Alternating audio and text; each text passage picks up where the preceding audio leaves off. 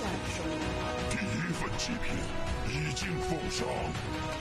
欢迎来到奈摩尔的地盘。They call me Squid. They call me Squid. 我的爱上林暗笑，有5个你。是谁在呼唤水晶侍女？如果世人不承认我的存在，那就有必要再重新造。还需要介绍？有灭弱已经消失，只有主宰尚存。看看这群待宰的羔羊。没有什么角色是我模仿不出的。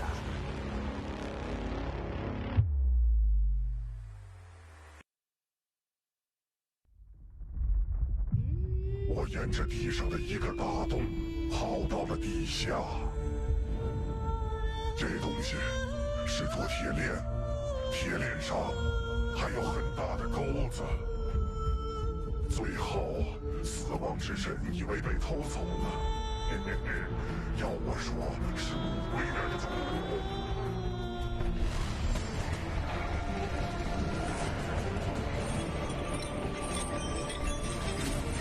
现在让我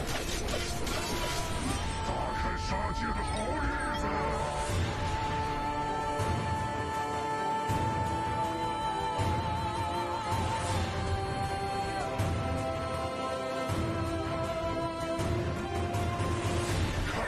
时间，眼观六路，给我叫起来！嘿嘿嘿嘿，好大二鲜肉，来亲热亲热，小鲜肉，1、2、1、2，今晚没们来我这儿，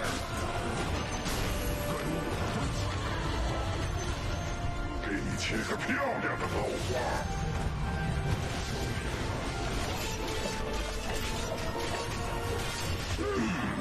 火腿罐头，烧烤时间！大家叫我骗子，你才是偷东西起家的。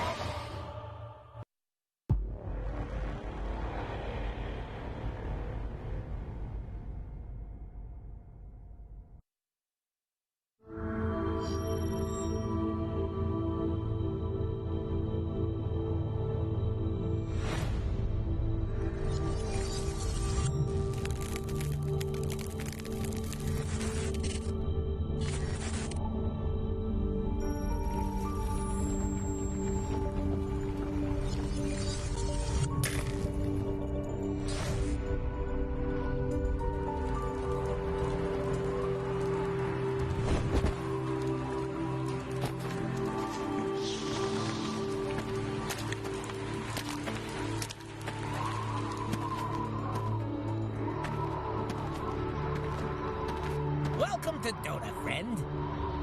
It's Donut time, baby!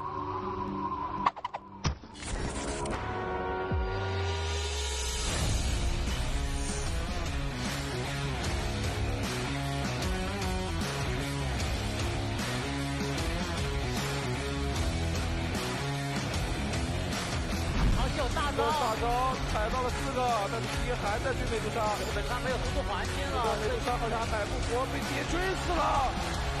诺瓦直接跳出来，今天恭喜李逵！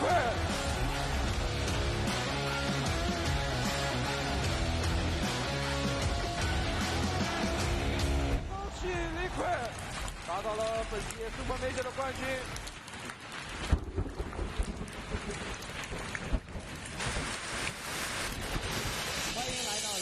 世界游戏主办的2018 CSGO 亚洲邀请赛。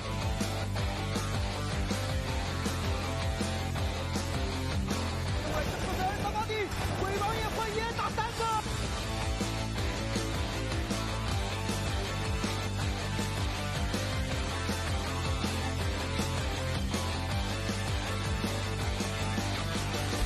恭喜拿命，获得这次 CDEC 亚洲邀请赛的冠军。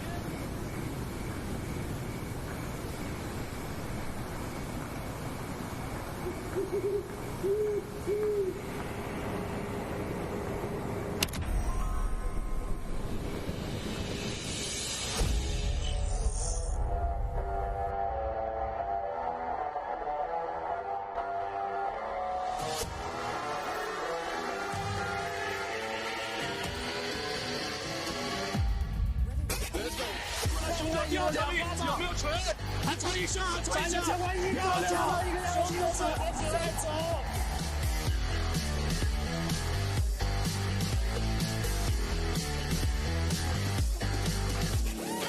这样，这一盘老分颠是不是已经没有什么机会了？恭喜你们 SK！ 恭喜你们 SK 拿到了DPC亚洲邀请赛的一个冠军。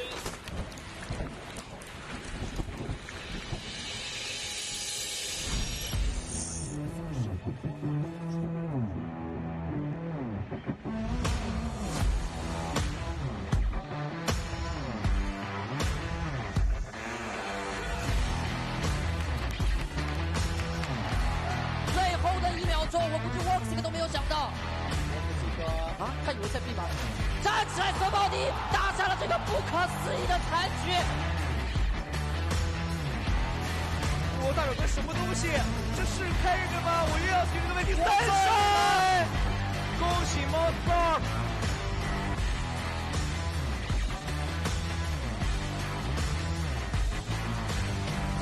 恭喜 Monster！ 2-0战胜了来自于芬兰的 Major 亚军 N。Welcome to the International.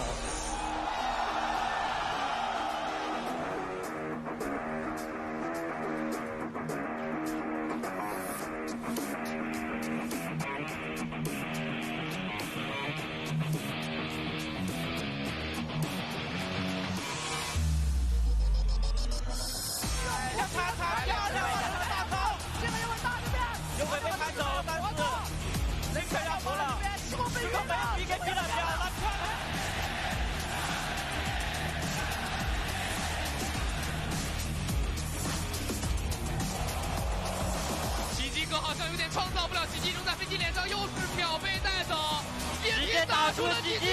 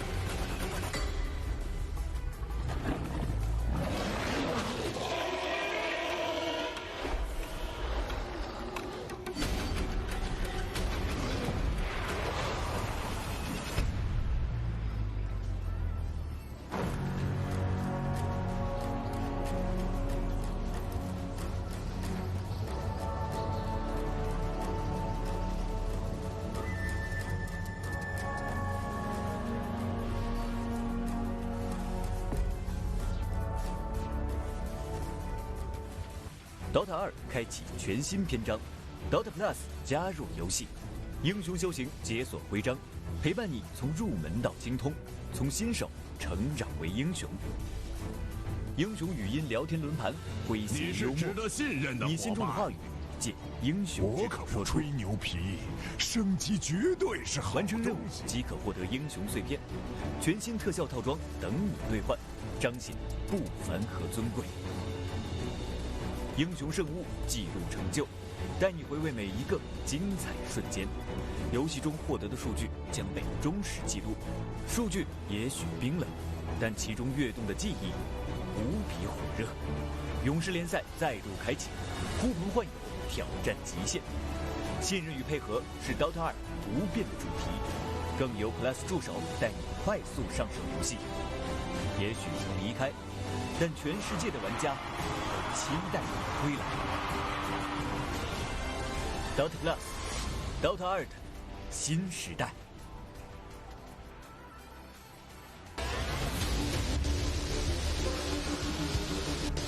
读书人的事情怎么能算动这世界？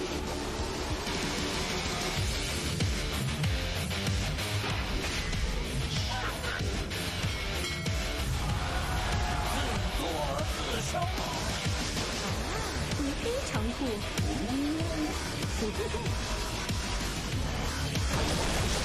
毁灭。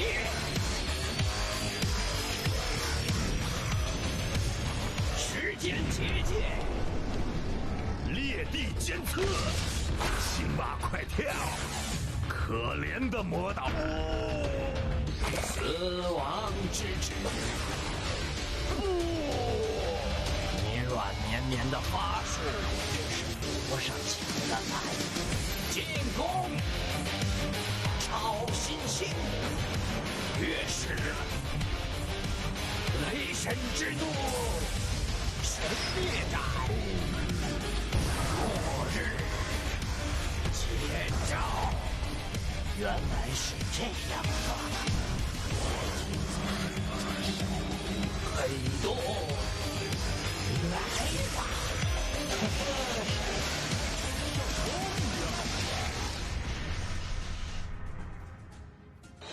要陪丽娜玩吗？会被烧焦的哦。他们无论怎样武装，也不足以战胜我。第一份祭品已经奉上。欢迎来到奈罗摩尔的地盘。They call me Scream. They call me Scream. 我的爱上林暗笑，有5个你。是谁在呼唤水晶侍女？如果世人不承认我的存在，那就有必要再重新造。看来还需要介绍。有孽若已经消失，只有主宰尚存。看看这群待宰的狗呀！没有什么角色是我模仿不出的。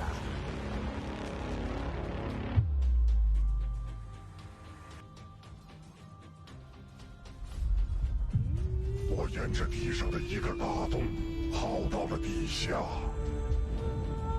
这东西是坨铁链，铁链上还有很大的钩子。最后，死亡之神以为被偷走了。嘿嘿嘿，要我说是无为人族。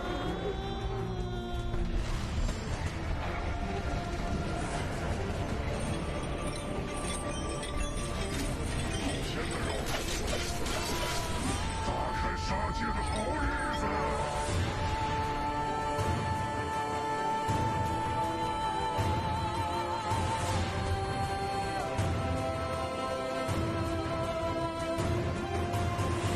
开工时间，开得好，眼观六路，给我叫起来！嘿嘿嘿嘿，好大的鲜肉，来亲热亲热，小鲜肉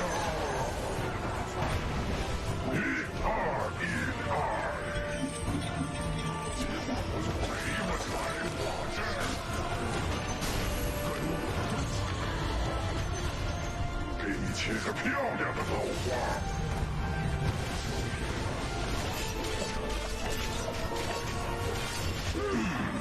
火腿罐头，烧烤时间。大家叫我骗子，你才是土东西起家。徽章陪伴你从入门到成长，英雄语音聊天轮盘，诙谐幽默，你心中的英雄可付出牛皮，升级绝对是换成任务即可获得英雄。全新特效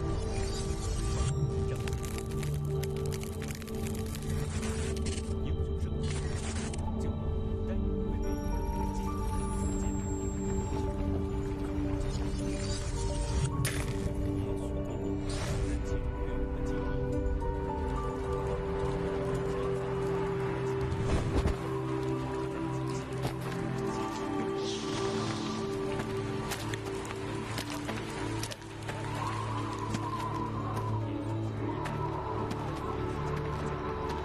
Welcome to Donut Friend. It's Donut time, baby.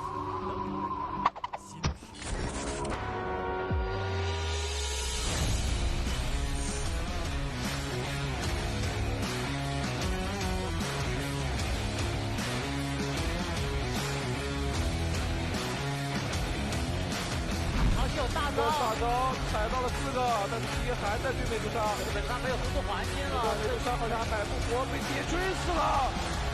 诺瓦直接跳出了GG，恭喜李逵！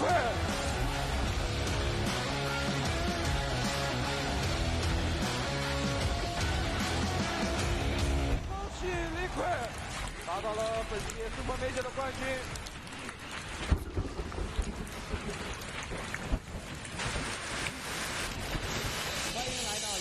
世界游戏主办的2018 CSGO 亚洲邀请赛。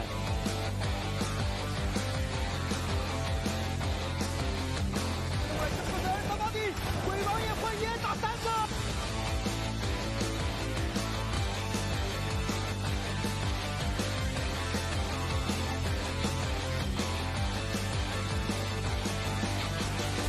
恭喜哪位获得这次 CDEC 亚洲邀请赛的冠军。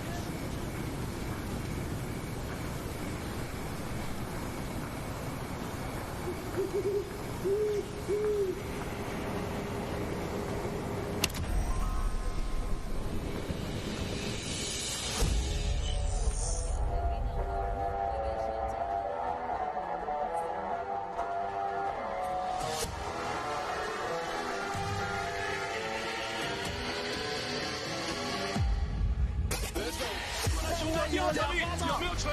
还差一下，差一下，漂亮！一个要进走，走。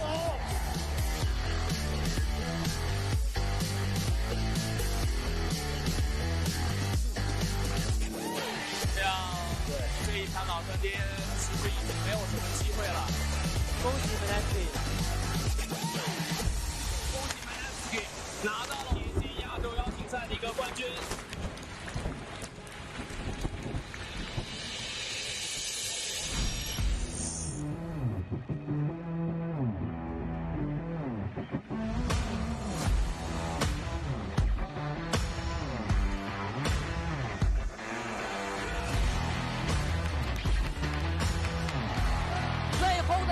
我不是 Works 都没有想到，他以为在闭门，站起来泽保迪打下了这个不可思议的残局。我代表的什么东西？这是开人吗？我又要提一个问题，3胜！恭喜 Monster！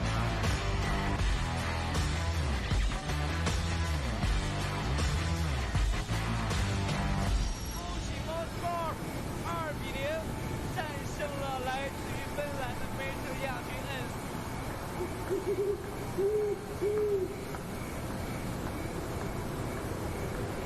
Welcome to the International.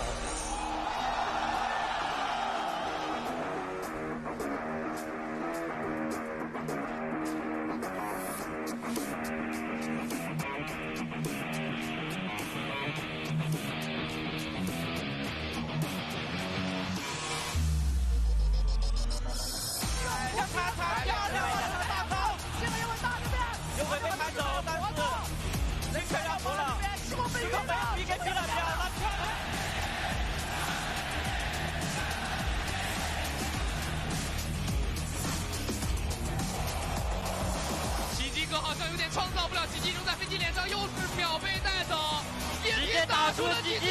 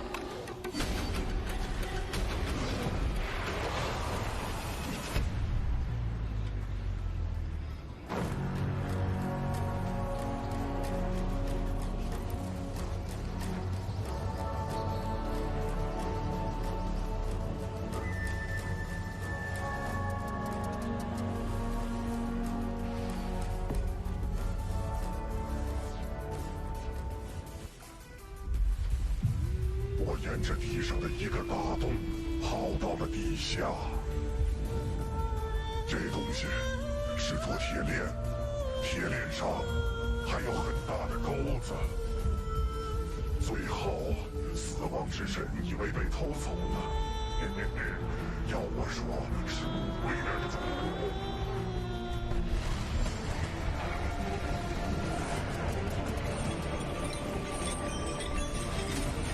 现在让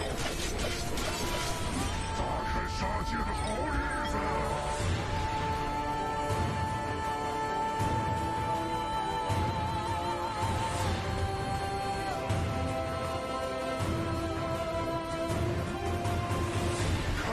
时间，眼观六路，给我叫起来！嘿嘿嘿嘿，好大的鲜肉，来亲热亲热，小鲜肉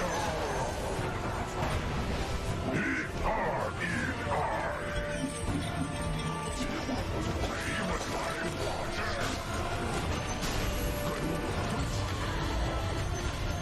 给你切个漂亮的豆花。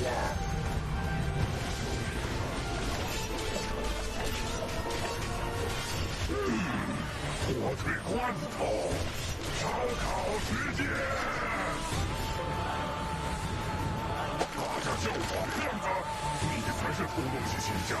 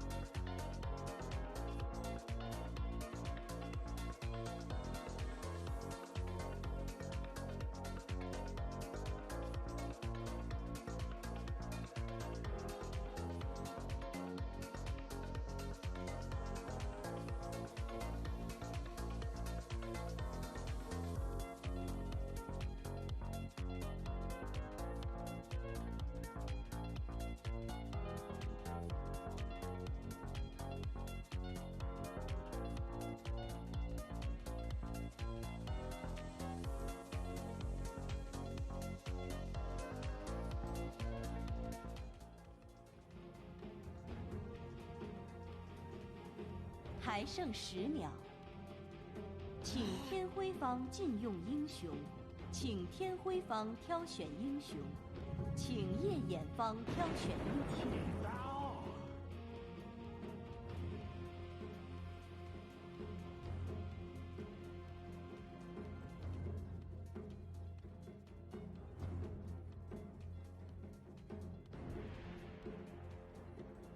还剩10秒，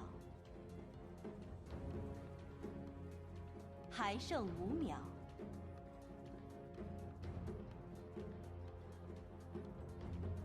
请夜眼方挑选天辉。虚无的化身。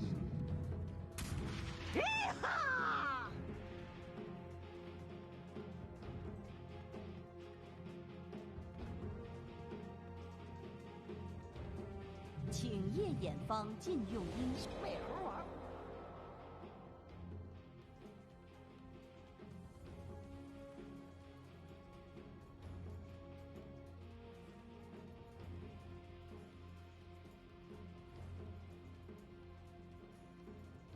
还剩10秒，还剩5秒，请天辉方禁用英雄。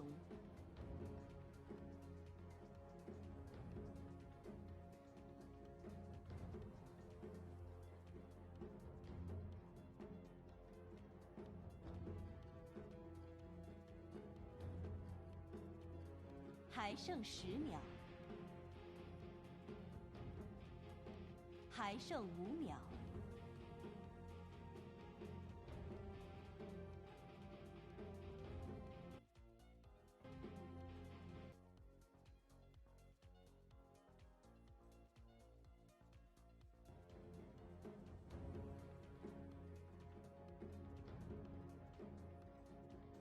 还剩10秒。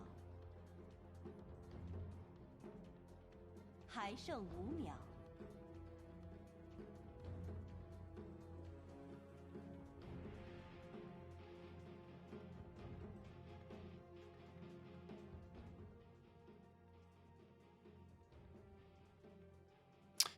，Hey everybody, and welcome back to the DPC. My name is Cryptic. I'm here with Neff. We are back, baby. It feels like we were just here, I don't know, like 24 hours ago? Casting some of the best Dota in some of the best regions, and we got some familiar names on the screen, Neff. We do. We got to see some of these players make it through open qualifiers just a couple days ago. We got to see Sparking Arrow Gaming just yesterday, and in DPC last year, we'd only see these same teams once a week. I'm getting my fill here, and I'm unsatisfied after yesterday. Sparking Arrow Gaming, they won too fast, Ricky. Oh, dude, they crushed it yesterday. Yeah. Absolutely crushed it yesterday. And they're back, ready to put the hurt down on SHENZHEN. But SHENZHEN looked incredibly good in the open qualifiers. So excited to see how they do up against a titan of the Division 2 section, Sparking Arrow, which, I mean, based off of yesterday, Sparking Arrow has to be considered one of the top teams. Absolutely. Yeah. One match under 25 minutes, the other match 20 minutes, 40 seconds. Both games, incredible performance with these aggressive heroes on the bristleback. And they're going to run back the Void Spirit they had in Game 1 yesterday, but and the Snapfire they had in Game 1 as well. But I mean, SHENZHEN, they've had a little bit of opportunity to study what Sparking Arrow Gaming has been doing. And they pick up the Monkey King and the Razor, two heroes that are very strong in the early game themselves and can kind of punish this early game aggression. Yeah, I mean, they end up banning the bristleback. Yeah, I was gonna say the Razor was something we saw a lot in the open qualifiers. It was, I mean, picked religiously basically by SHENZHEN as well as YBB. Both the teams end up making it through. So I'm excited to see how they paired up in this game and what lane they decided to take it to, because it was something that was flexed pretty heavily. But yeah, I love the bristleback ban. I think yesterday Sparking Arrow just showed what they can do on this hero. Obviously not just on one hero, but on multiple. They just roles, right? Oh my, yeah, they ran it off lane and then safe lane, and oh my gosh, did they crush it. Flyby Game 1 and then MS Game 2 just absolutely steamrolled their opponents yesterday. So yeah, Flyby had a incredible Void. Face Darkseer. Darkseer. All the purple heroes. Same thing to me. They mess with the Void. You know, they have their portals. Yeah, he had an amazing performance in the Dark Series yesterday. He was like the most farmed hero in game number 2, and he's the most farmed in game number 1 for a little while as well. So shutting down him needs to be a priority of Shenzhen this game. You can't let this guy pop off. Hoodwink sees another performance. We didn't see a Sparking Arrow pick this one up yesterday themselves, but we did see Magma pick it up in the second series that we did. So these teams, I imagine they're nonstop playing, studying the replays of the teams that have played after them, prepare for these next match, and just go, go, go. And again, last season, these teams, they had a full week to prepare. Yeah. So this is a stressful time for these teams, but I feel like an opportunity to show themselves with how often they get to play. I mean, absolutely. I mean, 2 very quick picks there, the Puck and the Dawnbreaker. Dawnbreaker is a hero that has been banned a lot of times in the first phase against certain teams. Shenzhen was another one of the open qualifiers that loved this hero, but not as much as YBB. YBB was probably the team that, if it was available, picked it in the first phase pretty much every single time. So we'll see how Shenzhen work with this. I actually really like the idea of the Puck or the Razor combined with this, because they're just, you can drop Coil, you just have Razor, a hero that wants to go in, and then you just have the Dawnbreaker, ultimate, able to follow up. The Faceless Void, though, tell me, how do you feel about this pick? I'm not 100% sold on that. I'm not either. I'm going to be with you on that. I mean, you can pump out a lot of damage inside the Chronosphere. You've got Mortimer Kisses. You've got, Sharpshooter. Liquid Chop plus Sharpshooter. Yeah, exactly. So you can turn these fights around. You can kind of botch Dawnbreaker's initiation when you drop a Chronosphere, because you know exactly where she's going to be landing. And you can reset these fights that look awful for you. But I would have liked to see it paired with something like an Invoker instead, given the fact that we already see this Void Spirit picked up here. We know that we're not going to see that Cataclysm combination with the Chronosphere. That is, the number one reason that I think Faceless Void is picked these days. But yeah, not a huge fan. They're getting rid of the counter to the Faceless Void now. They get rid of the Doom. And on the other side, get rid of the Night Stalker. That's interesting. It's very good against Puck. It stops him from popping off. Anytime that you get yourself a Blink Dagger, you just stay on top of him. He's not able to activate any of his abilities. Yule Scepter is going to help him as the moment he comes back down to the ground. He's still silenced. I think they'll probably get rid of something else with just heavy lockdown for this Puck. I will say that the Chronosphere, it does give you a solution of the Puck, though. If you're very quick-fingered, you can actually, if your Illusionary Orb is already in the air, you can jaunt out of a Chronosphere if you phase shift. Yeah, that makes sense. Which I is like kind that. of neat, but it's your opportunity to do that is more so on like a mistake made by the Faceless Void rather than you doing the outplay on the Puck. So the Faceless Void does counter out the Puck. If they take this into the late game with their current lineup, they're going to be just fine. They ban out the Timber Saw. That is surprising to me. I think that means that... Okay, so it's going to be Dawnbreaker position 5. I wonder if they're planning on running a strength carry in the safe lane, because Dawnbreaker is such a dominant position 5 that you're not that afraid of a hero like Timbersaw, because you do actually have a little bit of kill potential there. Yeah, it's... The thing that's really strange about this is, like, it pretty much guarantees we're seeing a Razor off lane here. So, like you said, it's probably going to be a strength position. It's just a Medusa. Okay, it does make sense, though. It does make sense, because Timbersaw is a hero that Medusa does literally nothing against in the lane, and he will just take your tower and shrink your map. Yep. So it's not like the standard like Timbersaw hard counters your lane. It's more of like what Timbersaw does in that first 10 minutes of the game that makes it hard for the Medusa. So it is smart as far as the ban goes. Mm-hmm. Now they did ban out the Wraith King immediately after the Timbersaw ban came out. They figured, okay, well, they probably want to run this one. They're running a straight lane in the safe lane. This is the hero that counters out my Chronosphere. So they went for the next best thing. All right, what hero is tanky enough to survive the Chronosphere? Well, Medusa. Yep. Yeah, I mean, the Wraith King obviously would be perfect, right, if you can get it against the Faceless Void, but at the end of the day, Medusa, not a bad pick here. They need something that can apply a lot of pressure in the off lane. Oh my! Alrighty. It looks like we're just having an off lane Faceless Void. Yeah, flyby. I haven't seen this one in a while. I got to admit, Ricky, I absolutely hate this hero played in position 3. The only person that could do it, in my opinion, was Universe. Agreed. Shout out to that man. I'm pretty sure he's in school or something now. I'm sure that's the move, but yeah, that's an interesting last pick.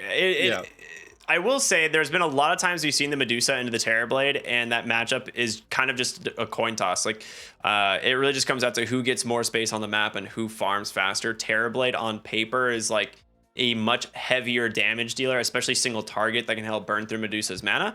But there's also a lot of times where we just see the Medusa get way too farmed and she just doesn't care. And Terrorblade just has no actual threat up against the Medusa. So I'm curious to see how this one ends up going out. The offlane Faceless Void is a little strange. But at the end of the day, he is basically just going to be a Chrono. As you pointed out, there's a lot of follow-up damage in the Chronosphere and the Mortimer Kisses, the Sharpshooter as well. So as long as they can isolate an important hero inside the Chronosphere, they should go down. Yeah. They should, but the question is how much damage you can pump out during this Chronosphere, because the moment it ends, you're going to find yourself in a bit of trouble. And Dawnbreaker can help mitigate some of that Chronosphere potential by coming in with the massive heals. Eventually with that Aghanim Scepter, which is going to make things even worse. I think the Aghanim Scepter will be a big timing for the Dawnbreaker, but given that you're playing in position 5, that one's not going to be done for a while. So it's not like they're 100% going to lose in the ultra late game. They have some solutions here. I just realized something, Neff. What'd you realize? Dawnbreaker is about to introduce her own game. I wonder if they... Look at it. Look at it. Let's go. She's jumping right into her own game. That's what I love to see. You can't do that. That is illegal. I don't know how she got from there, the boxing ring, into the battle so fast. I mean, that is impressive work. She doesn't have it yet, but she's powerful, Yes. Come on, Solar Guardian. That's obvious, Ricky. Ooh, we got Captain Bamboo on the Monkey King as well. Not sure if I like your tone, Neff. You're stuck with me for the next couple of hours, regardless. Yeah. Yeah. It's all right. I'll let it slide. They do end up dropping the ward here. Faceless Void, face checks at the Radiant team. It doesn't look like they're going to walk up to the high ground to try to reveal the enemy team's ward. Like we see a lot of time, you do give up first blood quite often. Trying to pull that trick. I mean, yes, you do stop them from having vision of your high ground. You get the D ward off fairly quickly, but it's not worth it, especially if you give up the enemy mid first blood. Absolutely. If then they get a bottle that quickly, they just have such a big advantage over you. It is, that is like the worst possible thing that can happen is giving your mid first blood. Or giving the enemy mid first blood. You'd love to give your own mid first blood. That sounds fantastic. Yeah. It might be a little while before we see first blood in this game, Ricky. What with Chronosphere on the Faceless Void. I mean, this is one of the things I don't like about this hero is the offlane. You play around that Chronosphere, and it is such a huge cooldown that your map movements are limited by it. Yeah. You might see a little bit more action on the side of SHENZHEN, but I think it's going to come down to how well Ash does here in the mid lane. And D-Stone's, given his amazing performance yesterday, Ash is going to have his work cut out for him. Yeah, D-Stone's, he's a gamer. He did some real heavy lifting yesterday, some really solid performances out of the mid lane. But to be honest, it was really a team effort from Sparking Arrow. Every single person on this team played really well. So I'm really curious to see how they do this. The offlane Faceless Void, yeah, it's going to be a little bit strange. We'll see how it ends up going. But bottom lane, Hara ends up securing first blood there with the Medusa. Okay, Neff, we were a little bit skeptical about this offlane Faceless Void. And first blood going to the Medusa, not the best way to start out the lane. I mean, he hasn't even put a point in any of his abilities yet. The only thing you do is click these people back. And Dawnbreaker was such a dominant position 5. The moment you get on top of Snapfire, who, strength hero, doesn't have a ton of armor, but doesn't have that damage block either. You do just melt. I'm surprised that they gave up that kill. They're about to lose another... never mind. He's going to be just fine on seed. Doesn't want to commit too hard, and he's more focused on CSing here on the Terrorblade. Yeah, I will say Hara did something a little bit different than expected. Went for Starbreaker level 1 as opposed to the Celestial Hammer, which I think is what we see a lot. But with the Medusa, it makes sense because you have a slow in the form of that Mystic Snake, and that's kind of cool. But we saw Hara play Dawnbreaker in the support position in the qualifiers. Absolutely awesome performance from them. So excited to see how they do here up against some tough opponents, honestly. I mean, Sparking Air, like we said in the... tough opponents. Yeah, arguably the most tough opponents in the lower division. Yep. At least based on past performance and how we saw them perform yesterday. The fact that they came down from upper division, the fact that they ended both games in less than half an hour yesterday. Sparking Hero Gaming, they're looking pretty good. Yeah, that's a solid team, dude. Yeah, ooh, well, camera moved away, but top lane Drink's gonna fall. Ends up giving a kill on over to MS's Terrorblade, but they do manage to take the Faceless Void bottom, and that was almost like it was such a bait. He was just waiting for the time walk after the Mystic Snake, and then Hara just chases him down. Yep. I mean, it's very easy to chase these heroes down the Dawnbreaker. I'm not sure what you're setting yourself out at the moment. Probably like beginning of Reboot or Orb of Corrosion. Very close by D-Stones there. Yeah, that was a nice try. That's very hard to time perfectly, though. Whenever I play Invoker, Invoker, he could have dodged it with the phase shift. Good Invoker players always tornado the TP. That's like every time someone like TP's mid lane to refill the enemy mid lane's bottle, you just tornado the TP spot and they can't deliver. Ah. I see that you absolutely ruin games for people who are just trying to have fun, Ricky. Yes, I don't play this game for fun, Neff. I play this game to ruin other people's fun. A true Dota connoisseur. Yes, I could see you're also a man of culture. Yes, my hobbies include long walks on the beach and techies. Oh, no, that slacks. Bottom lane flyby incredibly low, and he has a time walk, but it's not going to help him at the moment. He just needs to heal up, but Hara will scout him into the trees here. I mean, yeah, I was like, he can't time walk forward. He has to time walk deeper into the trees. Like, flyby is just unable to lane now. There is no exit strategy. Well, the exit strategy is just, you know, sitting out of XP range. I mean, Snapfire is going to be happy about this. This is the position for his dream. But you're already... Oh. Yep, that is a kill. Celestial Hammer, not even needed. Yeah, I mean, there's no reason that the Dawnbreaker shouldn't be walking right in those trees there. If you're flyby, you're hoping, okay, maybe they think I TP back to base or that I've cut myself a path through the trees there, but he had no reason not to hunt you down. If Medusa's getting free farm inside the lane, and it's Snapfire soaking up the XP, then, you know, by all means, try to hunt down this Faceless Void inside the trees.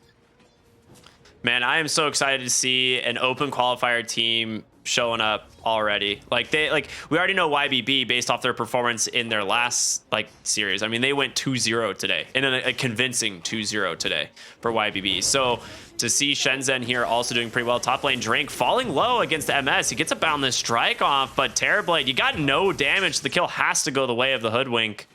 Yeah. And, you know, while you're able to take all the damage away from this TB, you can't really threaten... Hara. Oh, God.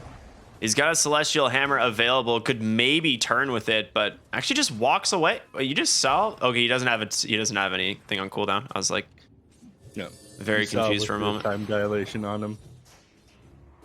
It was kind of weird looking. Yeah, the debuff sticks on you. It just only applies damage if you have a spell on cooldown. Yep. So of course you're able to salve up. Oh, ooh, first hit bash, very nice. And your damage doesn't stick. He's like, don't you touch my career. Sir, I'm having bad enough of a day. You stay away from my career. All right. Speaking of bad time, I was about to touch on this one. Those are the treads. That is an expensive courier there. No. Yeah, that's going to delay your power treads by 2 minutes. It means you're not moving into the jungle either. D-Stone's caught by a coil. Have the damage to actually finish him off, though. He's falling incredibly low, but a nice bushwhack comes through. Silence. He gets one attack before, and he's got double Astral Step. Ash will finally clean up the kill, but both supports rotating in, and they trade for the puck. Yep. Managed to survive just long enough. Puck actually, Ash there timed his waiting riff absolutely perfectly to end the moment he would have been able to cast any spells if the Dream Coil ended, but even with that, they couldn't bring down this Void Spirit quite fast enough. Nice rotations there to clean up that kill afterwards. On top? They have Boundless Strike, yeah, MS. But they do a lot of damage, but they see a rotation. Yep. he would have gotten away from him with the cookie there. You got a lot of movement speed on Terrorblade and the nice little hop that you got. Oh. Yep, Hara's been found. Celestial Hammer will give her a little bit of space, though. Drink still hiding in the trees there above everyone. His courier will pay for that aggression. The question is, can they get anything out of it? Big reflection onto 3 as MS pops that meta, and they will be able to bring down that Monkey King one more time. 3-meta rotation. Sun Goku, XCJ. I mean, both these support heroes, the Snapfire and the Hoodwink, they both do a lot of damage for supports. So you have to be a little bit careful when you're trying to play aggressive to them. Ooh, cookie on forward? Okay. Yeah. He actually went 3 points reflection on Terrorblade, which is something you very rarely see. Like, the reason you ever pick up reflection is if you want to actually fight in the lane and remain in the lane, as opposed to going for points in your illusions. Meanwhile, top lane, they do manage to coil up the Hoodwink, and she falls. Okay, I wasn't sure if they actually get that kill, but that means there's not much left here for this Terrorblade and Ash. Hara. Oh, they did lose Hara. What? Yep. MS managed to clean something else up despite all D-Stones odds comes here. in. Remnant set up there from the Void Spirit, and they get themselves 2. Okay. 2 for 1. Sparking Arrow Gaming starting to come online here, and this is going to be one of the differences this game is even though the offlaner on SHENZHEN is able to do more than the offlaner on Sparking Arrow Gaming, they're still setting up these plays that looking to stay on MS. Faster. Can they actually finish him off, though? He's so low, but does get out thanks to the cookie once again from the Snapfire. Dude, this reflection build is owning, so... It kind of is. The only time that you see it is when you're trying to hurry trade harass, or you're playing against like a Venomancer who's got a passive that you can take advantage of. Yeah. When you're dealing a bunch of damage back to the enemies. He's finally got his power treads.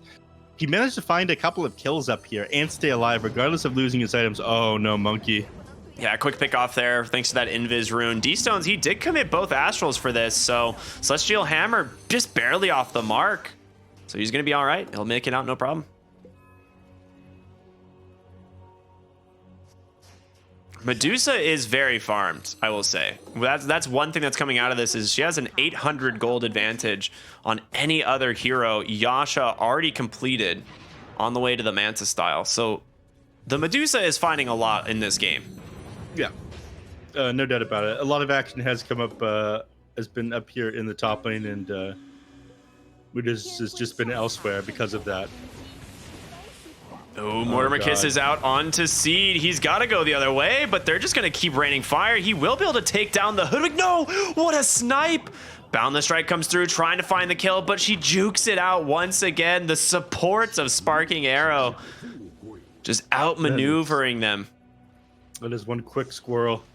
So SHENZHEN losing their Razor there. He's not had a good time. I mean, it's hard enough playing the Razor into such a high armor hero like the Terrorblade. You're going to slow down the TB's farm a little bit, but you're not going to find kills because even if you're sapping all of his damage, you're not doing anything back with that static link. Yeah, not at all. This Razor, yeah, really has not had a great game.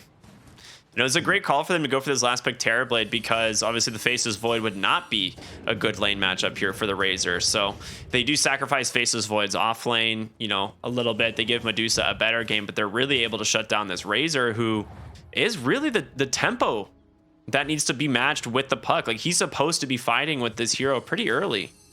Yep.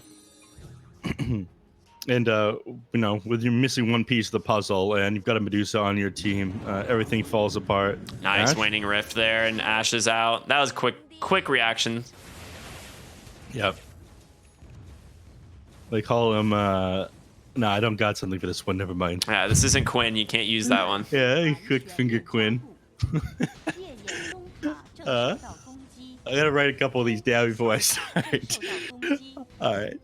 Bottom lane, Hara trying to scout them out. They will find them, but behind the tower, Seed just TP's out next to Flyby, so he'll be all right, but they are going to lose the tier 1 tower. DD Rune as well as a catapult. Going to make quick work of this. Yep. They did have Chronosphere available there, and I think Flyby did get vision of him, but the moment you commit the Chronosphere, it's a tool that you don't have all of a sudden. It allows SHENZHEN to play a little bit more aggressive further forward, and now they're going to have to defend this top tower, potentially set up a kill on Razor with these Mortimer Kisses. Yeah, this is a much better decision. Monkey King might be able to scout them out behind the tower. Flyby goes in. There it is. But Boundless Strike will instantly cancel the Mortimer Kisses. But he's got so many other problems as D-Stones comes in as well. Yeah. And Razor, he just doesn't have enough HP right now to be able to survive in like the first 2 drops as Mortimer Kisses in the Chronosphere. So he melts up pretty quickly. And I mean, they knew this was coming. The Monkey King did his best to interrupt that one. But I don't know. In my opinion, that's like... the optimal way to play Dota is even if the enemy knows it's coming, if it's going to work, just do it anyways. Yeah. Who cares? And Terrorblade's starting to catch up to the Medusa. I mean, she is currently the top net worth, but he's about 1,000 gold behind. And this is going, you know, early points in Reflection as well. Like, he didn't have multiple points in his illusions. So... it's just going to be able to increase his farm a little faster. Top lane, what a great play there by the Snapfire, catching the Monkey King instantly upon landing so he cannot leap away. Very sick play. Yeah. Everything now going the way of Sparking Arrow Game. They try to commit onto Asher in the mid lane. D-Stones. I guess he's just trying to farm this one out at the same time. He's able to get around the map so quickly thanks to these boots of travel. Medusa got the Manta style completed. Now it's time for her to start doing damage, I feel. She's got to go for that Dragonlance still. It is great stat-wise, but you need it against a Terrorblade. Yeah. If he pops that meta and you don't have that Dragonlance, you just can't compete. Yeah. Every ranged carry picks this one up at this point. The stats on it are just way too good. Yeah. Smoke up is 3 here on SHENZHEN, trying to head top lane, see if they can find something. Faceless Void. Obviously, they see in the lane would not be a bad choice, but I don't even know if with the 3 of them, they have enough damage. The coil's off the mark! Oh, no. I'm not sure they're going to try to push the tower here regardless, but without this kill on the Faceless Void, this becomes a lot more difficult all of a sudden. Mortimer Kisses are almost back up as well. Nice attempt there onto the puck, but will be able to make it out. Too difficult of a catch there without having an instant stun. Yeah, and that's one of the weaknesses of the Faceless Void part of this draft. I mean, it's very good when you have the Chronosphere up, but again, this is why Faceless Void is not picked up as an offlane very often these days. You have to play around such a massive cooldown on your playmaker. Ash silences up there on that Void Spirit, but just taking so much damage, and Mortimer Kisses just trying to dodge them out, but it's just impossible. 4 heroes into the mid lane. They find the kill there, and now they're going to focus down this tier 1 tower. Fortification will slow it for the moment, but with Chronosphere up, it's not going to be easy to defend. Yeah, and it's Puck who's supposed to be spamming out these creep waves. They're going to put Medusa kind of far forward. She's not easy to initiate on. In fact, it looks like they're going to get back. All right.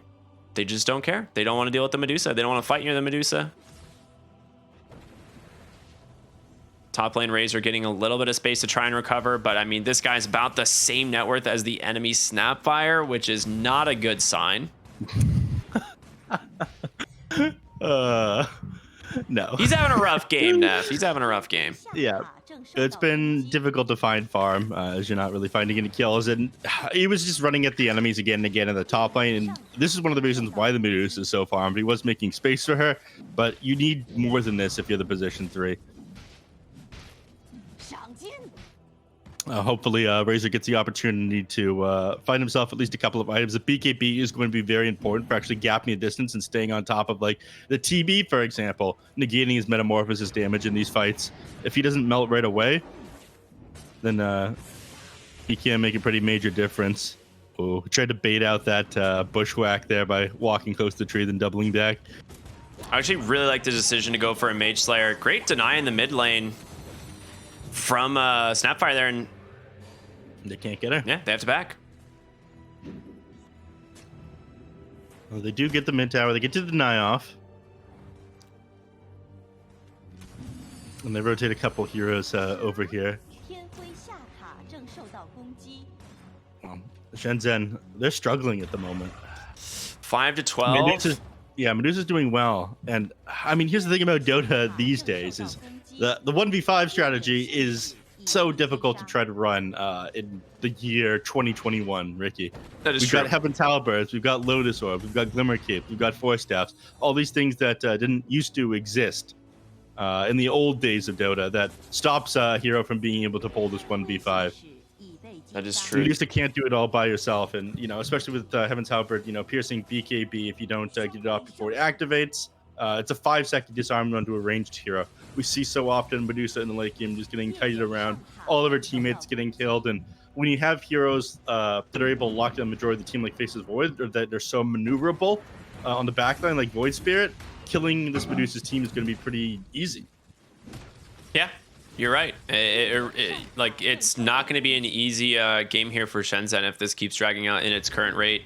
They will at least get this top tower. I do really like Seed's itemization here, going for the Mage Slayer. I thought for sure he needed a Hood of Defiance, but it never just feels that great to go Hood of Defiance. But I guess with Mage Slayer, this game ends up not being too bad. Bottom lane, quick pick off here on to Hara. Not a whole lot you can do there on the Dawnbreaker as you just get chased down by D-Stones. Yep. I took the attention away from the top lane, allows Seed to get that tier 1 finally, though. So they even things out. In fact, they've got a tower advantage now. They've still got their tier 1 standing. Both teams get the money orb just a little bit after the 17-minute mark. Very cool. It's a great item. Economy's flourishing. Yeah. Snapfire likely to pass Razor if she gets to keep that.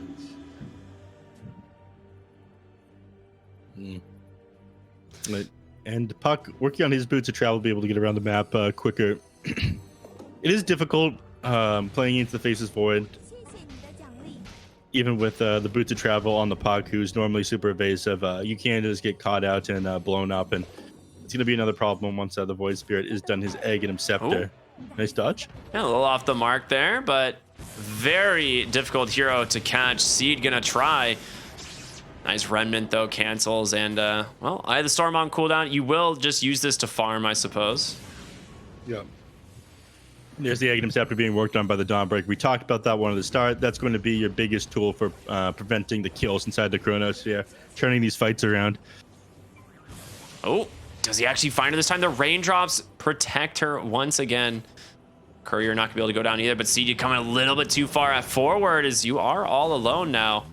And with the rotation from MS, Dawnbreaker, Celestial Garden trying to keep her alive, but gets a salve as well. Okay, Seed's out, but just too much control here from the side of Sparking Arrow. Every time he looks like he's gonna just be able to escape, he can't, but there's the Chronospheres, the catch Puck, and the damage from this Terrorblade just rips right through him. Yeah, 7 armor, he's losing another 2 because he's holding on to that Nether Shawl, so he just completely melts after the Face of Void, gets the catch off onto him. Period Vision does the job, and looks like they're finally going to lose Hara as well here. Yeah, this is one of the benefits of D-Stones on this Void Spirit. You can just continue to chase heroes. The Yule's build sets up an easy Remnant, and Faces Void finally coming online. I mean, he's got a Diffusal. He's basically just playing as a carry, but it's working. Yep. I think doing what he can to establish visions at the enemy jungle, because knows that they're going to be playing in his, but he doesn't get to play in their own jungle anymore for the next little bit after you've lost that tower. They've still got the mid-tier 1 standing, so you can kind of take fights, but given your disadvantage at the moment, you don't want to, and I think you do need a little bit more damage on the Medusa. I mean, they drop the coil top lane, and they finally get themselves a kill onto this Hoodwink, who's been super annoying. Drink grabbing a decent gold bounty there. But again, it doesn't feel like they've made any really important kills here on the side of Shenzhen. Meanwhile, bottom lane, Flyby is just crushing Seed here, and we'll be able to force him out, but MS is nearby, and needs to be careful of the... he's just dead to his own reflection? He is! That's... that is rough. The tip comes out afterwards on the Seed too. What are you doing, my man? Ooh. That is rough. Chronosphere is probably going to be coming back up before long as well. So, Sparking Arrow Gaming, their next objective is going to be the mid-tier 1 tower, and then into the Roche Pit afterwards. And Terrorblade managed to keep pace with this Medusa, and he's going to be ready to fight before long. And Medusa, I think, needs a damage item after this Eye of Scotty that she's almost got completed. I think that's her courier sitting up there at the secret shop. It is. Yeah. And she's going to go for Butterfly. Against the Terrorblade, it makes sense. And the Faces Void. Yeah. I mean, Faces Void isn't going to be pumping out too much damage. She's more so just a tool to jump in and drop a Chronosphere. Well, he has Diffusal, right? So being able to prevent the attacks of the mana burner pretty huge. Yeah, same sort of logic when you're playing against the anti-mage or EHP goes up the most if you get yourself some evasion. Butterfly is like one of the most early pickups when you're playing Medusa against AM. I mean, it's an unfavorable matchup, but you can make it kind of tolerable. You force him to go out of his way for an MKB or something. Yeah. All right, smoke up here from Sparking Arrow. Getting ready to get aggressive. They have a great ward here in the enemy jungle, but Drink pops that smoke, and it's gonna be the Hoodwink that catches him. Great bushwhack there to set that kill up, and now finally looking to the mid tower here, but Medusa Illusions are cutting the wave. Yeah. Looking to stall this one out as much as she can, and trying to do some of his own farming down there in the bottom lane. You've not hit your major timings yet. Is he going to be able to get away? No chance. The Illusion staying on top of him. Ash coming in, able to silence up that Hoodwink on the backside, and the heals coming through from the Dawnbreaker. Hara able to keep him alive, and instead they get their own kill. Seed now in trouble, though, as Mortimer Kisses from downtown will be able to secure the kill onto the Razor. So a 1-for-1 flyby. Pump faking that Chrono. He thought about it. Yeah, then he's like, yeah, it's a position 5. Maybe I don't. Maybe I don't. Ash is going to be just fine getting out of this one. But nice kill again there onto the Razor. Medusa? Stone Gaze just to make sure she does not get chronoed here by the Faceless Void, especially having eyes on MS there as well. She dies for sure if that chrono hits her. Yeah. So she's out of there. Needs that butterfly online before she can take any of these fights. MS turning his eyes to this tower with Razor down, Stone Gaze on cooldown. Not much can stop him grabbing that one. And next they can turn their eyes towards the Roche Pit. Once they've got vision up anyways.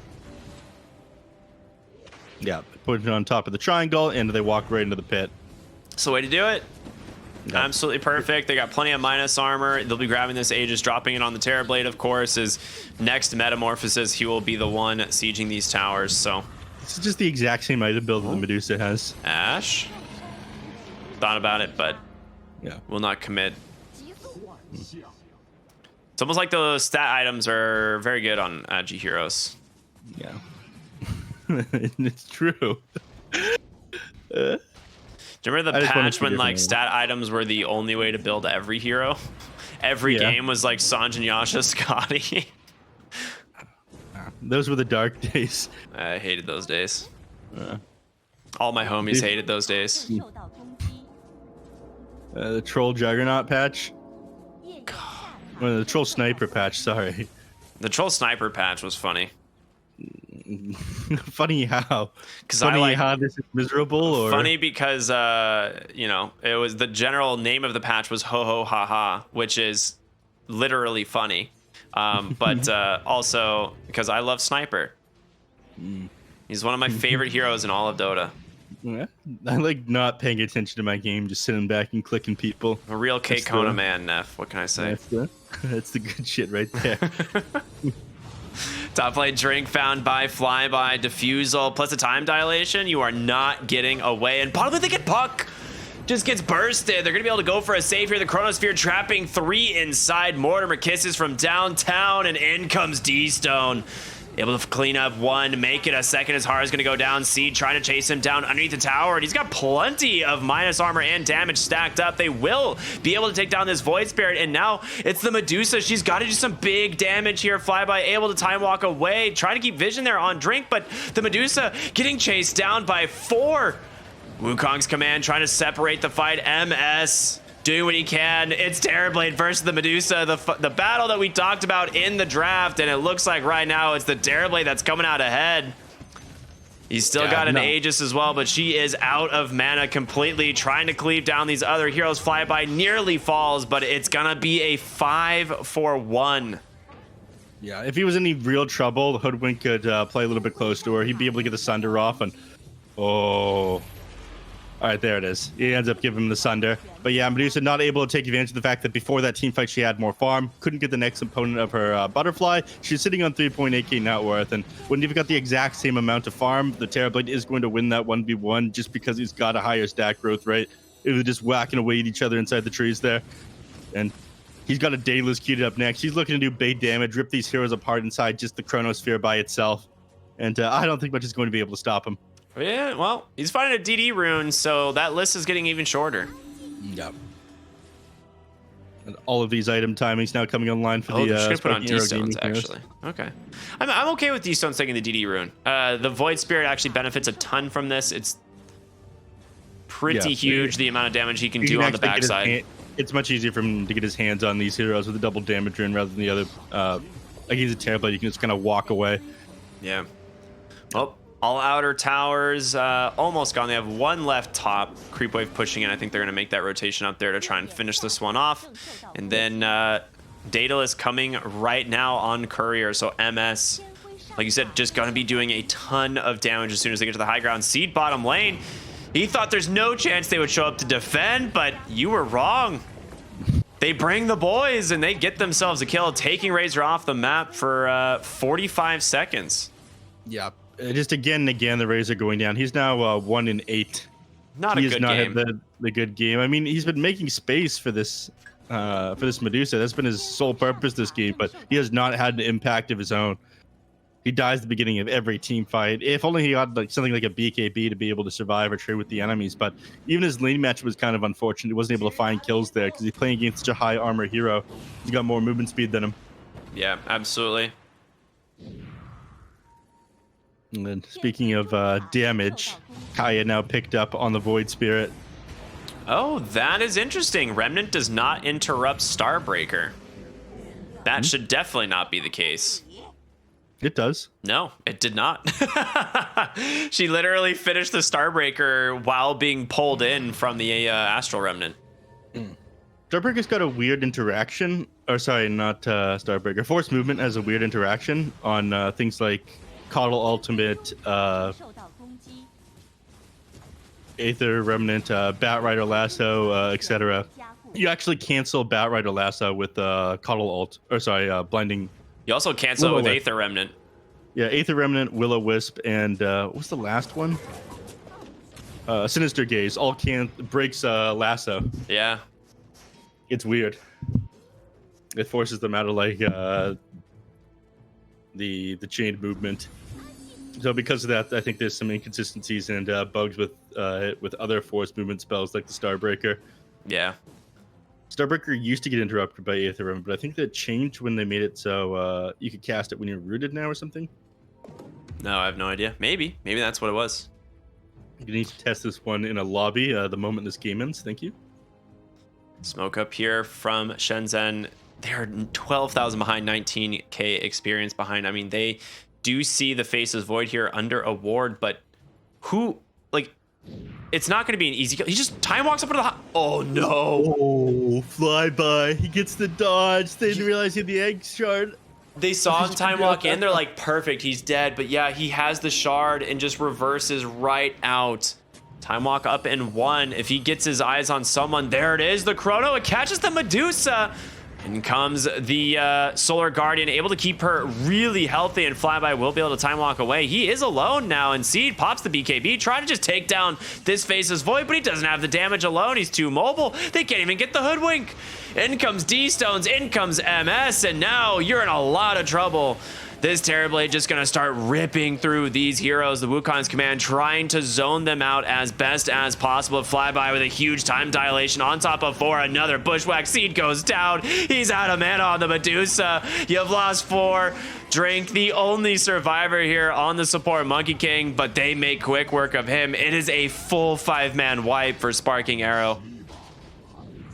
I'm not sure they're going to be able to take this fight. The Medusa, if she's not able to win now, it is not going to get any easier. I mean, that was the best case scenario. You botched you wasted the Chronosphere before the fight even started. The Dawnbreaker should complete your Aghanim Scepter, and yeah, that's it. They know themselves. They forced to call a GG here. That was their best opportunity to take the team fight, and they just had nothing. Seed, his game completely shut down in the Sparking Arrow gaming lineup. I mean, Razor's been a very popular pick the last couple of days, but I think the gotcha that they pulled, running his Faceless Void in the off lane and forcing the Razor to play against this Terrorblade where he wasn't able to find any kills. They just shut him down too hard. And yes, Medusa had all the farm in the world, but again, this hero can't do it all by herself. Nope. I mean, we've seen games where like Medusa can definitely like solo carry, you know, late game, being this unstoppable beast, but it does still require that your team be able to play around her, and they're just getting absolutely melted in every engagement. It didn't really matter. They were just way too farmed. Like the Terrorblade gets his hands on anyone. D-Stone's an incredible performance on his Void Spirit, just jumping hero after hero. But yeah, the offlane phase is Void. You know, we weren't 100% sure on it. Ends up working out. Flyby. This guy's a gamer, dude. Every hero he's played so far in the tournament, he has looked fantastic. So I'd chalk it up just as much to lackluster performance and getting kind of outplayed in the top lane on that race. I feel like if Seed was playing another hero who could have had a higher impact, they would have found some kills. But man ended like 1-8-1 or something like that on his Razor. It was a super rough game for him. So if Shenzhen can make things a little bit easier for him in game number 2, maybe they're going to be able to match Flyby's performance inside the offlane. Yeah. Absolutely. I'm curious to see what the highlights they have here. I mean, for the most part, it's probably just going to be. I mean, there didn't feel like there was a lot of like really big outplays. It just felt like a slow death here for Shenzhen. Like they just couldn't really get their hands on anything. They missed a few coils, and then you just got too farmed. Like they really just out farm you. I mean, they outfarmed you, and you weren't ever able to take the team fight. You couldn't pump out enough damage to any of these heroes. Like, even when they got the lockdown with the Dream Coil, well, a couple of the Dream Coils missed, which were issues because that's your big fight-starting ability. But every time you even got the Dream Coil off on the people, damage came out a little bit too slow during. Like, Razor was one of your big tools for being able to tear into people, but he could never quite finish people off by himself. You found a couple kills. Well, you only found a couple kills overall that game, and like one of them was into the snap by at the very beginning. One of them was in, well, a couple were into the Hoodwink who played super far forward. But I feel like Sparking Hero Gaming never lost anybody that they super cared about in the fights. But yeah, we're gonna see a couple of highlights here, and oh god, that was quick highlights. Yeah, I mean, it's the thing is like the lanes weren't looking that bad for Shenzhen out of the gate, but this play right here where they end up getting Ashe as well was just so close. Honestly, Hoodwink and Snapfire played incredibly this game. They managed to find solo kills constantly, and here's one of them, for example, Seed top lane. You know, just can't really get a kill onto this Hoodwink, and it's just great performance from them over and over, and as a result, Razor just, I don't know, did not feel the impact of this hero this game at all. Yeah, but he tried to negate the damage of like the Void Spirit coming on him by going for the Mage Slayer, but he never had enough HP to survive burst damage in this game, and that's why early BKB was so important already, so he can play super deep into the enemy team on the team fights, and he can keep that static link up, but he was never able to do that job. More highlights here, and yeah, it was in the bottom lane. They find that kill onto Ashe.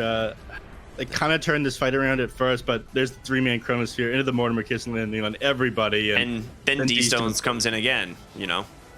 Yeah. This is the long engagement where they just like, it's just Medusa versus Terrorblade in the trees here. And, you know, you finally do take down the Void Spirit, but at this point, it's too much. Like, you buy back on your Monkey King. He ends up dying in the end as well.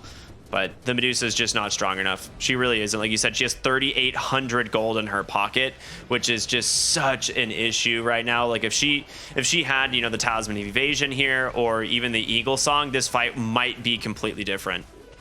Yeah, but he was holding on to center this entire time, and Hoodwink could have played a little bit close to the Terrorblade too, in order for him to get off the Sunder.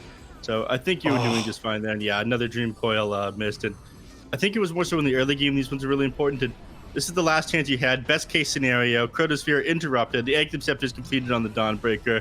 They can't fight into her. They're forced to drop the Mortimer Kisses, but Seed, he can't finish anyone off. He just doesn't have the damage. With 30 minutes in, all he's got is Mage Slayer BKB.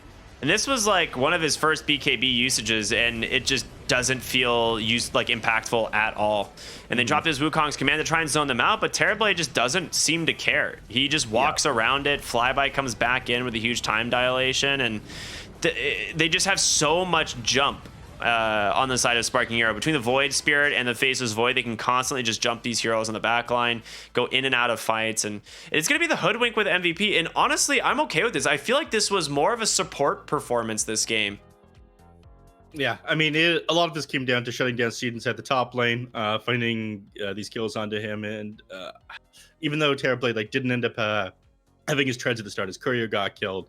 The support has really enabled the rest of your team by mounting this pressure on and making Seed feel kind of useless. So, Dota butterfly effect game, and I think it all comes down to how heavily this Hoodwink shut down the Razor and how we outplayed him in that top lane. It was such a sick kill they ended up getting on him. That one we watched where it was just him and the Snapfire. Yeah. And it didn't even end up finishing off the Hoodwink there. Sharpshooter came out the last second and finished off the Razor. So it's such a spicy kill. Yeah. But that's going to be our first game that we've casted. It's gone over 30 minutes here, Ricky. Look at that. Yeah. Just barely, though. Just barely. Sparking Arrow Gaming winning the first series here. And, they are the stronger team coming into this. Their lineup looks very scary with MS, D-Stones, Flyby. I mean, huge players, these ones. And Shenzhen, they put up a decent fight, but open qualifier team, they were not the favorites coming to this one for sure. That being said, though, it is a best of 3, so we'll see what they can do. Bounce back here in game number 2, maybe. But we're going to go to a short break, everyone. Stay tuned for more here on the CDEC. Again, it's going to be game 2 of Sparking Arrow versus Shenzhen coming up after the break. We'll see you then.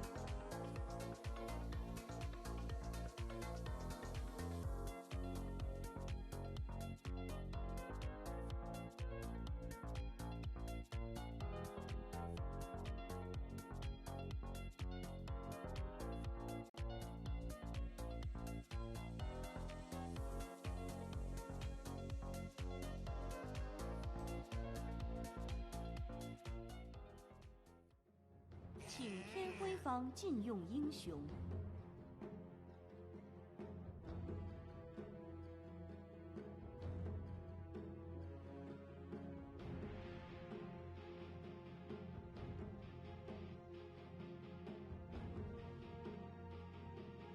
还剩10秒，还剩5秒，请天辉方挑选英雄。 Hey everybody, welcome back here to the CDEC. My name is Cryptic. I'm here with Neff. We're in our second game of our second series here today. It's Sparking Arrow Gaming versus SHENZHEN. And Sparking Arrow, I don't know, Neff. These guys seem like they're borderline unstoppable. They look really good. They're going to need to change some stuff up if they want to win this next game. And SHENZHEN, I'm surprised they think the biggest issue with that last match was the Snapfire. They banned that one out. It's not something they want to deal with again. And they immediately pick up the Wind Ranger here. I don't know if that was the issue, though. I feel like, yes, the Snapfire did make your lane a little bit difficult up and top with some of these rotations. She did more damage than I feel like you have any business doing with the Mortimer kisses, but they went back for the Razor. Yeah, I was just thinking. Back for it. Okay. I mean, they could go for the Dawnbreaker as well. I mean, these are heroes that, you know, SHENZHEN have experience playing, but obviously Sparking Arrow addressed the Razor problem pretty dang well in game number 1. Yeah, just pick a high armor safe lane hero, make it so the Razor isn't able to find kills, and 2 supports that have decent abilities for turning kills around and grabbing the Razor. Razor, he was never able to come online, get his initial HP items to survive, or get that BKB at a reasonable timing. So Drink's game was it is Seed. Seed's game was just ruined off of that one. Yeah, it was. This game, they're not sure what they. I guess they go for the Hoodwink themselves. They weren't exactly sure what they wanted to pick alongside it, but you've got decent rundown potential. A lot of time you build a Blightstone on it. The Acorn Shot, the slow, the stun from the Bushwhack that you have as well. You can set up kills with this. It's flexible. You can run the Razor in the 1, 2, or the 3. So they've taken out those 2 supports that did make a bunch of plays and made the Razor's life miserable. And Sparking Arrow Game, and they have to go back for something else. But I imagine they've got multiple solutions for this Razor. Yeah, well, they grab the Queen of Pain and get rid of the puck. Yeah, get rid of the puck right away. I like that decision. It makes a lot of sense. Just helps protect it. Probably going to be D-Stones on that hero, which, I mean, we've seen him play before with, a lot of success. So not that surprising of a pick, but it also does really well against the Razors. So it, again, puts him in a situation where SHENZHEN might have to side lane this hero.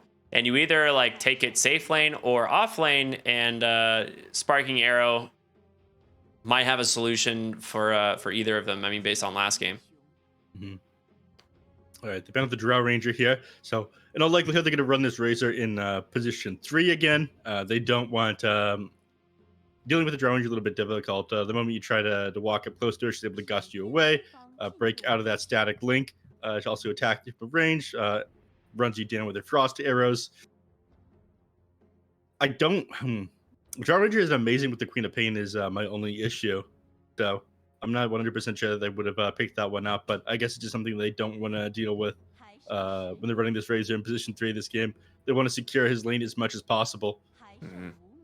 On the other side, they get rid of the Lina, something that's able to stay far away from the Queen of Pain during the leaning phase, stops her from being able to spam out her daggers and zone you out of the lane with that one.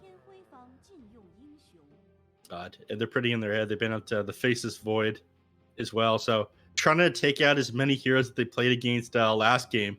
The Hoodwink gotten rid of as they've picked it themselves. Snapfire they banned out. Faceless Void now gotten rid of. 3 heroes gone.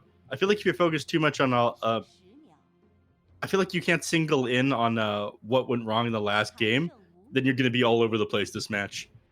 Yeah, but they are picking a lot of this, they've got the Razor still, and I do think, some of these heroes were a big issue for the Razor, like the magic damage that just came through from the Mortimer Kisses, the Chronosphere being able to hold him around. They just need to be able to, I think their game plan here is to make this Razor have a better game. And is it really worth making so many picks around it? Yeah, that's the big question, right? They ban out a Slark though, which makes me think we're looking at a Tidehunter or I mean, I'd imagine we're looking at a Tidehunter. That is like the pick that comes to mind if you're going to ban out like a Drow Ranger and Slark. Either that or he sits kind of on the back line itself. Sniper is something that Slark is pretty good against. There's Sven as well. For a little while, Slark was seen as the #1 counter to Sven. Yeah. It's... They got the Grimstroke though. They can't pick the Tide yet. That was the thing. They can't pick that Tide right there because Sparking Arrow can just respond with the Disruptor since they still have a support position available. So they go for the Grimstroke. It is pretty sick. Like, you can get double static links, I believe, which are like pretty funny. But right now, at the moment, there's not like a lot of synergy. So I'm curious to see what they decide to pair this with. Something that would go well with the Inkswell that's not just the Razor, of course. Yeah, you need something else that runs at the enemy heroes, and that's surprising because they've banned out Slark, they banned out Faces Void.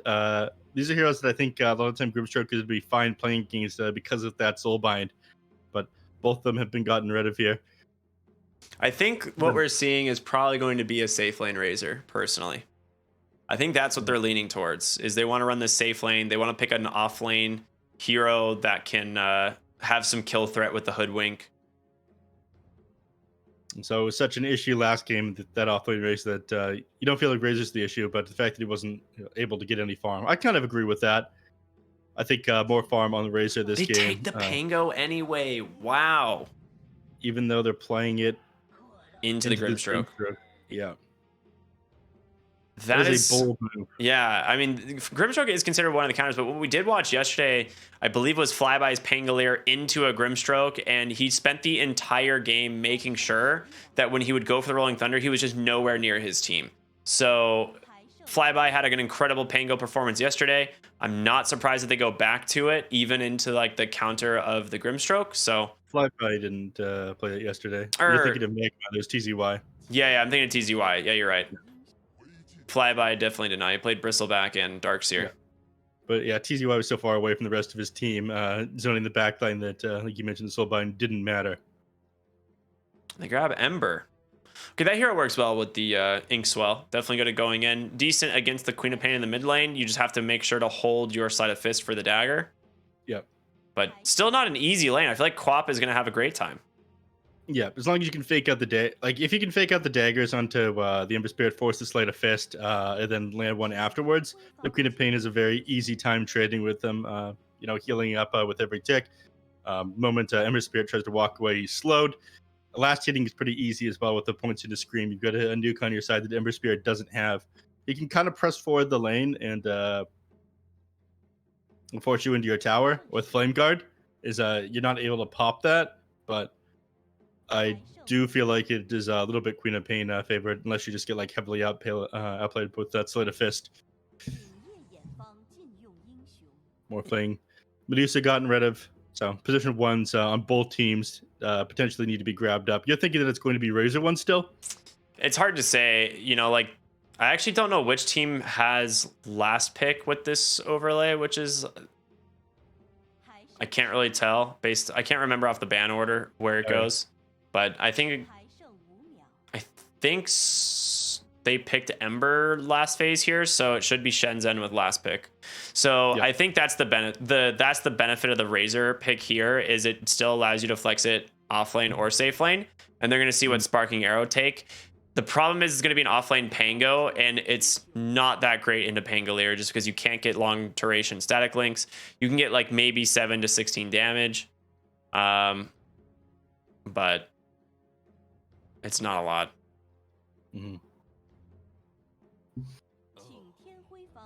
They ban out an anti-mage. Okay, so they're looking at Wraith King potentially. I guess it's just it is going to be offlane Razor then, if that's what they're doing here. They ban Morphling, they ban anti-mage, both two carries that can just get away from static link super easily. And the Terrorblade is already banned as well.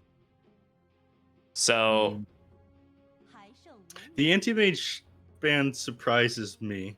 I don't think they would be wanting to go the Wraith King this game. And I don't even think that you're that concerned about mana break if you're playing a Wraith King. I mean, by the time the anti-mage is ready to farm in any game, sorry, ready to fight in any game. It's 20 minutes has come up, and the Wraith King is able to get himself a shard. He's got to go 1,400 gold out of his way for it. 40 seconds left here in Sparking Arrow game. They need something to round this draft out. It's looking pretty good so far. I think something that just probably want to. You probably want a strength hero as a carry. I wouldn't mind seeing something like a.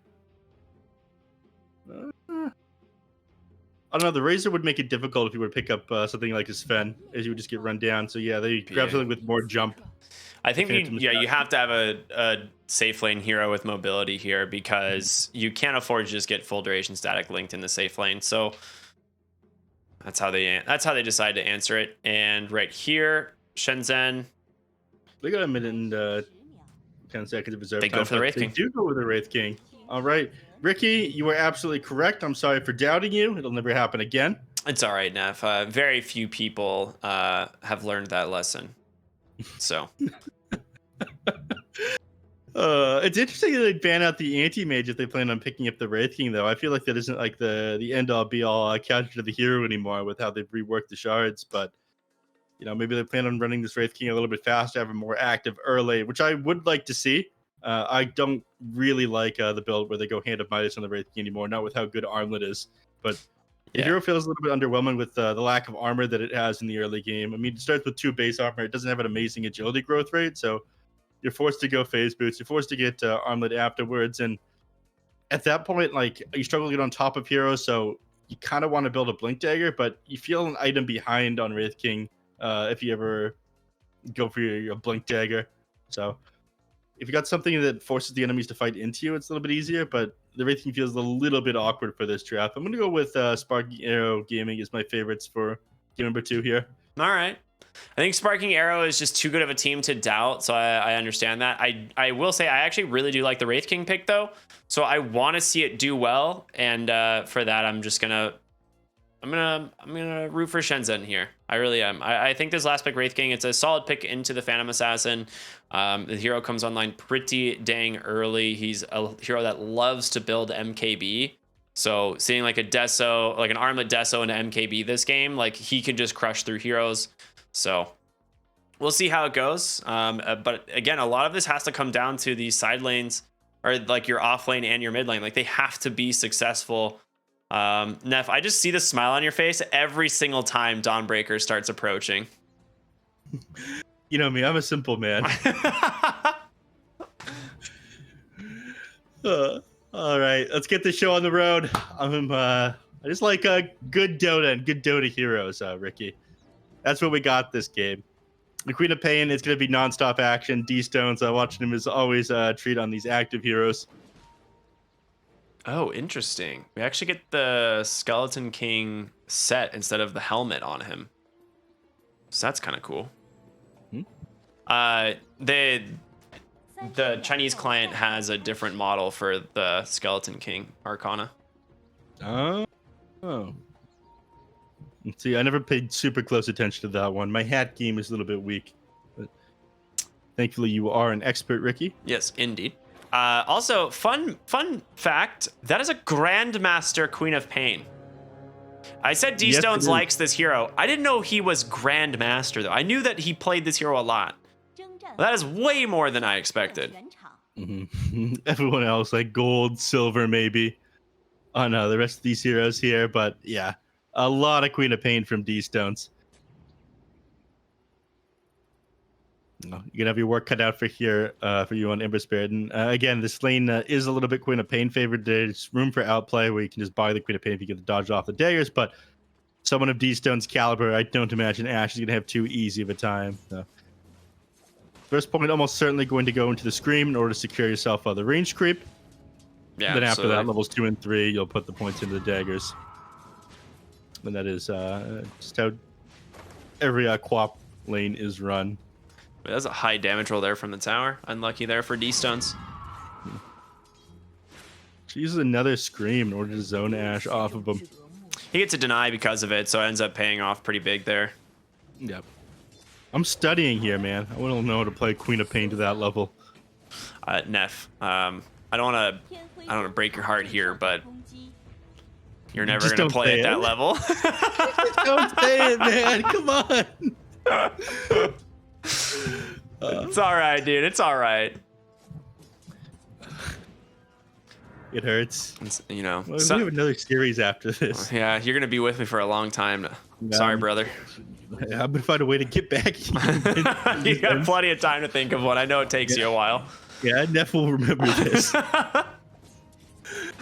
No worries. But mid lane D-Stones actually not having the best of time CS wise, but he does have a full wave pushing in. But Ember's doing great, 9-0. That's pretty sick. He's only missed one creep. I mean, he's playing against the Grandmaster Quap. This will be a little bit easier for Queen of Pain as things go on, but it's usually at like level 5, 4 that you might be forced to move into the jungle with the Flame Guard being maxed out first. Once you've got 2 points in Dagger there on the Queen of Pain, it starts to get a little bit tricky. You get zoned out of the Ember Spirit, but she's in a good position. More CS, sitting at max HP and mana right now. Yeah. He just got his bottle delivered as well as getting a water rune, so he's feeling pretty good. Yeah. One thing I noticed, SHENZHEN actually switching some things up. We have Hara playing the Hoodwink in 4, and Drink is actually playing the Grimstroke on the 5. So swap things around a little bit. I know Hara we've mostly seen as the 5 position, but we'll see if they actually if they're just playing in the opposite lane or if they're actually going to be swapping roles as well. Yeah. It's is interesting. I'm probably swapping roles as well, but that's the thing. Like these super high level teams, it's better for them to switch the position they're playing on than switch the hero if they're particularly good at a single hero. 4s and 5s can sometimes play interchangeably. If they're playing tons of pubs every day, or they're playing tons of practices, they can switch things up if it's a little bit easier for them. Absolutely. I mean, D-Stone's getting aggressive mid lane. Yeah. He's putting the hurt on him. So Ember Spirit, he's done way too well for himself in this lane. D-Stones has decided. But that's the thing when you're a Grandmaster on a hero, you know the absolute limit of each... MS is going to be fine. You know the absolute limit of each hero matchup, how far forward you can be, how much you can punish it. You probably played the Quap Ember line matchup at least 100 times. Yeah, probably. I mean, bottom lane, I'm a little bit surprised Razor is doing as well as he is, but they've been able to zone the Bane off for the a good portion of the lane. And as a result, Seed actually up to 17 CS, so a much different game for him on the Razor as opposed to last game. Last game was pretty much as bad as it gets. A lot of people would like to forget. Especially Seed. Yeah. 1-9-1 on the Razor. I mean, he did decent hero damage last game, but the strong support just shut him down from being able to do anything. In fact, he was never able to secure a kill on Terrorblade because he had too much armor. Hara getting bullied out now by MS here, who he's doing all right for himself. Yeah, he does a great job of keeping up on farm. I mean, I think Wraith King is going to be a little bit faster than him during the laning stage, but afterwards, PA agility hero will start to pull ahead. I think the other thing to consider too is top lane Flyby gets aggressive. Wraithfire Blast into an Inkswell and silenced up as well. I mean, he's got tons of damage reduction though, so he didn't really care all that much, but that was a lot of burst damage out onto the Wraith King. He does have the Helm of Ironwell first item though. Yeah, so he's going to be able to sustain a lot better in the lane now. Yeah, the courier you can just see moving back, but they committed onto him. He didn't have that. There's 2 heroes mealing away from him. He only starts with 2 base armor, so he very much needs that. And I mentioned that at the start. You know, Wraith King, it is something he's pretty susceptible to, and he tried to take even more advantage of that on the Pango. He went for a point into the lucky shot here. Yeah, you won't really see that all that often anymore. A lot of times it's just max the shield crash and... Yeah, I mean, it almost brought down the Wraith King. It almost worked, but now he's got that Helm of Ironwell. He's probably going to get first item Armlet and then go Phase Boots after that. At that point, you might be regretting the point in the lucky shot, but it did a lot of work at the start here. And the reason you don't see it is just because of the fact that it doesn't slow people anymore. Shield Crash was improved so heavily. Yeah. Before it was all right, if you want to min-max your damage with a single spell and trade super well with the enemy laners, you just go swashbuckle, lucky shot. I That keep on is wanting to call it heart piercer. Good rune top. Wow, heart piercer. That's a throwback. I'm like, was it really that long ago? But yes, That was that long ago. That thing, I'm pretty sure has been changed for like 3. Like, when did Pango come out? Like, gosh, I don't remember dates well. It feels like it's been gone for several years. But D-Stone's level 7 in the mid lane now. Ashe about to hit 6, and this is just a really solid performance from the Queen of Pain here. Of course, he's got this regen rune bottled, so wants to just take as much damage, do as much damage as possible, and force Ashe to head back to base soon. Goku gonna stack up a little bit there. Yep. All right, MS is gonna be forced to play back because he's got 2 damage left. It's a lot of damage. Yeah. Better be scared, man. Ooh. Yeah, no, he's just taunting him. But he will go back to base now. Nice play by him. I'm not a big fan of doing this. I mean, you can trade with the enemies pretty effectively. You can spam out your skills, but when you do this, you're not able to make rotations to the other lane. So that's something that D-Stone's able to do right now, and Ashe can't. So the next like 70 seconds here, something you can take advantage of is the fact that your mid isn't able to TP and rotate. So you can go for a couple dives here on the side of Sparking Arrow. Ashe is going phase boots on the Ember Spirit. That is not something I have seen in a very long time. D-Stones comes in on the mid lane. Ashe, that Flame Guard gets instantly purged. Yeah. Oh, he's not going to be able to run him down. I mean, this is your damage spell right now. You've only got the Flame Guard. It's maxed out. You're not going to find this kill with the Queen of Pain. There's a lot of stacks. Ooh, nice play by Hara there. Denying an Arcane Rune to the Queen of Pain. That is huge. That Sonic Wave would just get thrown out instantly. Yeah, very easily be able to set up a kill with that one. It'll slow down D-Stones a little bit. But look elsewhere for a moment. Hara cleaning up the wards the enemy team juggle. Can you disassemble phase boots? Nope. Okay, that's what I thought. Yeah, you can't disassemble phase boots. That'd be sick that you would be able to disassemble them into armlet.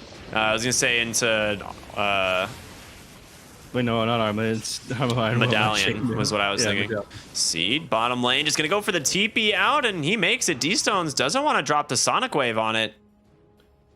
And Ashe considering coming in, but all right, clean disengage. We are 9 minutes into the game, and we still don't have a first blood. We're probably about to see it. I think Squirrel's about to get punished. Big searing chains from 2 into a perfect stun. Okay, a great find there for SHENZHEN. First blood ends up going the way of the Grimstroke. Yeah, and you waste the ultimate and ends up falling off the mark. Couldn't finish anyone off there on D-Stone. So SHENZHEN off to a decent start here. You're still farming on the Phantom Assassin, but this is going to pull you ahead on the Ember Spirit, having an advantage against this Queen of Pain, net worth and XP, who's Grand Master. I want to see those Grand Master chat wheels, you know? Give them to me. I only dropped a single tip the entirety of that last game.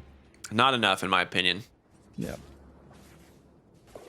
They're MS smoking bottom lane. Yeah, looking for MS. This would be a really big kill if they can find it, but Bane might spoil this. All right, they're going to find her on the hard camp there, and this should be their initiation. Inkswell up onto the Ember Spirit here once again.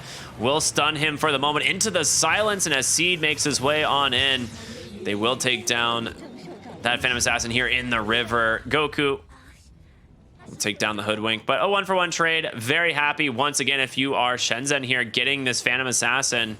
That's a big one. Yep. Now sitting at only 3.8k net worth here at 10 minutes in. You've slowed his game down quite a bit. Razor is Razor's performance this game compared to last, it is night and day. But you're top of the net worth this game on Seed, so banning out all those heroes, I was skeptical at first. I'm not sure you should have. Like, Razor's such a consistent hero. It does well against so many different things. It's versatile, and banning out so many heroes against it so it can secure the good lane, despite the fact you can flex it so hard, felt like a bit of a waste for me. But it's paying off. Yeah, SHENZHEN, they clearly did know what they were doing. They weren't panicking at all, like my theory. I feel like the Razor, every time we've seen it have a good lane, it's really just ran away with the game. It had such a sick performance. Flyby here, caught for a moment. They got the stuns with the sharpshooter, safe for the moment, and a Fiend's Grip out from the Bane. Be able to hold this Wraith King in place. He does have the mana for the reincarnation, and will get popped. Ash continuing to get stunned up by Flyby. They want to be able to get this Pango, but he just makes it out, and MS zoned out by Seed on the Razor. Goku pops the Wind Run. He's going to make it. Bane falls on the backside of the Wraith King. So far you've taken down one, but they're looking for the second, and it's going to be the Windy. Shenzhen's looking completely different here in Game 2, Neff. Yeah. And Sparky Arrow Gaming, they committed a little bit too hard for these things. I mean, it works if your Phantom Assassin's farming up her as a Battle Fury when you're making these kinds of plays and making space for her, but that wasn't really the case in that last fight. The PA, you know, trying to contribute and whatnot, playing really close to her team. Like you mentioned, looking completely different. The Wraith King ultimate is going to be on cooldown for a little while, but I don't think they're going to be able to get on top in the next couple of minutes. They've got a very deep ward, but I don't think you can get past the observer ward that they have inside the river on the side of Shenzhen. Yeah, that's a really good ward. It's not something that gets taken this early into the game either. Like, very rarely will people like drop a sentry there in that river. Yep, they're going to smoke up to try to find the kill off onto somebody, but CD's inside the jungle as well. They just really want to get this top tower. I think they're starting to feel the pressure. Like, they want to get some objectives. As this Wraith King is going to be a huge problem in the mid game if he manages to get a couple items. And Hara behind the tower trying to just run away through those trees, but just instantly bursted. And there it is. Right. Tier 1 tower falls to Sparking Arrow. Yep. And they don't actually get anything on the other side. You got two here sitting in the mid lane. They'd love to pressure mid, but again, the main hero that you have that sits in front on the side of Shenzhen is this Wraith King. So until he's got like Phase Boots, Armlet, and maybe one other item, I don't think they're going to go for any aggressive plays on their end. But you've got like this weird, I don't know, it's probably like 17 to 20, 30 minute, or like 28, 30 minute timing on Shenzhen that they're aiming for. They don't want to take it too late against the Pango, the PA. Oh, Fiend's Grip right away onto the Razor. No help in sight. They will go ahead and TP in now, and Seed, he still managed to keep himself alive. He's pretty tanky, but will end up going down there. A lot of damage from that shield crash, and Ember Spirit able to help burn down that Bane. So a 1-for-1 trade. But again, you got the most farmed hero, which is, you know, a little bit of a surprise. It's the Razor. Yep. Again, Seed's performance much better off this game after, you know, banning out all those heroes. Nice blink forward there by D-Stones. But... Is it a smart blink? He just got a DD on the Wraith King. He just gets clapped. I mean, a little bit too optimistic there. Okay. No tip, though? It was a Chad blink. Okay. Yes, you blink forward, you're so confident you're going to win that click war, and it ends up being the worst rune for you. The Wraith King gets a double damage rune and just beats you down. Yeah, Drink being there as well with the silence and the ink swell to follow. I mean, that is about that's as bad as it could get. Yeah. It is a Chad play, just blinking up into the enemy as they try to throw the stun up onto you, but that instantly backfires. He's like, yeah, look, they use their stun. I'm going to be fine. Just a Wraith King with a DD. I mean, he just got a lot of gold from that. He is now towering above the net worth charts here on his way to a Silver Edge. So I was expecting him to go for like Deso into MKB, but he just wants the Silver Edge to just break the PA instead.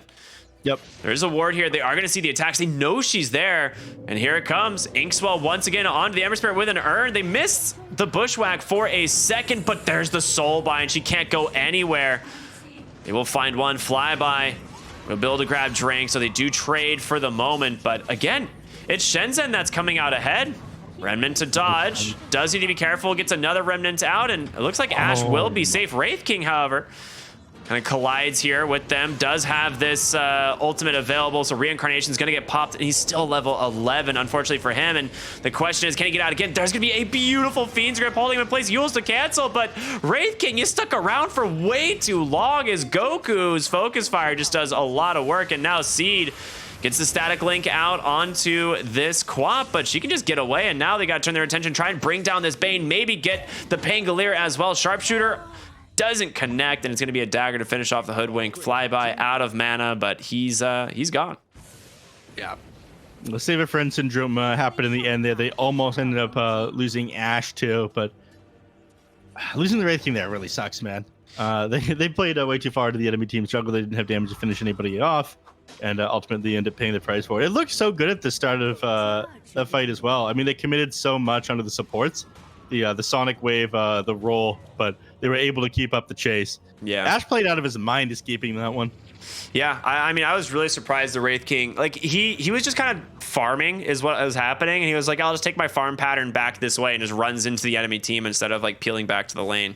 And I don't even think he had the intention of fighting. I'm pretty sure he just, like, thought he was safe. Bottom lane, Goku, stunned up for the moment. Bushwhack into a sharpshooter, going to be an easy kill for the Wraith King. Yeah, it wouldn't run off, but it didn't really matter. Yeah, it's a lot of magic damage. Oh. Another beautiful Inkswell play here. Help securing this kill. Yeah. Oh, that's a big stack. Yep. The pressure they've been putting on has kept them out of this triangle here. And PA found a very quick Ring of Aquila. Yeah, Battle Fury. She has equipped. There you go. Jafina's clearing that one up in a second, but players in Shenzhen now wanting to turn their eyes over towards the mid lane. The Razor's got his Black King bar. The only issue is that your Reincarnate is on cooldown for another 80 seconds. He got caught out when he was level 11. It slowed down their game plan a little bit. Oh, nice scout with that power shot on the Wind Ranger. Well, they have a ward on the high ground there. So they just haven't scouted. They just haven't scouted the ward. Hoodwink, I could drop a tree to scout. And yeah, there they grab it now. They figured it out. Mid lane, D-Stones teleports in. Has Kaya Sanj though, so he is a lot more difficult to kill now. Dash resistance going to play a big part this game. Or drop behind the tower. They will see Flyby. I mean, that's a big kill. Bushwhack comes through into the sharpshooter. The question is, can they burst him down? Ember Spear on the backside. Searing Chains guarantees the kill. And now looking for more. It's going to be the Bane. Silenced up by the Phantom's Embrace, and Seed able to just chase him down. They get another. The minus armor just amplifying Ash with that DD. Just chopped right through him. Well, they'll be able to clean up this mid. This is something that they've wanted for a little while now. They're sitting in full HP, but with 2 heroes down. And the whole boys. Squad. Yeah, the boys rolling up. Look at them go. Make quick work of that tower here, and Wraith King's gonna have that Silver Edge really quickly. The one thing to note, oh, did he go for the BKB instead? He's got it queued up. Okay. I was gonna say, one thing to notice though is this PA has absolutely closed the distance. Nightmare. I heard another play. Oh, Ash yoinks a courier, silences up onto this Pangolier, and Drink able to TP out as a result of it. Wraith King, however, caught for the moment. He's got Reincarnation, and I don't think he's losing enough mana for this. There's going to be the rest of the team trying to close the gap. Does he just get the kill here before he goes down? He gets the Armatog off, but he is all alone. It's a 1v5. Flyby with the Rolling Thunder coming through. Ashley's got to save his boy, but the Chain Stuns are there, and your Wraith King goes down. Double kill for D-Stones. They split them up really well around the map there. Yeah, and this is why your BKB is so important on the Wraith King. Anyone feels hesitant to come in and try to get the save off onto him as he's respawning his ultimate. Oh, Flyby top lane. He's got no spells left, and Swashbuckle in one. The damage reduction isn't enough. He makes it to the low ground, and he will survive. Yeah. Does a Nightmare onto him for good measure. The invulnerability for 1 second as he's coming down. Mid lane, Goku, caught by the Searing Chains. He's certainly dead. Yep. And D-Stone's forced to get out. Wanted that haste, I'm sure, but is forced to back up because the Grimstroke's positioning. MS, you mentioned God Up actually surpassed everyone for the first time this game in net worth. I mean, you're going to outfarm them with the Battlefield. We talked about this one earlier.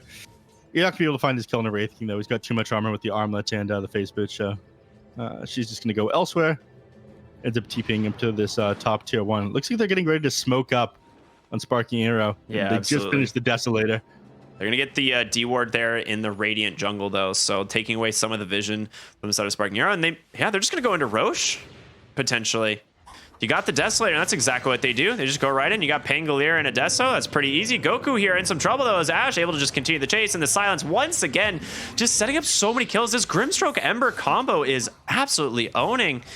The question is, will they know about the Roshan? They don't see them on the map. I don't think they do. Well, they ping it out now. They've got scan available, but I think if they do it, just sneak the Roche right from under their nose. Very nice. They're not going to be happy with themselves over that one. And again, if this ends up getting into the super late game, the Phantom Assassin will just out carry the Wraith King. The Wraith is going to feel a little bit underwhelming with how quickly PA is able to burst heroes down. You're not going to have time to static link people. This age is definitely going to buy them a little bit more time. I will say I have seen Wraith Kings out carry PAs. I think currently right now Wraith King is a strong enough hero to where he can end up out carrying PA in the late game. It just all comes down to initiation. Like if Wraith King gets the opener with like a Silver Edge, he will just crush right through a PA in 3 auto attacks. But if you don't, and you don't have the lockdown for that PA, and she's able to just bounce around between heroes, it's just so hard. Yeah. So favorable initiation is going to be important. It's tricky to get that initiation when you're playing against a Pango who's able to control so many heroes up when you're playing against a Bane. Speaking of Bane, in some trouble. Eye of the Storm comes through. Easy kill. Seed is just crushing this game. This is a completely different performance out of his Razor. I mean, he's got that BKB completed. He's on his way to the Aghanim Scepter, which is one of the strongest Ags in the game, in my opinion. Bottom D-Stones saved just by a gust. Very nice. Stop that last auto attack from getting off on it. PA's probably, or Queen of Pain's probably feeling like she needs a little bit of armor for when this Wraith King gets on there now. Heads all the way back to base. Shiva's guard probably in mind for these next couple of items, but yeah, Seed's game completely different. He's got the Aghanim Scepter queued up now. A little bit odd. You usually see the Refresher Orb picked up before the eggs. Yeah. I actually like the Ags a little bit more, to be honest. I think the Refresher Razor is like really cool, but I do like the Ags. I think this game specifically, they need something that can like definitely just go in and take towers as well. Yeah. I think I like it for the tower taking potential of this game. They want to be able to blow these up fairly quickly because you have so many things on the side of Sparking Arrow game that are able to shove you out. PA is going to be spamming daggers. You've got Swashbuckle on the Pangolier, power shots on this Wind Ranger, and they can pull you back to the base as well with these Gale Forces. So, and here it is, the first axe. Yeah. The minus armor applies too, right? No. Oh, that's a bummer. At least it used to. I don't know if I always thought it might have, but yeah, I feel like that would be way too strong. I think the minus armor probably doesn't apply. I shouldn't ask you those types of questions. My apologies. No, it's something I should know, but I'm pretty sure it doesn't apply. So on the way to the BKB here on this Phantom Assassin. She's close. Razor actually has a Shiva's queued up before the refresher, which I do like a lot. So let's see here. Smoke up from Sparking Arrow. Going to try and connect with their Phantom Assassin here in the mid lane. They do have about 1.5 minutes on that Aegis still, but the question, I feel like this game is just always going to come down to the initiation. If you're able to just control them up, get a really solid Fiend's Grip onto one of these two cores, it's always going to favor the side of Sparking Arrow, but scan off the mark. They still haven't gotten their eyes on any of these heroes yet.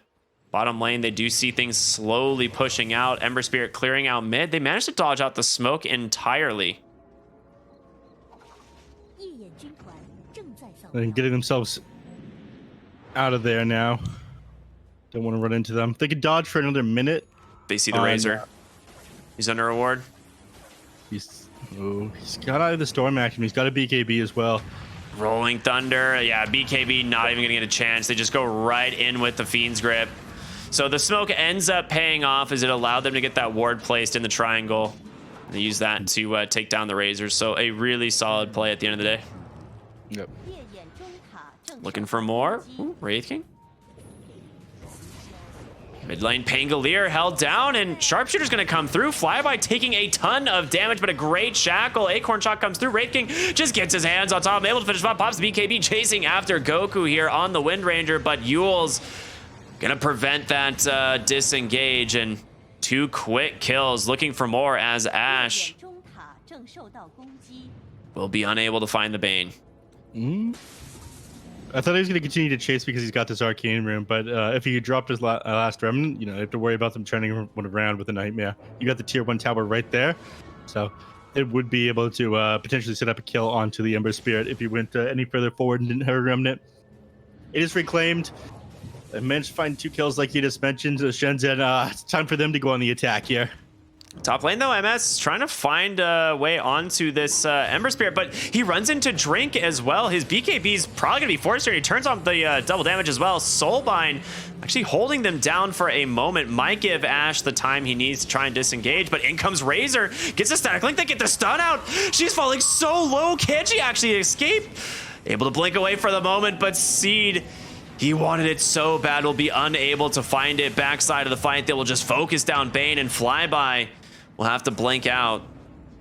So close to finishing off that Phantom Assassin, but that's the evasion there. Surviving the Razor running at you, and he's just got no solution for that at this point. He's not far enough to build anything like an MKB at this point, and I don't think he should have to.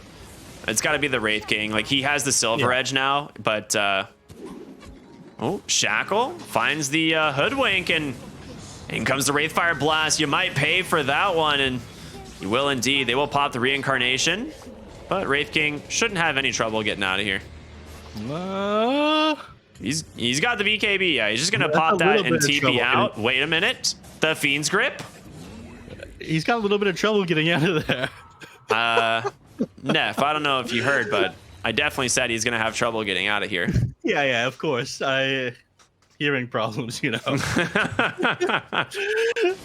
Oh no, the slows end up being just enough to be able to get the Bane in there. The Fiend's Grip coming off a cooldown. A nice find and delaying this game up. They're wanting to bring the hurt to them right now, but unfortunately, these players in Sparking Arrow Gaming first had ages, delaying what they want to do on Shenzhen by 5 minutes. Now finding that kill on Wraith King.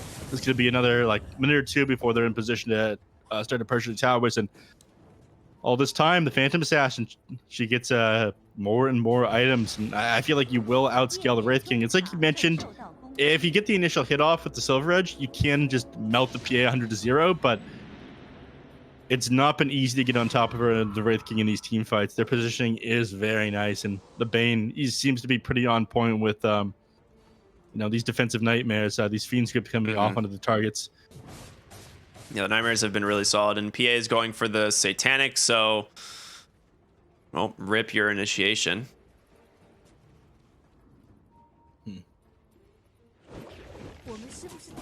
Overall, though, still a really close game. I mean, I'm happy to see it. I mean, we've been seeing Sparking Arrow just run over teams one after another in 30-minute games or less, basically. This time, a little bit of change of pace, which is always nice. Yeah, we're 30 minutes in, and it's about even at the moment. I would favorite Sparking Arrow the further this one goes. Roshan going to be a 2 minute and 40 second total respawn. Tango finds a Paladin Sword. That's going to be a nice grab for the Phantom Assassin. Ooh, they really want to defend this outpost, and a little bit of trouble here. Seed forced to BKB, gets a static link up, but just melted right away thanks to the Sonic Wave. There's going to be the Reincarnation. They've got to find a way back into this. MS, that BKB about to expire, and here's going to be the Ink Swallows. They stun down 2. Great Nightmare to save D-Stones, but can they actually chase him down? They've got him. The Phantom's Embrace as well as the Chain Stuns there. And Ash poking away in these team fights. You can't get your hands on him. He's hitting too far back. He's finally on a godlike spree. Phantom Assassin gets out of that one. She was forced to just run the moment her BKB started to expire, so she wasn't pumping out damage there. And I think that's the thing that makes this Wraith King pick so scary, is this PA can't BKB until he's reincarnating. Yeah. Because if he comes back into the fight and she has already used BKB, he will win this fight. Yep. Courtesy of all the stuns on your team and that Silver Edge. Razor's game now suffering a little bit because he's forced to play so far forward for these initiations. Wraith King Unable to get there onto the Bane. Nice D ward. But he's on his way to an Assault Kuros, so he's not opting to go for like an MKB. He's just going to rely on the Silver Edge, and he just wants to get some more minus armor as well as tank up himself against some of the physical damage here of the enemy team. Another Nightmare into a quick D ward. They do have a ward there, so he can just, yeah, plant a tree. Okay. I was like, he still has a sentry. He can just drop a tree there. He finally clears down. This Bane is a massive nuisance, though. He's sitting on top of that hill by himself, and the entire team is hesitant to jump up onto him. They have a lane ward here that Scout's flying by and Goku, so they do know where some of Sparking Arrow are. But we haven't really talked about the itemization here on the Ember. He's going for a Gleipnir and a 5-man smoke. Sparking Arrow wants to fight. They're going for a wrap around top, but the question is, will they actually run into anyone? Sitting in the triangle, they will smoke up themselves here on Sparking Arrow. Or are they actually going to collide, though, is the question. It looks like they will. Right onto the high ground. Silver Edge comes through. He sees the Phantom Assassin, but a huge stun comes through from the Pangolier. Held in place, though, thanks to this Soulbind. There's just not much he can do. Fiend's Grip going to do what he can to try and stop for the moment, but you got one kill. The BKB's already spent. That Grimstroke absolutely saving that team fight. That's why we were so surprised to see them pick the Pangolier into it. Not only holding up the Pango while he was rolling, but the Phantom Assassin not able to blink anywhere or walk anywhere for that matter. Completely shut them down. It was her whole BKB duration was spent on the Soulbind. Drink. He won that fight for his team. That was absolutely insane. That jump by the Pangolier was so good, but caught out quickly there by the Grimstroke. After he got those first couple of stuns off, he just wasn't able to do anything. We're here on the high ground. Ooh, Gleipnir. D-Stones, able to blink away, but Ash, yeah, not gonna find it. Couldn't quite connect that. Okay. Ends up making enough space for them to secure that Roshan, so Queen of Pain. Too busy dealing with the Ember Spirit to do anything about that Aegis. It's going to be on the Razor. I mean, he's the one running the furthest forward in these team fights because the Wraith King needs to get this Silver Edge off onto the PA so desperately. He can't be the one sitting in front. He's got to kind of sneak into these team fights. So Razor's going to be one hitting the tower. Razor's going to be the one, dangling himself, so to speak. And that's one of the reasons why I went the Aghanim Scepter as well. Oh. All right, Assault Kuros only completed. I think that's the last item that they need to get before they're ready to push the high ground. So they're hitting a number of their timings here. How do you feel about the Aegis being on the Razor as opposed to the Wraith King here? It's got to be. I mean, it's on whoever's hitting the buildings. And if you got the Aghanim Scepter on the Razor, you're the one hitting the buildings. Yeah, especially since he did queue up the Shivas into Refreshers. So once he has that, he's going to be feeling really good. And even Ash has a Shiva's Guard queued up. I mean, armor is so valued this game, as we see just all 3 cores picking up plate mail items, essentially. Against his Phantom Assassin, but you don't want her to 100 to 0 you. If you can survive her burst for the first couple of seconds, or you can force her to pop her BKB before the Wraith King can back up with Reincarnate, like you mentioned earlier, then you win these fights. So they've got to tank up. I'm surprised the Ember is not going for an Aghanim Scepter this game. But, him being able to just dance around on these into the backside and chase, I think is so important. But he just really, really favors having that extra armor and survivability, it seems. And Seed here about to finish the Refresher Ags. I mean, that is huge. Yeah. D-Stones is going for a Refresher Orb as well. Wants to be able to double BKB, double Sonic Wave. But I don't think you have time to finish that one off. They're going to be knocking on your high ground before long. Wraith King, I believe he's got his Assault Kuros finished now. Or is that being flown out to him right now? I don't know. Yeah, he's got the Assault Kuros. Okay. Ash, unable to connect there. But yeah, mid lane, he's got the Cleave Talon on the Wraith King, so just makes quick work of that creep wave, and they grab the tower there with Seed. Commits the ult for that one. All right, Decent changed his mind, realized, all right, I'm not going to be able to finish off this Refresher Orb. That's a little bit ambitious. Going for the Aghanim Scepter instead. You'll be able to clear out Creep Wave, spam this ultimate. It's very good if the enemies are trying to siege. Yeah, absolutely.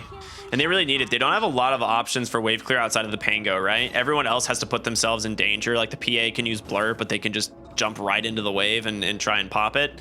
And the Queen of Pain outside of Sonic Wave doesn't have good wave clear either. So I like the Axe pickup for exactly that reason.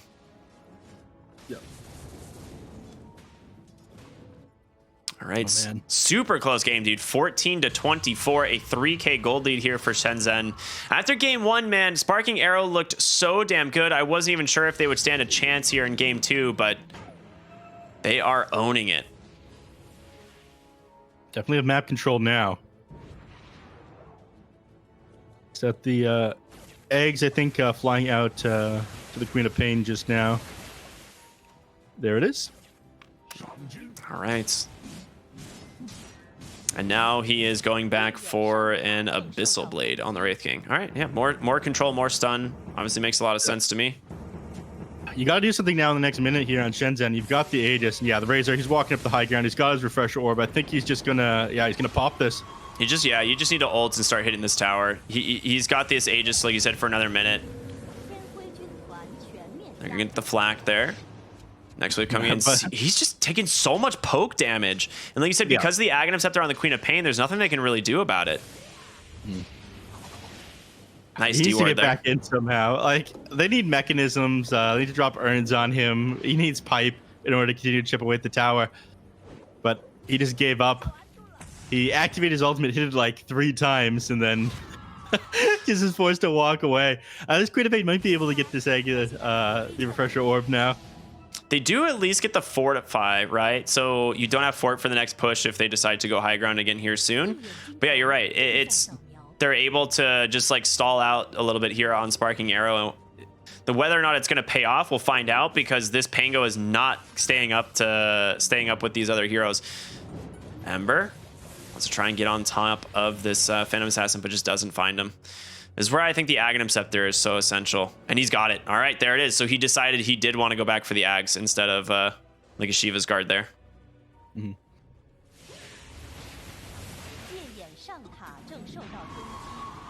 This clears out the creep wave from the top lane, and your tier 3 is getting chipped away. You're doing even more damage to this one than the Razor could do when he was trying to siege with his ultimate with that Aegis.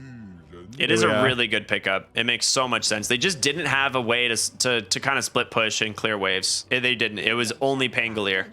Yeah. With like the low max HP of this Razor.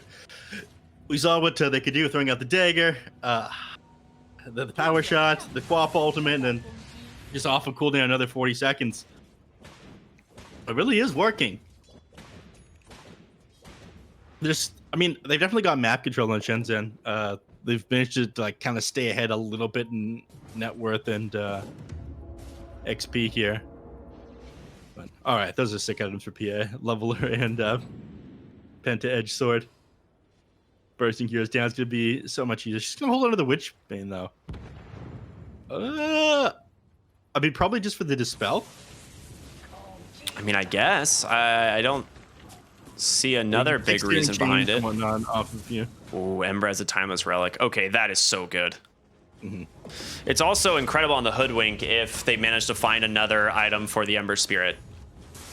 But the fact that he's got the Aghanim Scepter, he's working on a Refresher and has the Shard as well. It's so much magic damage.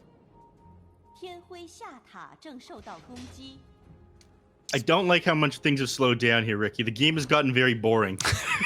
All right, they heard me. They heard you, Neff. That is, they're like, okay, Neff, we gotta appease him, make him happy. We're gonna smoke up and see what we can find. It's the Wraith King in the mid lane. That's not the worst hero to initiate on. They get the Shackle, but they're looking for him on the backside. They get the BKB. There's going to be the jump in from Seed. He gets the BKB. The Refresher comes out right away. He's just dealing so much damage, but the Sonic Wave able to push him back. Ember Spirit needs to get back into this fight. Sharpshooter comes through, does connect onto the PA, but both teams just disengage. D-Stones jumps in super aggressively, pops the BKB, but they just TP out. Not a single casualty. Not a single casualty in that team fight. That fight would have definitely favored Seed Shenzhen if it continued. They popped 3 BKBs on the side of Sparking Arrow Gaming, and nothing came of it in the end. You know what this PA needs? A Divine Rapier to kick things up a notch. Yeah, I'm a little bit confused on the what is it called? PA, no. I think he saw Seed by himself there, and then he's like, okay, yeah, I can run into him. But you're in their jungle, my friend. What's that jungle item PA has again? I don't remember what it's called. Witch Bane. Thank you. I'm still confused by that. I don't quite understand. Like you said, I think it does just have to be that it gives her another dispel. Yeah, I mean, it's okay in damage, especially when you're hitting targets with high max mana. But I think it's the dispel factor. Getting out of the searing chains is probably what it's for.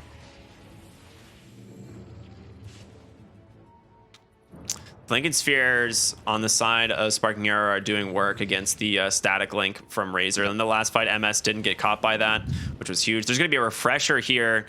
That's pretty big. The Radiant don't actually have vision of this at all, but Shenzhen a little bit afraid to commit for the Roshan here, it seems. Yeah. I mean, you've got a lot to take a fight inside the pit. If Pango gets in there, gets a Rolling Thunder off, you are just perma-stunned. You can't have that happen. And there's a couple times they're fairly close to. The Abyssal Blade, not quite ready on the Wraith King. The Razor, almost level 25. That one's going to be a big one as well. Speaking of which, MS 25, Ash hits his 25, so I think that's the double Remnant or double Sleight of Fist stack that he picked up there, but we'll have to see. Yeah, Wraith King does go into the Roche pit here. Going to start working on this, and if you get a refresher on this Razor having 3 Eye of the Storms, Neff, 3 BKBs, that's pretty good. 3 Eye of the Storm is a lot of Storm. That's a lot. That's 3 if I did my math correctly. You absolutely did. So they do have no vision inside the Roche pit, but they don't think he's in there quite yet, maybe? They're pinging it out. They've got to go. Flyby, you're waiting just a little bit too long. Power shot comes through. He gets the BKB, but he gets bashed. They've got to clear this out really fast. D-Stones pops them out. Flyby comes in with the BKB. He gets the Aegis here on the Wraith King. The question is, can you get out? You're just getting chopped. The Soulbind doing work, but MS jumping on the backside. Fine String. Ghost Step. They're going to keep him alive. They managed to chain Sun down D-Stones, and he's going to fall. Remnants on forward. Gets the Bane as well in a quick pause. No way does the game pause right now. Oh my. See that no HP. He's just going to die. Someone's going to turn on him and finish him off. He managed to steal the refresher shard there on the Queen of Pain as well. She bought back immediately and needs to come into this team fight, but I don't think she started her TP yet. That doesn't look like it. But yeah, it was way too far in the pit. I mean, it sucks that the Aegis ended up going the way of Wraith King, but he will get use out of this one as he's already gone down once, so he'll get himself a second life. Oh, see, got tossed the cheese. He's fine. That is not something that you would have had the time to communicate if there wasn't for that pause. Yeah. And Goku pops the BKB. He's going to TP out. I don't know whose pause it was. That's definitely not something that you would have had time to communicate otherwise. There is no way that would have happened. I mean, I honestly don't know which team's pause that was, but Shenzhen coming out pretty happy with that. I think the fight was already going their way. Seed surviving there inside the pit. He didn't have any dots on him, but yeah, getting the cheese toggle, that was pretty huge. Unless he already had it. We didn't see his items, I don't think. Because he was in the pit when the Pango rolled in. It was Seed as well as the Wraith King, but they're going to go up onto the tier 3. He doesn't have any other storms left, does he? Oh, he does. He had one more. They finished off this tower. They're going to make quick work of this one. Eye of the Storm doing a lot of damage. Pretty annoying. D-Stones, he jumps in with the BKB. Shackle not going to connect, and he gets the refresher. D-Stones wants something, but he blink dodges it. You might only get the Wraith King. Oh, nice power shot. Okay. I mean, he's just going to come back up his ultimate. Yeah. He doesn't even have to expend the Aegis. I love this blink build here on the Razor. He's level 26, going for the overwhelming blink. Wants to be able to slow these heroes down so Wraith can continue to stay on top of them as he chases them in. And Wraith King, he's going for the Swift Blink himself. That's one of his issues is, you know, he just kind of slowly walking the heroes. When you're playing against the Queen of Pain, especially when she's got, you know, these AoE daggers, there's so many dots on you. The slows coming out, being pushed back from the Quap Ult, the Gale Force hitting you. You very much need a way to instantly get on top of the targets and blow them up, especially this Phantom Assassin with the Silver Edge. I mean, You mentioned it ages ago. You want to be able to like hit her, 3-shot her, take her out of the fight. And Swift Blink is going to be crucial for that. All right. Game is incredibly close, despite what it feels really close, despite a 14 or 15,000 gold advantage here for Shenzhen. I mean, they are really trying to push a game 3 here against Sparking Arrow, a team that has looked so dang strong. And Shenzhen just coming through the open qualifiers, so this is an incredible performance from them. If they can manage to pull this game and force game 3, that's huge. Yeah. They got into an average match. Sparking Arrow Gaming, they won every game in an average match time of like 27 minutes or something. Yeah.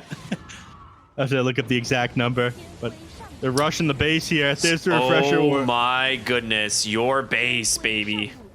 It's just instantly gone. The double Eye of the Storm and the BKB. He's still got a BKB left, so if they decide to initiate, Razor should be okay, but without fortification, you just don't stand a chance against this Eye of the Storm. They actually smoke up. They want to fight. They want to try and get on top of the Razor. Yeah. They know that they just use the refresh orb. They can see the double Eye of the Storm on him. They gotta punish it. If you let this guy do this multiple times, you just lose your entire base too quickly. Oh, Ash mid lane. He's gonna get caught by the Fiend's Grip, but he's just dead. Beautiful catch there by the side of Sparking Arrow, and great play by the Bane, not falling for the Lincoln Sphere. Well, he loses his godlike spree off of that one. The ideal target they could grab. So they get something for losing their racks there, but I feel like they do need more. Are they going to run down the mid lane here? Fresher Orb still on cooldown on the Razor. Ooh, Hara in some trouble, trying to get away here. Protected by the moment thanks to the Trickster Cloak. That's a really sick pickup for a Hoodwink. Oh my goodness, she is so hard to catch. Yeah, but they managed to defend the creep wave while they're trying to push this one in. Hara, the annoying goddamn squirrel. Oh, mid lane, Wraith King. He's going in. They're going to grab the Abyssal Blade right onto the Bangalore. He pops the BKB, saved by the Nightmare, but a Soulbind just able to help finish him off. And now, Bane, you've come to try and help your boys, and it's going to cost you your life as Seed grabs that one, a 2-4-0. That's a dieback on the Pango, I think. He's dead for 100 seconds. I believe so. That's a Divine. Back into this fight. You got it, Nev. There it is. You were asking for it. My wish is granted. Thank you very much, Sparking Arrow. Aegis Reclaim there on the Wraith King. Heart of Tarask being built on the Razor, it seems. Yeah. So Seed just wants to be big boy. Yeah, again, his purpose this game is to stand in front, blow up these buildings, and I think every time his Refresher Orb comes off a cooldown, he's going to walk up and try to take down the Raxes with it. And nobody's great at standing their ground and fighting into this Razor. They don't have anybody who's super tanky. Everyone's just going to melt to him.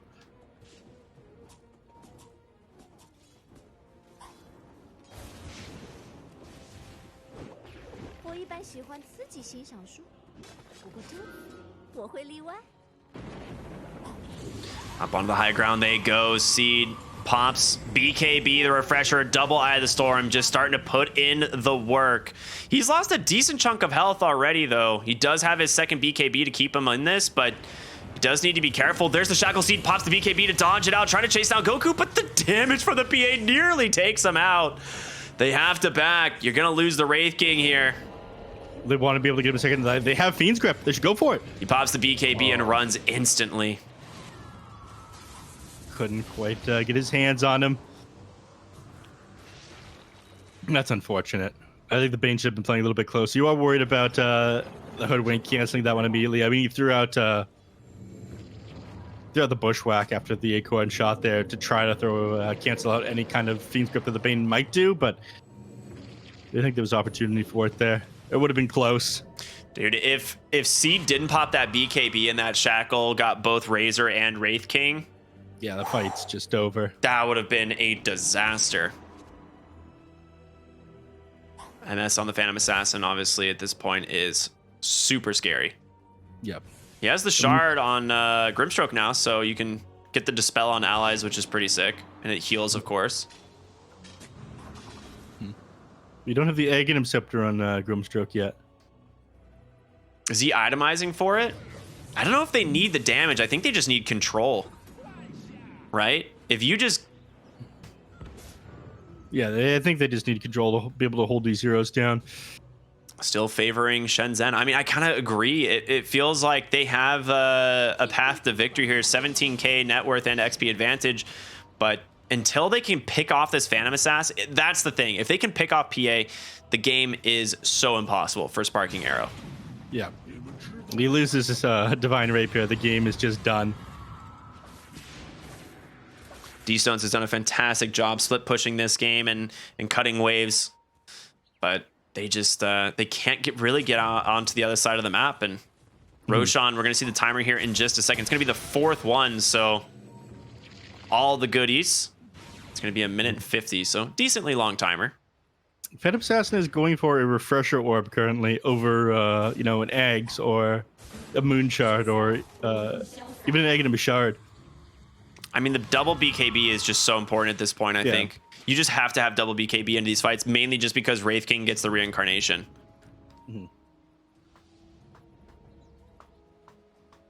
Oh, man. Now working on, yeah, they're working on the lockdown, the Ember Spirit. I believe he just had a shoot stick queued up, and Queen of Pain's going for one as well.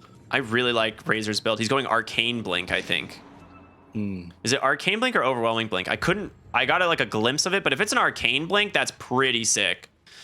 Super low cooldown if he just blinks in, pops Eye of the Storm and stuff. It is the Arcane Blink, so that's pretty sick. Yep. Unfortunately, cooldown reduction doesn't stack, so it can't it is Eye of the, well, not anymore anyways. It also doesn't apply to items, right? So it's not going to reduce the cooldown of like Refresher and stuff. It's only to spells. But it will serve the purpose of jumping in with that Eye of the Storm, and that's how they're going to take out these buildings. Because right now we're at a bit of a stalemate until, you know, you go out a little bit too far in Sparking Arrow Gaming. You're not going to be able to find anything. Wraith King sitting on a ton of farm as well, 6,800 net worth to his name, but his buyback is incredibly expensive at the moment. Queen of Pain itemizing for a Hex. I think this is that's going to be one of the items that both teams need to pick up at this point. Like, both teams need to get Scythe of Ice. There's going to be a Wind Waker coming out soon for the Ember Spirit, which is pretty huge. But yeah, and a Hex is absolutely crucial, especially when you have Grimstroke on your team, right? Like, these single target disables end up becoming so much more valuable. Here we go. Verse number 4. I mean, it's got all the goodies. That Aghanim Scepter is huge, honestly, for both teams. Like, I don't know which hero you necessarily need to give it to, but there's a lot of really good Aghanim Scepters left in this game. Like we talked about the Grimstroke, maybe you don't need the damage, but if you can just get it for free, it's pretty sick.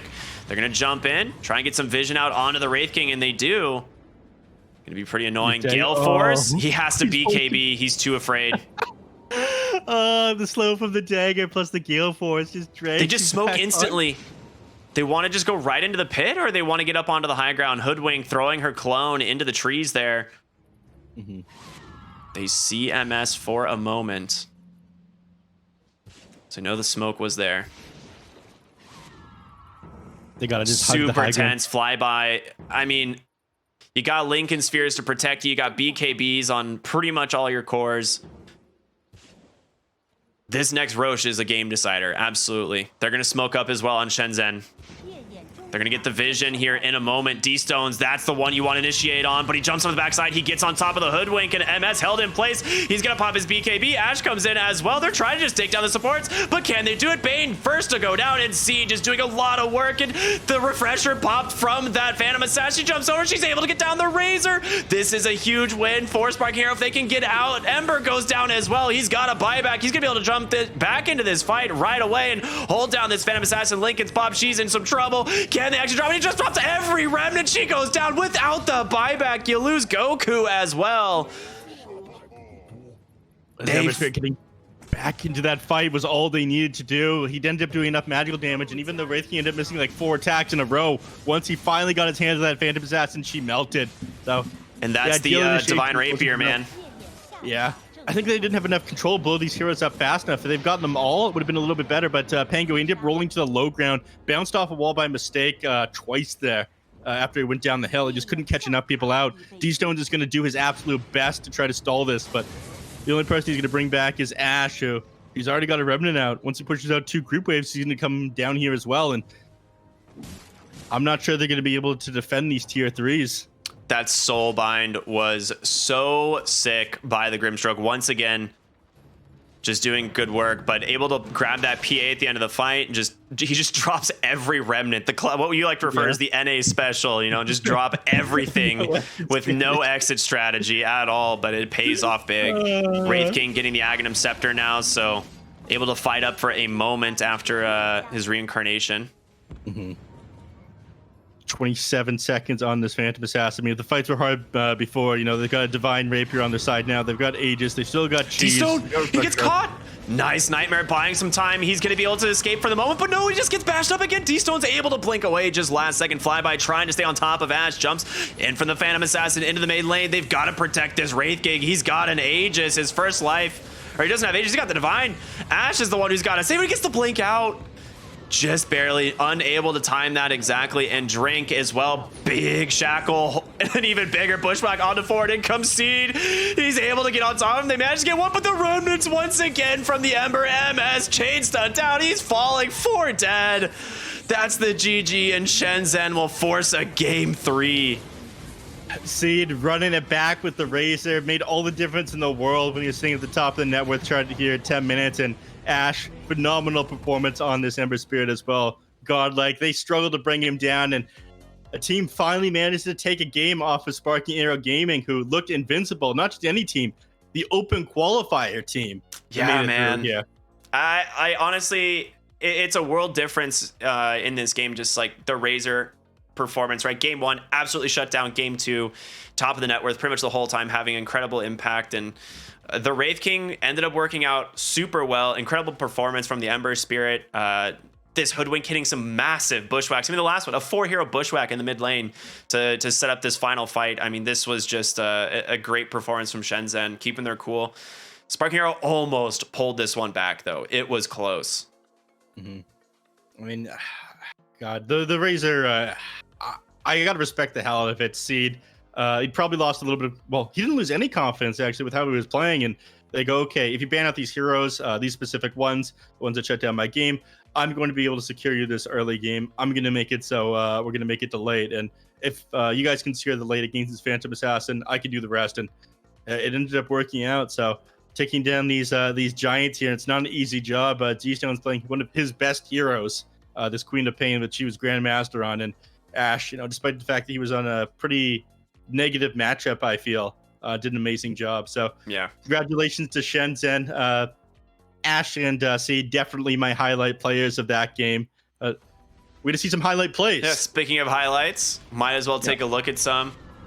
This was like the actual first blood play that came through, and the fact that they managed to turn this around and get the first blood for Shenzhen there was so sick. Yeah, that was the overconfident blink there by D-Stones right into the rune. Figures he can be able to outclick him, and double damage on the Wraith King is what's picked up there. It doesn't get worse than that. Yeah, Drink and Ash honestly played super well this game together, and just allowing, like, setting up these like Inkswell into Ember plays. And I'm surprised this one ended up going so well for Sparking Arrow Gaming, because Wraith King's just farming, man. I told you, like, he could have just backed and instead just hung around a little bit too long here. It's the embodiment of greed. You want your position 1 to be like that most of the time. Yeah. Maybe not here. Maybe obviously. not here. No. But this was a really sick play. I mean, they end up losing the Wraith King. Sparking Arrow finding some really big kills in the process. Yep. Hara ends up going down as well. Ticked out by the dagger. Yeah.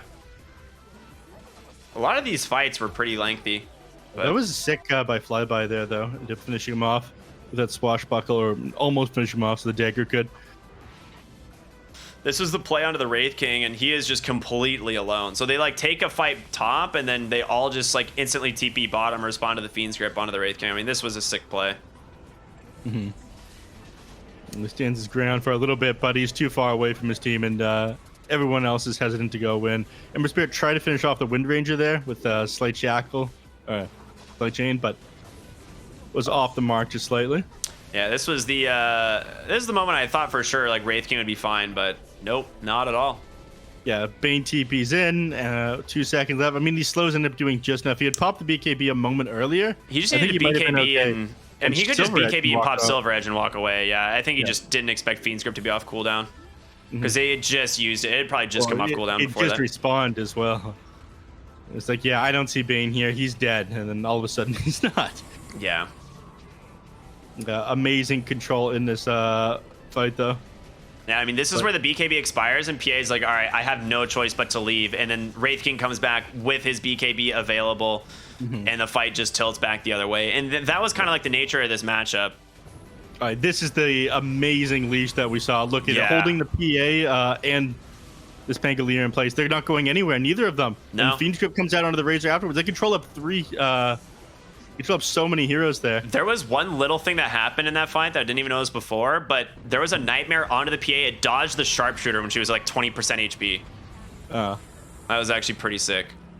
But yeah, again, it's just these soul binds over and over, just holding these heroes in place. Seed gets a double static link. It's just into this. Yeah, he did. Yeah, they thought they would be able to do that just fine, and turns out not. Okay, dang it! Did he get tossed to the cheese there? I couldn't tell again. I missed it a second time. But amateur hour here by Nev.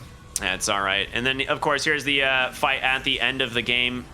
MS jumping in, doing tons of damage on this PA, just critting through him, popping the refresher, jumps back over, gets the Razor, but it's the reincarnation, it's the buyback from the Ember that really solidify this game, and there is just no answer to it as soon as he decides to rejoin. And yeah, he's back in there. Wraith King, he broke his own Silver Edge trying to hit that PA, but yeah, all the remnants there from the Ember Spirit. That's what blew up the Phantom Assassin, and just 2 by yourself at that point. And I think at this point, 35k net with advantage. You're too far gone after losing that Roche and that Divine Rapier. Oh my gosh, I was wondering how they broke the Fiend's Grip. It was the Ink Swell.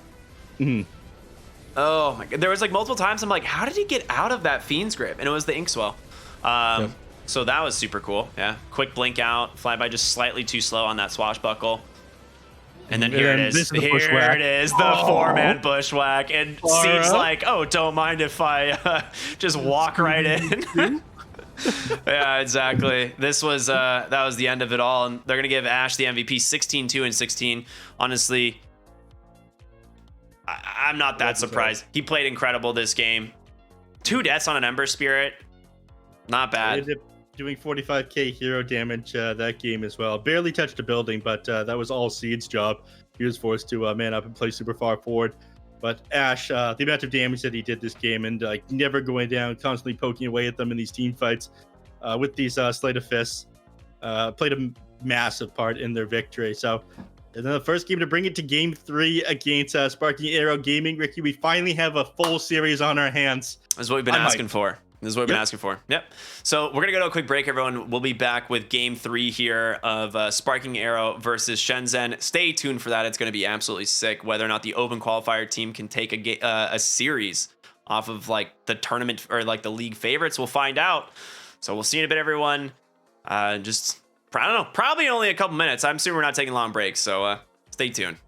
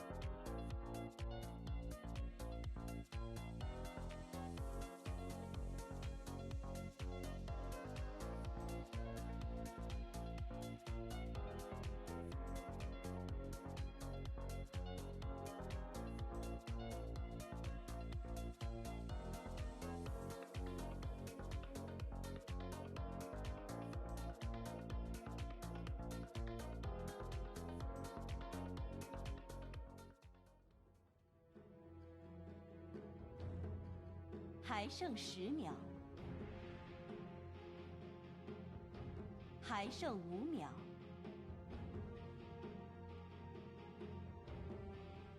请天辉方禁用英雄。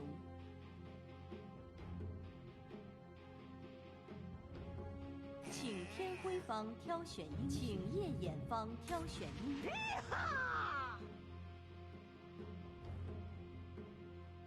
请夜眼方挑选英雄，打傻四方。死亡先知。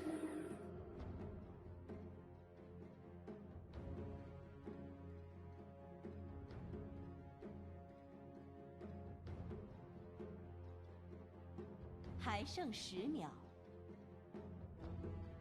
请夜眼方禁用英雄。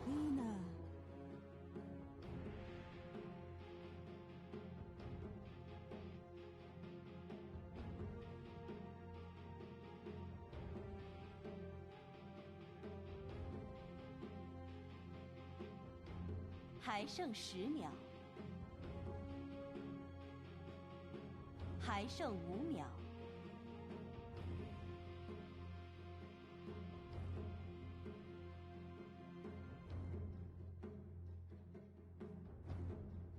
请天辉方禁用，请夜眼方禁用英雄。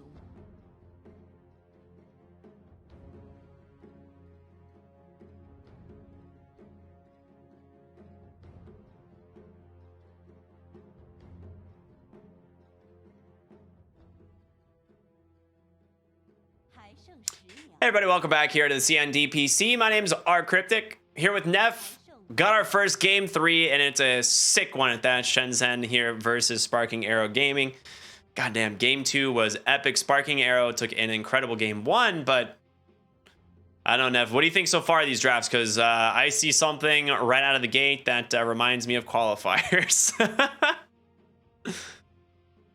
You're talking about the Death Prophet. Yeah. That's what you're talking about. I was going to talk about how the seed has sprouted here, Ricky. Sparking Arrow Gaming, despite the fact they shut down his Razor so hard in game number 1, they banned it out in the first phase here. They don't want to play against Seed's Razor. He's too good. He got absolutely shut down with like 1-9-1 game number 1, but he had such a standout performance in game 2 that they just banned it. Now that's a glow up if I've ever seen one. It is, absolutely. But enough about banned heroes, things that people aren't going to play. What they want to hear about is anime. Lina, the main character of the second season of the Dota 2 anime, according to the trailers. Your thoughts on this one, Ricky? Definitely going to be D-Stone's hero, right? Like, we've seen Lina pretty much exclusively played in the mid lane. The anime question, yeah, whatever. No, I mean, I don't know. Is she going to be the protagonist? Is she going to be like one of the main characters? I doubt it. I'm pretty sure she'll probably be in there for like 1 episode, and then that's it. So, we'll see. Dude. I don't have high hopes for season 2, Neff, if I'm being honest. But hopefully I'm wrong. If I go in with low expectations, it can only exceed them. Hopefully. Hopefully. Right. Well, we got both teams, team Girl Boss at least, Lina and Snapfire on Sparking Arrow Gaming. Hoodwink and Death Prophet on the other side. Ban out Medusa, Spectre, ban out the Drow Ranger. Let's see what they get rid of last here on SHENZHEN. But I guess it looks like they're concerned about things that are able to take fights against them in the early game. Maybe they're worried about the offlane Faceless Void. They don't want to play against the Faceless Void in general after getting hit with that combination of the Void Snapfire in game number 1. Game 2, SHENZHEN had banned out the Snapfire, which they felt was one of their main concerns. So you have to be a bit worried about the amount of burst damage that can come out from the Snapfire and the Lina together. Absolutely. With the Chronosphere setup, it's even more scary. I think the other thing to consider is just the fact that Death Prophet is so bad against Faceless Void. Like, if he's able to get the Chronosphere off on her with like Mortimer Kisses, there's just really no save for it. So it makes a lot of sense that they would ban out the Faceless Void, especially since they ran it in the off lane in game 1 that, you know, clearly they can flex it. We're going to see bans of Spectre, Medusa. So I love the decision to ban out the Drow Ranger as well. Get rid of Shadow Demon. And they go ahead and pick up the Tusk. Shadow Demon, obviously, the big ban to protect the Death Prophet. The worst thing that happens, you pop Exorcism and just get Demonic Purged, and you don't get to have fun. Yep. All right. Now we got Tusk picked up here. Now, not a commonly picked hero. You were just talking about saves, though, but SHENZHEN had a super sick game on the Tusk in their match against IG Vitality in the Open qualifiers. Yep. You were there for that. I was there for that. It was a really good game. He dodged out the Quap ult at one point there. That was such a sick snowball save.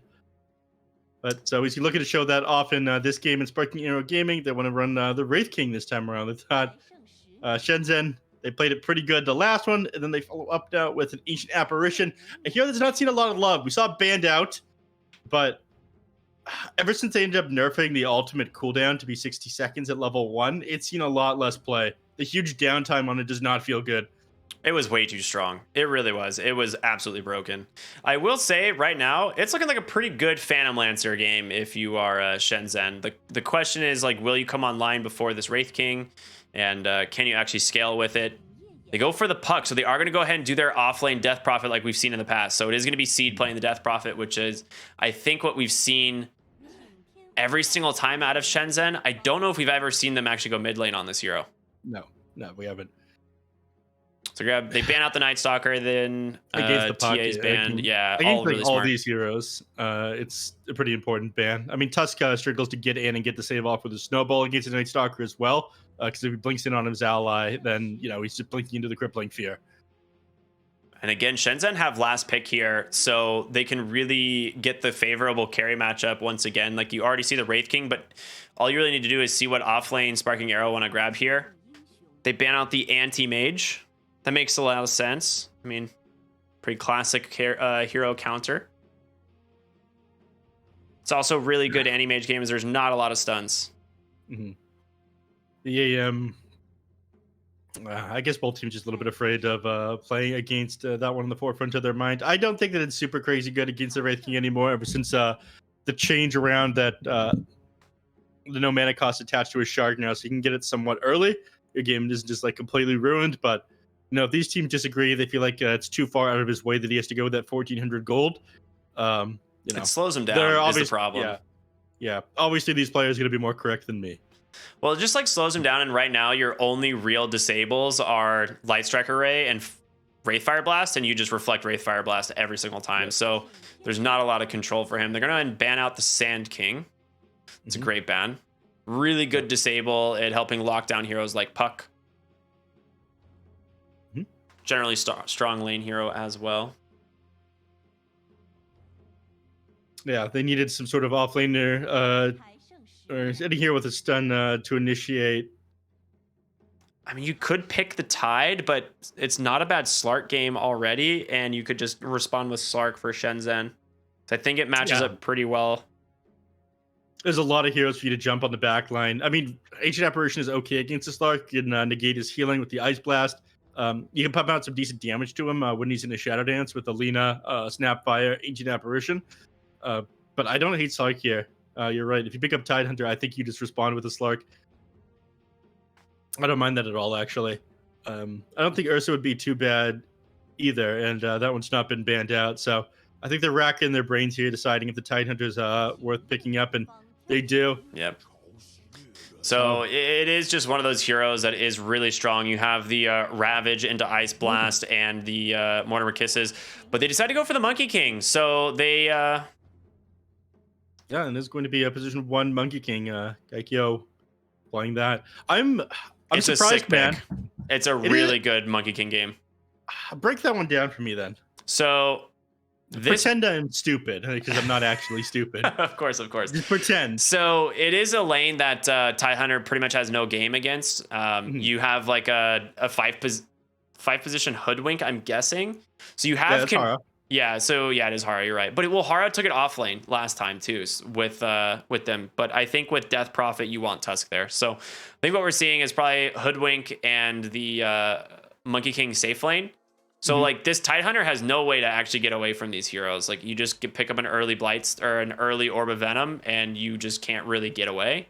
As far as like playing into the Wraith King, Monkey King is one of the absolute best because of Wukong's command. Like you just kill him in Wukong's command, and he reincarnates into Wukong's command. Like as opposed to like things like Chronosphere and stuff like that, you just don't actually. Typically, like reincarnation's like a huge counter to it, but To Monkey King, he doesn't care. He wants to stay in that one place and continue fighting. So it's a really good carry matchup. I like this pick a lot. All right. Well, we'll see if it works out better than the Slark this game. I would have preferred to see Slark or the Ursa. I'm not a huge fan of Monkey King in position 1 anymore. I feel like he's a little bit underwhelming, especially when he's not able to secure levels. If Tidehunter gets a level advantage on him, I think that he can actually play this late against the Monkey King. But I'm really curious what Tide's build is, like skill-wise. I think you have to pick up an early level of Gush so that you can actually kite out the Monkey King here. But I don't know, Neff. What do you think? Is it enough? Can the Monkey King pull this one out? Who are you going for? I want to see the open qualifier team make it through, man. I want SHENZHEN to win this. All right. There it is. Let's go. Thank you, Mrs. Dawnbreaker. We always appreciate that one. Introducing game number 3, our first one. Finally, we get into game 3. Sparking Arrow here versus SHENZHEN, and one of the. It just didn't feel right with these 2-0s, man. Yeah, I mean, like we said, Sparking Arrow is one of the absolute favorites in the DPC here, and SHENZHEN, an open qualifier team with some big names. I mean, these guys are turning on. Like it's just sick. Like they're just playing so well. Yeah. And not an easy team to play well against either. The Sparking Arrow game, we see them just pick teams apart. I'm interested in the series later tonight, the Magma against CDEC, that's going to be coming up right after this one as well. His last series that we saw Magma on, they punished every single mistake from the enemy team so hard. I mean, I agree, man. Magma just looks so good. We got to focus up on, we got to finish this series before we come to that one. And have a look, it's Captain Bamboo. My favorite co-caster.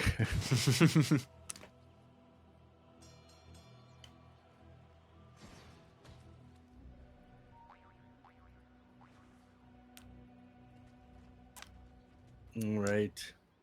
Into the lanes we go. Oh, tag team. It actually just takes way more damage from Cold Feet. Wow. Okay. Yeah. I mean, you don't want to stand your ground there. If you get stunned up, he's going to be able to trade a couple clicks with you as well. Tag team's only really that good when you've got multiple heroes on top of you. All right. Triple lane setup. Very nice. 3 cameras. I love the production from this. I don't even know how you do this. 3 observers. Yeah. 3 observer feeds, essentially, with a new overlay.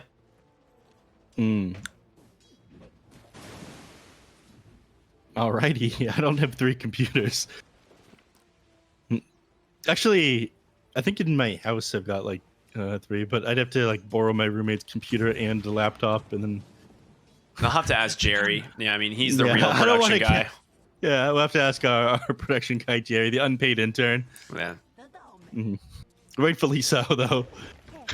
Oh, there's gonna be a lot of damage out from Hara here on this Hoodwink. That's a really sick play. Really good bushwhack. Goku able to like kind of reset the lane really far back, but at the moment, they're doing pretty good here on Sparking Arrow. I'm surprised this lane actually going as well as it is. Yeah. Kakyo already trying to put the hurt onto Flyby here as well. And he's going to move over to the jungle, pull his own creeps. He's not finding any farm this deep into lane. So, realizes the camp's blocked up, though. He's just going to physically block it with his body there on the Snapfire. Oh, no, he ends up planting another sentry ward up there.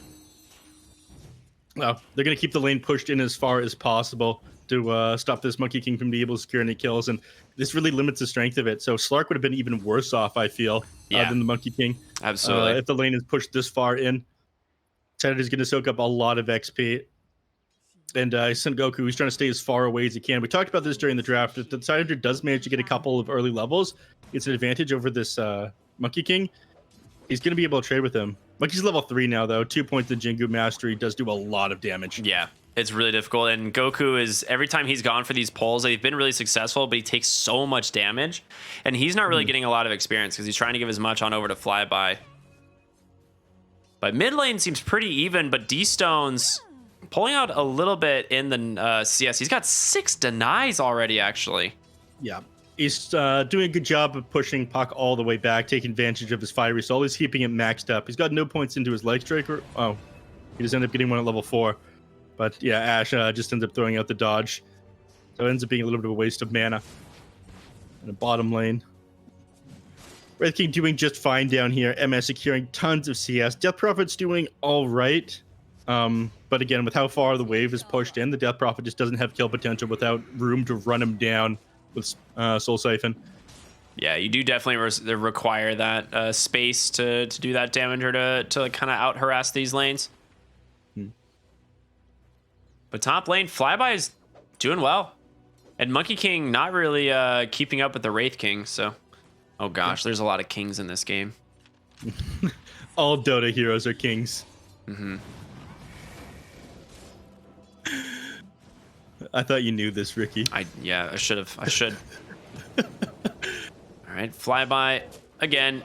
Nice tree cut there. Oh, he misses the bushwhack, actually. All right, so he's going to be fine. Yeah.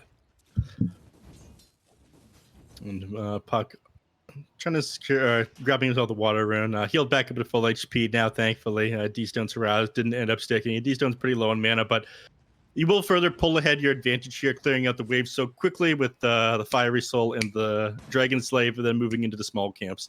They did nerf this one recently in the post-TI patch by 10% of just the XP, not the gold, of small camps, but this lane obviously won now for D-Stones, doing an amazing job.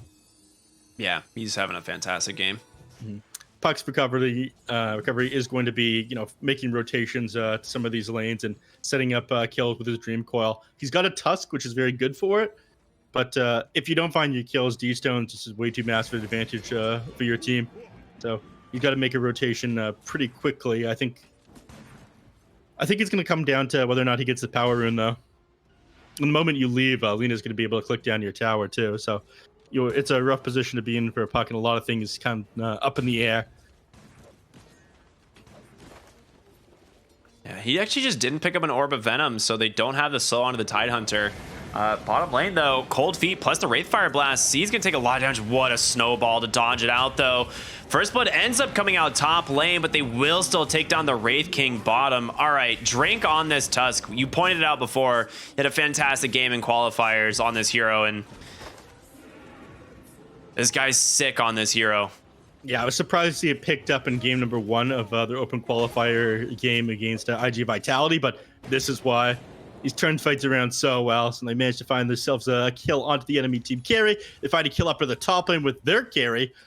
SHENZHEN off to an amazing start here, and it's way too early to call it, right? But it looks like SAG, they're cracking under the pressure here. Way too early, but yeah, I think like 6 minutes in, it's just done. It's some real NA mentality right there. Ooh, my carry died. Call the GG, boys. Yeah. I don't think we're gonna see the shadow amulets in this game. Yeah. I think this Tusk, I mean, I don't know if they picked this as a response exclusively because of the Ancient Apparition. Maybe this is something that they're aware of, but it's sick watching that play. Flyby top lane, in some trouble, and here it is, Monkey King level 5, doing way more damage. The auto attack canceled thanks to that cookie, so just barely making it out. Yeah.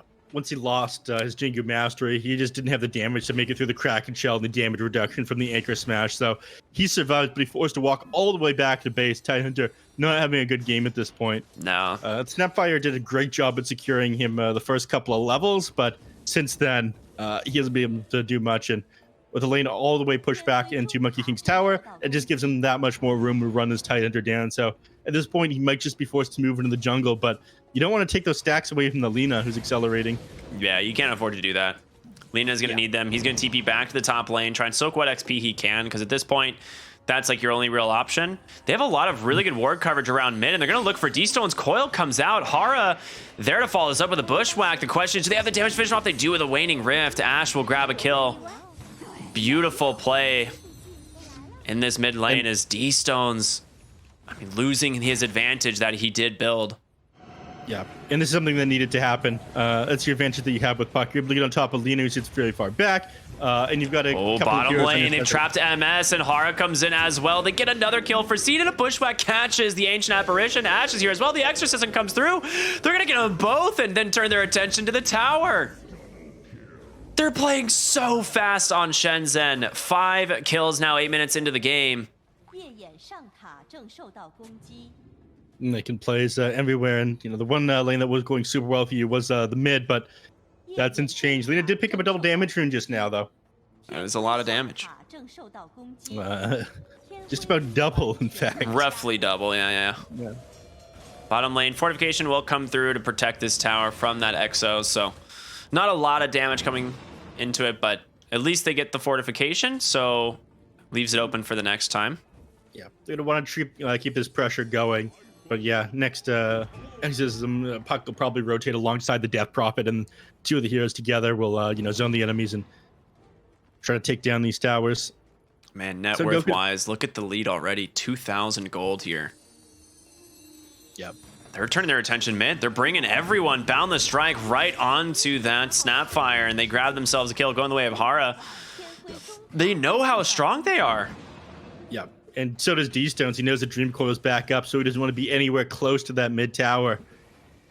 Wow. Okay, this is bold. They're actually bringing the Monkey King all the way bottom. Seed gonna get held in place thanks to the cold feet, but Monkey King jumping up onto the trees. Boundless Strike comes through. Snowball onto the Wraith King. They've got shards to hold him in place. Pops a stick. They get 1 kill. Looking for another. He falls as well. 2 more deaths in the bottom lane just for the Tusk.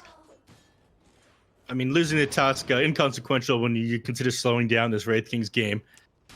Oh, XP lead now goes up to 2,000 as well. And this gives them more time to stall out for this next Exorcism, where they're going to make a play for the next building. Wraith King not off to a good start. He's going to be forced to move into the jungle here. But how? Like, there's not many places that are safe. The Lina's farming the triangle. You've got 2 supports that do huge right-click damage, and the combination of Acorn Shot plus Tag Team can burst heroes down incredibly quickly as well if it's just them moving by themselves. But Monkey King already very active on the map as well. So everyone is doing their part here on Shenzhen.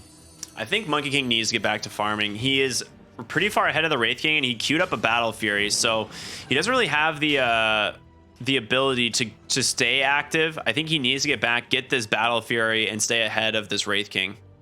Yep. So he's actually moved his way back Battle top Fury? here. Did it? Battle Fury on Monkey King, you said? Yeah, he had Battle Fury queued up. That can't be right. He's going to change his item. You think so? That's a dead item. Nobody builds Battle Fury anymore. I mean, Phantom Assassin and Monkey King are actually not bad. They do it once in a while, but I feel like that item is way too slow, especially with the lead that you've secured yourself so far. You want to play way quicker Snowball than going bottom, right onto Goku. Easy kill there, thanks to the Walrus Punch. And Exorcism, combined with the Catapult, they will be able to take down the bottom tier 1 tower. We knew as soon as this Exorcism comes back up, they're going to make this play in. Yep, ATB straight to mid. They want to be able to pressure 2 towers with this one. They still got Dream Coil available as well, so... D-Stone's is top. Yeah. And is not going to be able to do anything. And yeah, Death Prophet already on the mid tower.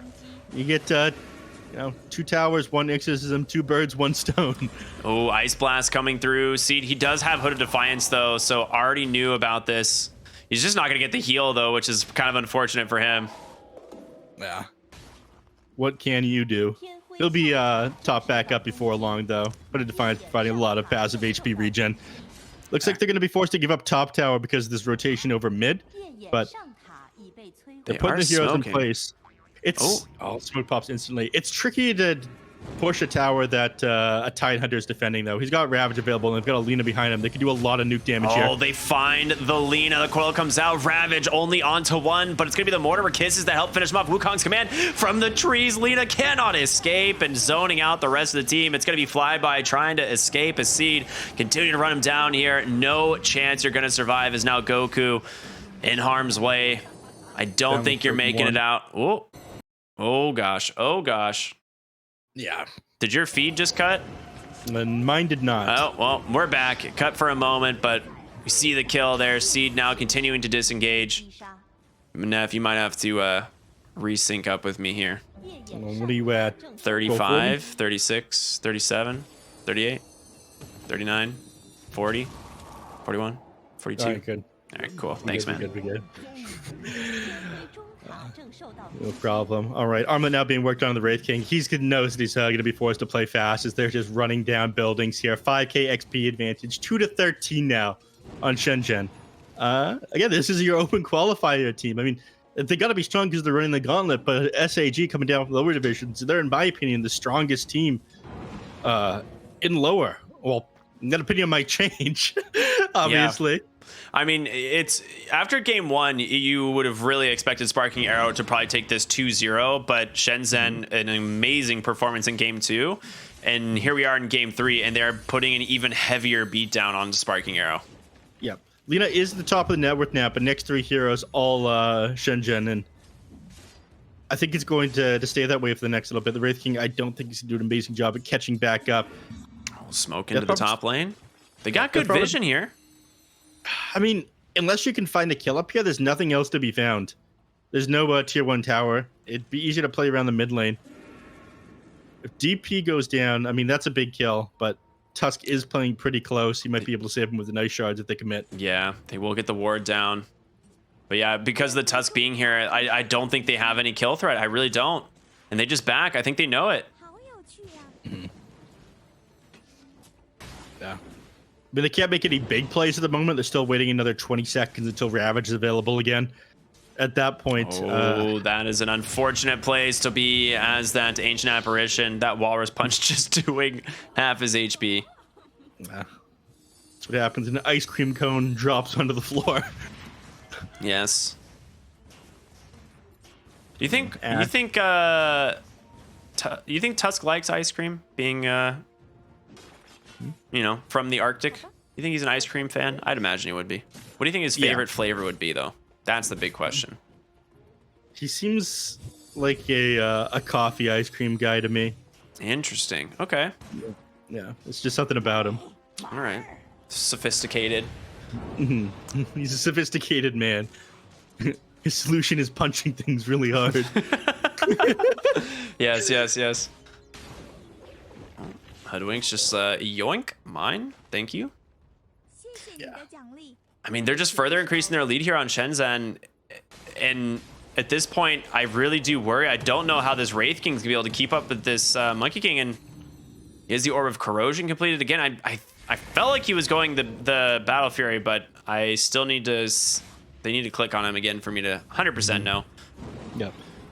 BKB very crucial on the Lina, though. Being able to stop the puck from jumping onto you and dropping the Dream Coil. You just want to be able to snap that immediately. It will force Puck to go with early Egg and him Scepter, but... Oh, they see MS top. Shards come through, trapping him in place. His Reincarnation gonna definitely get popped. Well, maybe not. With Mortimer Kisses, they back. Great armlet toggle from him as well.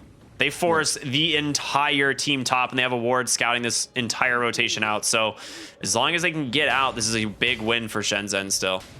Yeah, he hesitated a moment there on the Tusk. He wanted to commit the Walrus Punch after he got back up, not after he went down the first time, but he's just got too much armor with the phase boots and the armlet. So gets to survive that one. Damn, that ward's going to get dewarded eventually. Oh, yeah. Goku just gets sniped mid as well as the tower falling, so nice play there. I mean, Tidehunter wanted to be able to come in, but he had just gone up to the top lane, so he couldn't hold the tower and pop a Ravager, turn that fight around. And they're going to make the play here onto the Ancient Apparition. Man, it is... This Tusk just is bullying this ice cream cone. Yeah. I mean, again, we saw this guy's performance in the qualifiers against IG's seed team. Hoodwink kind of just annoying this Wraith King right now. Bound the strike to clean up the wave. And now... Well, they're going to move back to the jungle. They're not going to be able to push the tier 2s this early. They know that. They're playing into the Ravage as well. And Tidehunter is nearby. So they be a bit more careful. I think he's got the Desolator queued up next. So he's looking to burst heroes down as quickly as possible. And if you can get this and stay on top of heroes before like this Death Prophet gets herself a Shiva's Guard, you know, you can melt her the moment she pops her ultimate.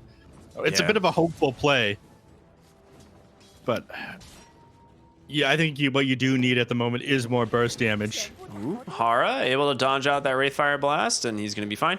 But yeah, it is a BK or a Battle Fury already completed on the Monkey King as he gets a Mithril Hammer delivered, so he's on his way to the BKB. Hara able to dodge out the Ice Blast and a Bushwhack, buying him some space. There's no way! He's out! This little squirrel escaping the hands of 3 enemies there. It's an annoying little rat, in my opinion. Don't let Sophie hear you say that. Right. The moment this hero was added to Captain's Mode was a loss for all of Dota. There's some characters that are, you know, well designed, going to be added to the anime, such as Lina, and then there are characters that are better off ignored, like Hoodwink.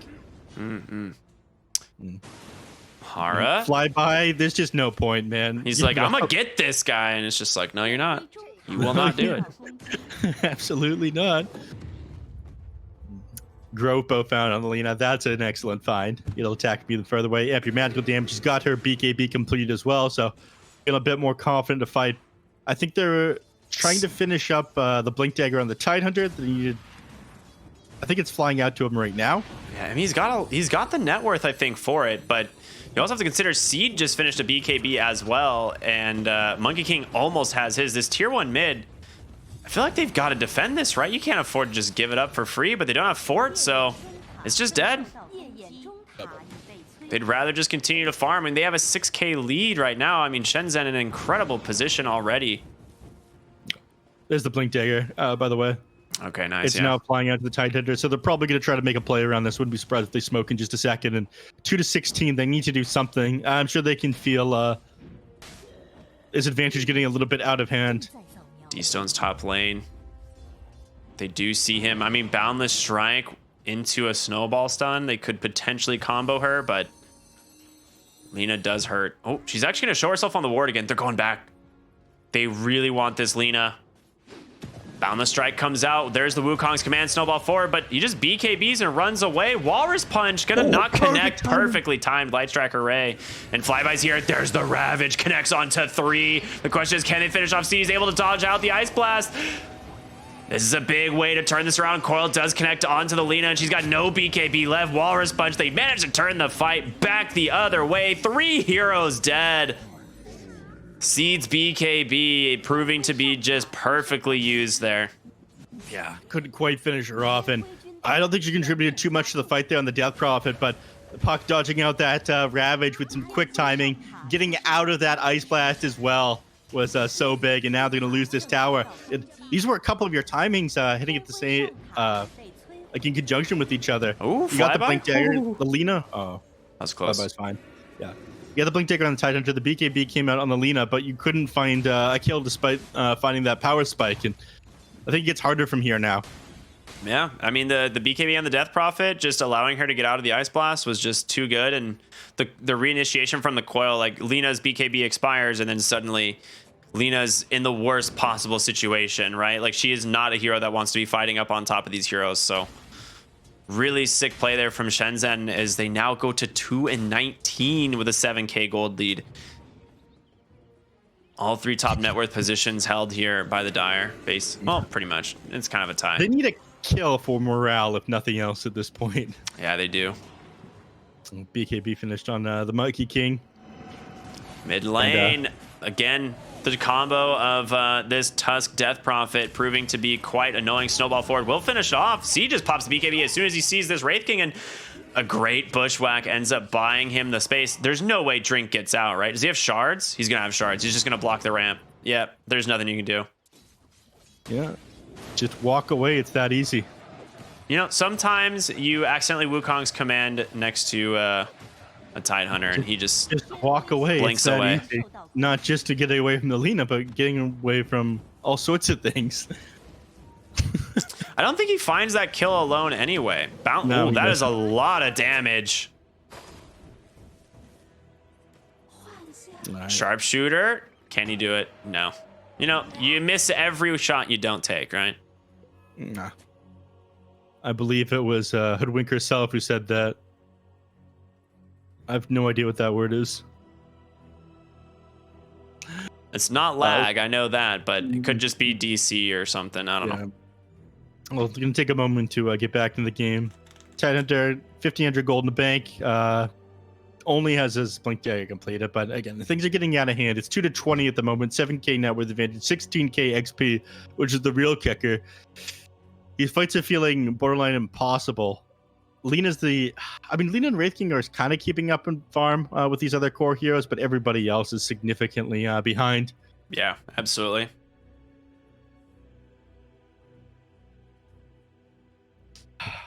Looks like he's reconnected to the game, though, so trying to jump back into this one. You have the Blink Dagger almost completed on the Wraith King, which is nice, but you still don't have the BKB, and I don't think he can fight until he has it. Yeah. I mean, again, I think his goal in these team fights is just to blow up this Death Prophet as quickly as possible. And until Death Prophet gets herself a Shiva's Guard, you will have an easy time doing that. And that's what the Desolator Blink is for. That sentry's just out of range, yeah. Blink Dagger's done. It's pretty wild, and you've played enough Dota to be like, yep, that just out of range, just... I mean, there's boxes that tell you now, which is... some people argue making the game too easy. No, Dota already has an insane barrier to entry. I mean, a bunch of people argued that with the Aegis as well, when it was updated to have the 5-minute timer on it. The timing in Aegis is like a skill thing. I think that is a bad opinion. I think they are wrong, but that's fine. Everyone's allowed to be wrong every once in a while. They should listen to your opinions if they want some correct ones, right? Correct, yes. Yeah. Come on, Neff, we don't make mistakes. That's true. Well, they want to make a play with this Blink Dagger, so they started grouping up and heading towards the bottom lane. They're not going to find anybody down here, though. They figure, all right, Blaine's pushed in here. Just go into Roche? The smoke, yeah. Gonna get caught there by the scans. They head up onto the high ground, and they're gonna walk into Tide as he just instantly pops it. But Drink, he's got a blink of his own. He gets the perfect shard trap. There's gonna be the sharpshooter through Tidehunter. Good luck. He's gonna fall. He gets the Ravage off, but Seed with this BKB just running down these backline heroes. There's a great coil from Ashe as well. There's gonna be Wraith King's reincarnation, but Puck dies for this. D-Stones with the BKB, able to get away, not going to be able to connect with that Bushwhack. All right, a 1-for-1 at the end of the day. Ends up being pretty good here for Sparking Arrow, but Monkey King jumps forward, able to finish off that Ancient Apparition. So he did an amazing job at zoning the entire enemy team, but Ashe ended up going a little bit too far forward. That Blink Dagger to get on top of the Puck ended up being just what they need. So at this point, I think they realized that they need more armor, or they're going to need to stay on top of the Wraith King in these fights. Ravage is on cooldown now, though, so I think they're going to play a little bit more active next couple of minutes. Ooh, Dust comes out. Snowball. He doesn't have BKB. He's dead. Boundless Strike onto the noggin. There's no way out. D-Stones. What a great catch by the Tusk. Dude, this Blink Dagger has just already paid for itself so fast. Two big kills out of it. Yeah, most farmed hero on Riot team. Well, most farmed heroes now Wraith King after Lina went down there. Hara into the tree. He's going to get found. Ice Blast connects. Yeah, he's dead. They actually had a ward scouting this whole thing. There's 2 wards in the mid lane scouting these heroes out, so they pretty much have all the vision or all the knowledge in the world as far as where Sparking Arrow is. Lina, like you said, still dead for 20 more seconds.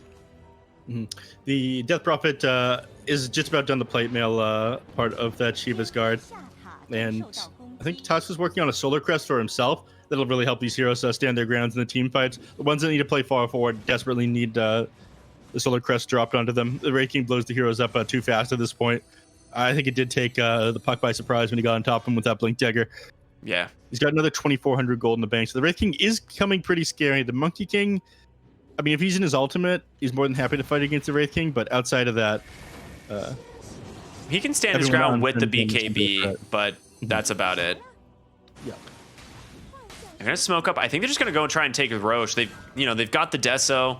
They do this super quick with the help of the Lina as well, and they're gonna try and scout this out. There are some Puck illusions heading exactly that way, and they're gonna get the info that they need. Of course, the Sparking Arrow out of the pit there, and Puck happy to leave those. Yeah.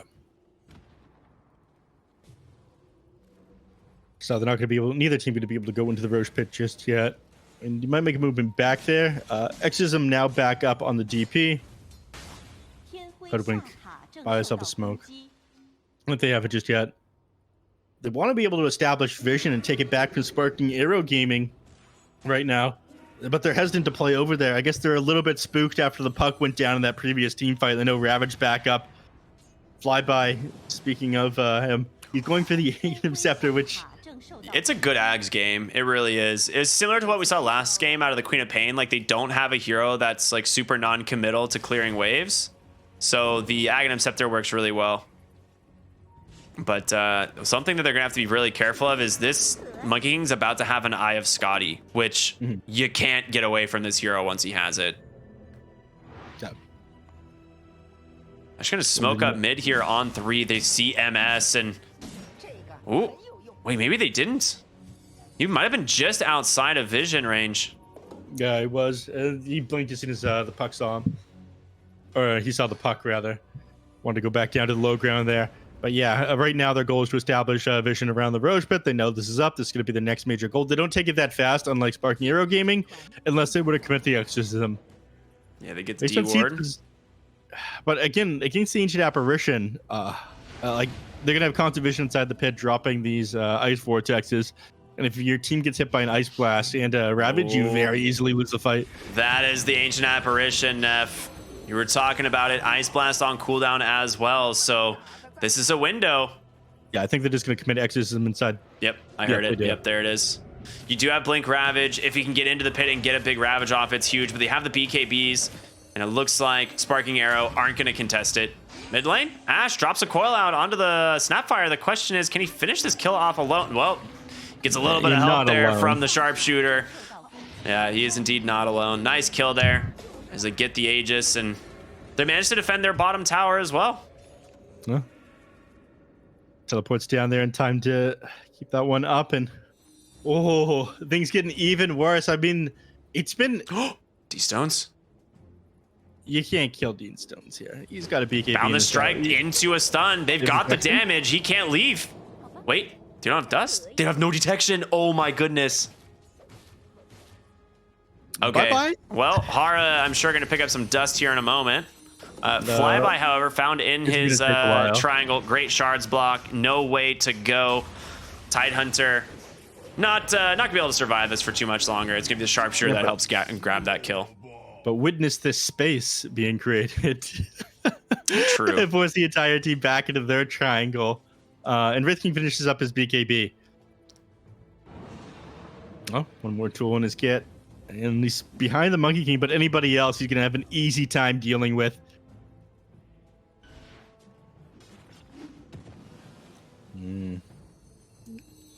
And all right, Hoodwink almost finished up her Octarine core.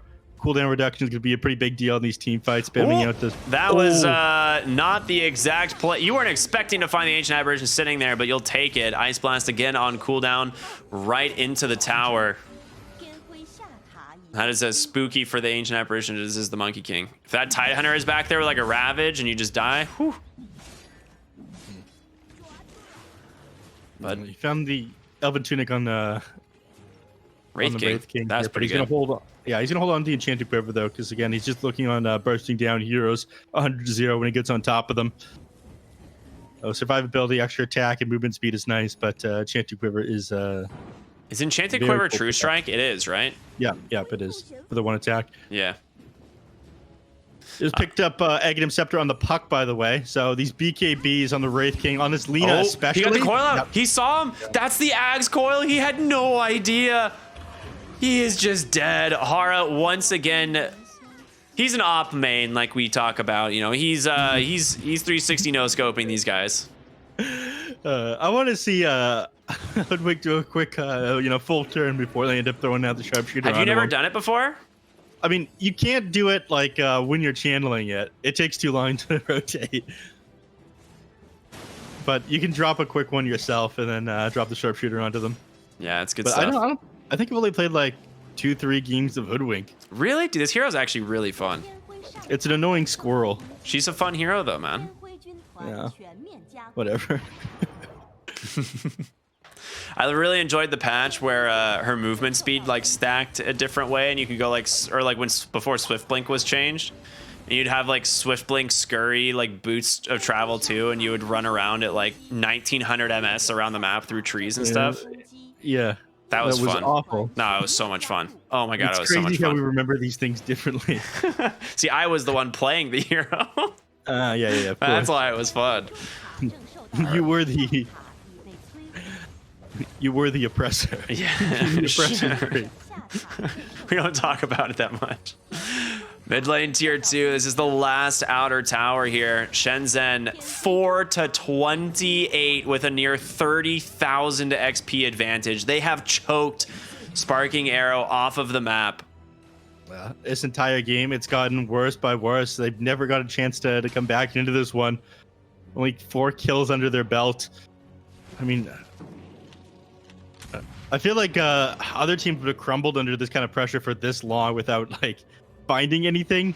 Their base would be dead at this point. But there's something to be said about SHENZHEN for not letting the giving Sparking Arrow game and the opportunity to pick them apart or take advantage of any kind of mistake. Yeah, they really aren't. They actually smoke as 5 here, 40 seconds on the Aegis. They want to get some vision out, I'm sure, to try and fight with here in the coming future.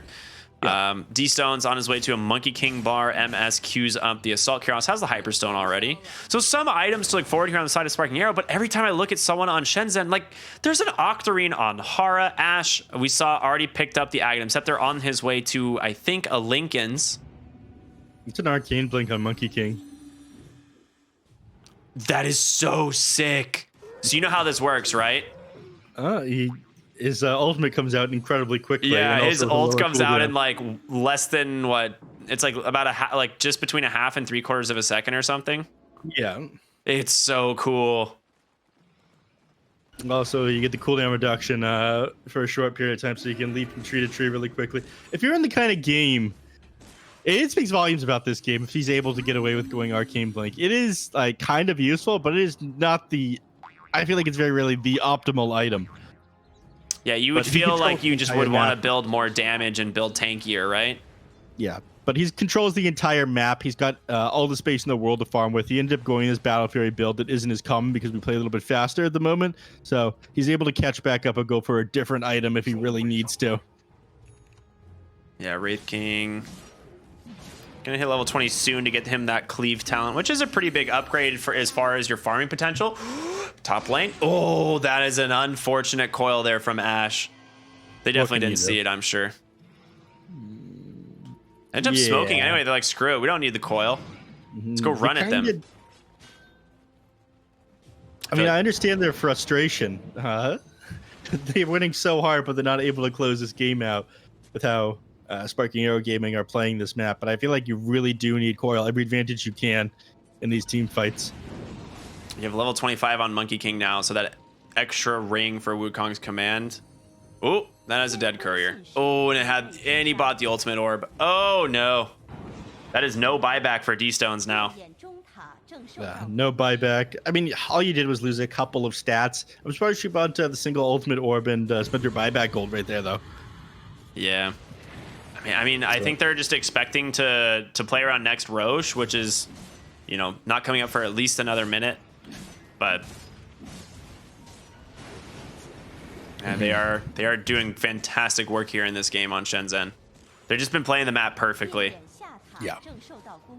Nice ward placement here from Sparking Arrow. Just in the triangle, they're gonna see this whole rotation, but Wukong's command, there it is. It's just so fast, and Goku, no way out. Scotty just holding him in place, and they're gonna be able to get 2 kills. Both supports fall. You get the BKB at least out of Seed, but you will not have these heroes potentially for like the next big fight. That's not true. I mean, you're so far across the map right now, it's going to take you another like 30 seconds to get to their base. By then, Snapfire will be back up. I think the next major objective of SHENZHEN is securing the area around this Roche pit. Yep. They've already got an observer ward on the enemy's triangle, which is a start, but they got to make a beeline over to that area of the map. Thankfully, despite losing that fight, Sparking Arrow Gaming didn't end up committing the Ravage, which is, you know, the big team fight ability that I think SHENZHEN had been trying to push before, like force out before they push high ground. Monkey King looking top. If he gets any help here onto D-Stones, there it is. The instant stun. Wukong's command. They get the coil onto 2. Lina is just so dead.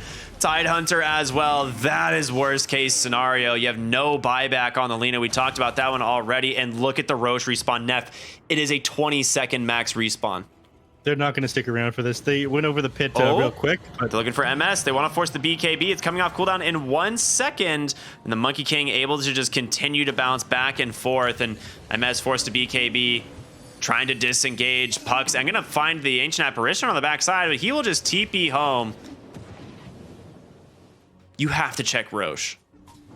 You have to check Roche. They don't want to waste his time if they have both Lina and Tidehunter are both dead. Wraith King has used his BKB as well. They might move back to Roche, but I think the optimal play is... All right, they are going to move back to Roche. He scouts it with shards, yeah. Yeah, they see it. Now's their opportunity. They've got 30 seconds without this Lina, and they're not a very quick Roche-taking team, unfortunately. But I think they're going to be able to before Lina gets over here. Yeah, they are, definitely. So they're going to get the Aghanims, or I'm sorry, the Aegis onto the Monkey King. The question is, who takes the Shard? I feel like all of them are pretty good. You could give it to Seed, honestly. Yep. They're going to put it on Puck. Okay, so the pushback on the Waning Rift. Does it reduce its cooldown as well? I don't remember. The Shard, no. It's just more distant. You can cast it from further. It has like longer cast range and pushbacks, right? Back, and it gives you True Strike. True Sight. True Sight in the area as well. Yeah, that's what it is. But no reduced cooldown. Cooldown, that spell. Oh boy, Flyby is caught out top lane once again. I mean, he just throws Wukong's command out on anything, and why not? Yeah, it'll be back up by the time they have Tidehunter again. He does have buyback available, but you might not be.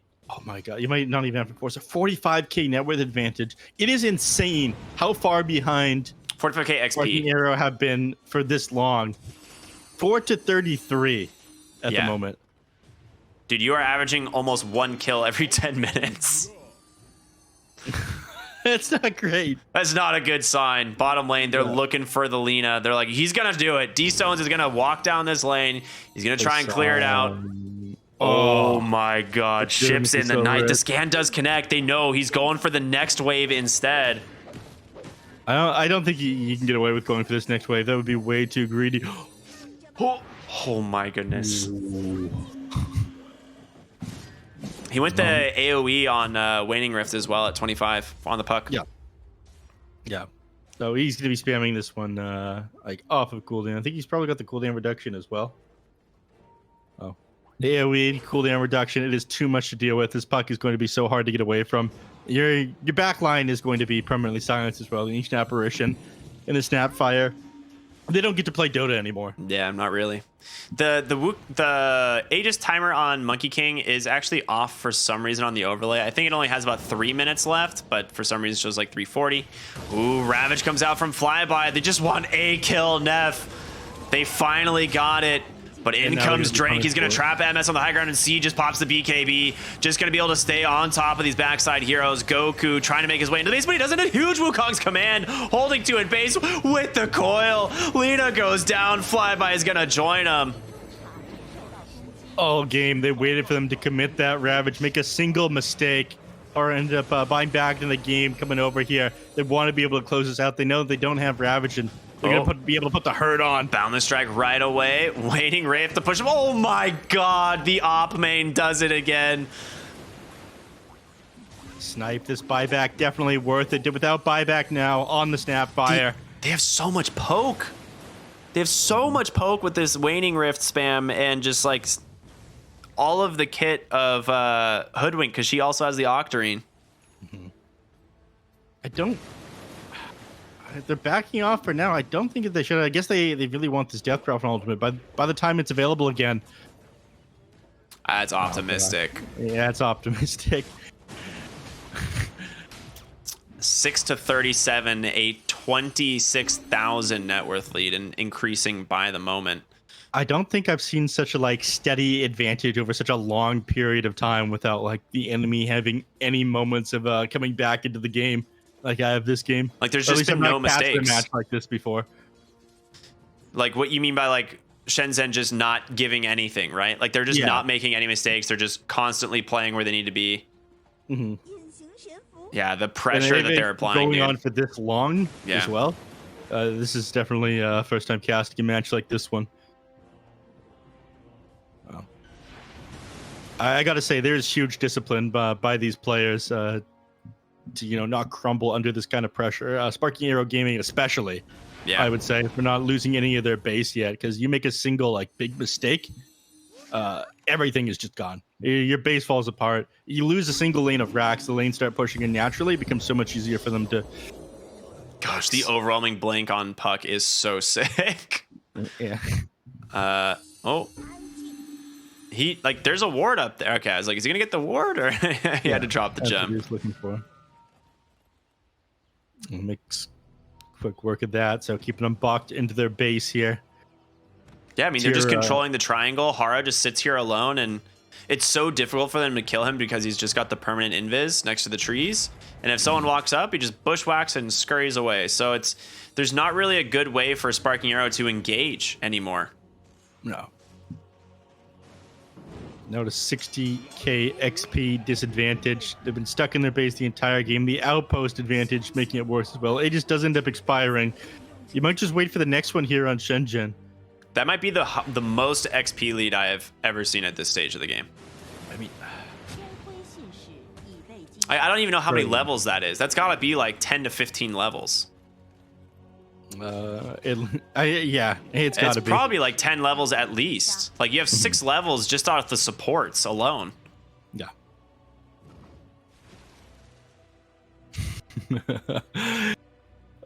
This is very rough. I mean, even blowing up the Tusk now is going to be difficult. He's got an Aeon disc. Puck, I mean, he realized that they have all the farm in the world to work with here. He's building a Dagon. Death Prophet has a scythe, dude. Yep. But if Puck can burst the heroes on the backline, get on top of the Ancient Apparition, and just instantly remove him from these team fights, it'll make it even easier to take this high ground. We're going to see when this Roshan responds in the next 2 minutes here. But I think this will be one of the last ones. The third coming up now. That's such a struggle. Lena does have the money for the Eye of Scotty, but the courier currently dead. That was Walrus punched, I believe, by the Tusk. Very nice. Always a classic. Yeah. Been working on this Eye of Scotty forever. Just been like collecting creeps as they come into the base, and passive gold is all you're able to do. There's the refresher on the Monkey King with the silver edge as well. I mean, my God, this guy is so farmed. Yeah, if they had a way to chip away at these towers, the game might be over at this point, but the Death Prophet has to commit the ultimate and sit up close on the high ground where they could turn on here and give up kills. They're coming out of the base, man. Sparking Arrows. This is the first time they've left in a while. Drink here under the cover of smoke. He is going to be able to see them. All right, lets the Wraith King initiate. Pops the Aeon Disc. Needs to be careful, though. Snowball into a blink. Almost guaranteed to get the escape. Oh, he actually just doesn't get the blink off in time. Drops a shard. Able to protect it with the Wukong's command. Traps all 5, and there's going to be a great coil on top of him. Going to try and continue the chase here as Ash will grab these supports, but the Wraith King, that's the target that they want. Don't even bother with the second Wukong's command. All right, they do. He almost didn't press the blink, and MS pops the BKB, trying to just TP home. Doesn't get it. I think he was a little bit greedy there on the Wraith King. He had the opportunity to just, BKB, TP out, but he tried to hold it. And he ended up getting connected with the Boundless Strike. Monkey King gets back on top of him, drops his second ultimate, and buyback now forced. 75k XP advantage at 45 minutes. This is absolutely insane. They're going to buy back on Lena. Flyby with a big Ravage, catching all of the supports. In comes Ash, though. They get the kill. You're going to lose the Death Prophet. No Snowball. Saving her for the moment. She has a BKB seed trying to run. You're kidding me. He makes it out.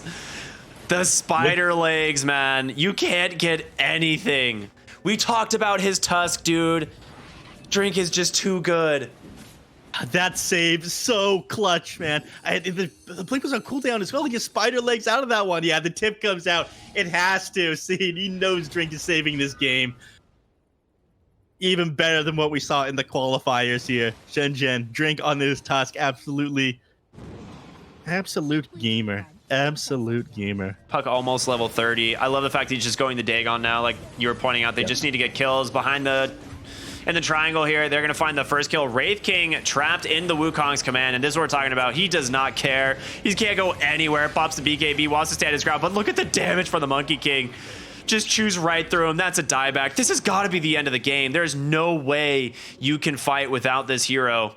No Ravage. You do have a refresher available, but Seed blinks out of the high ground, hoping to find something with that Hex.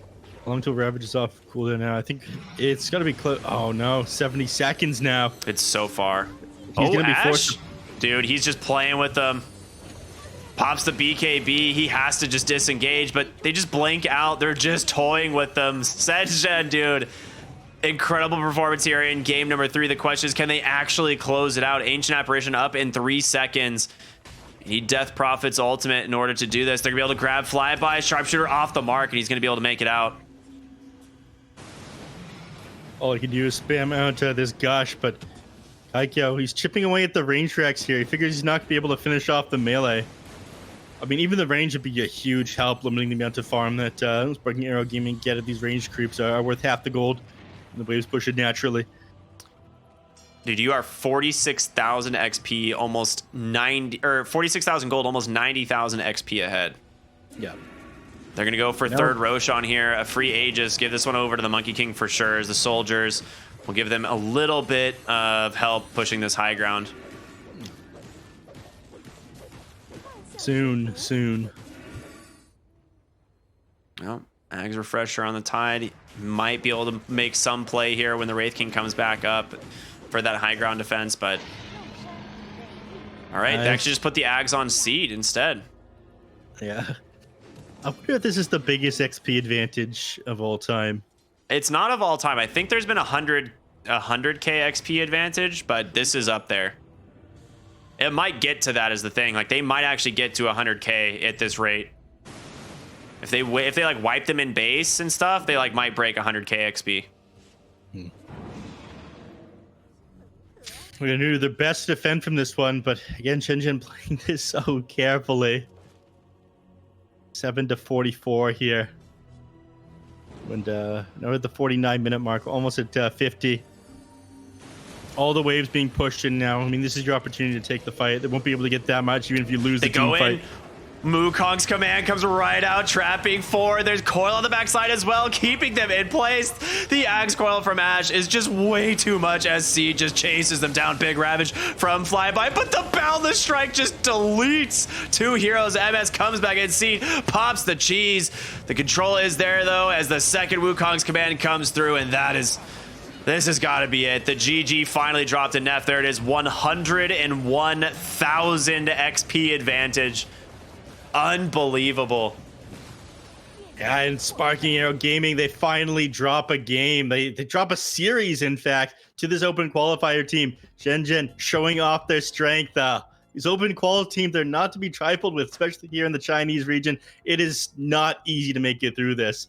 So potentially some rising stars here in the region, Ricky. I'm glad that I got to watch this. It was a hell of a long series. It was very drawn out, but kudos to them for not making many mistakes at all in that 50-minute game.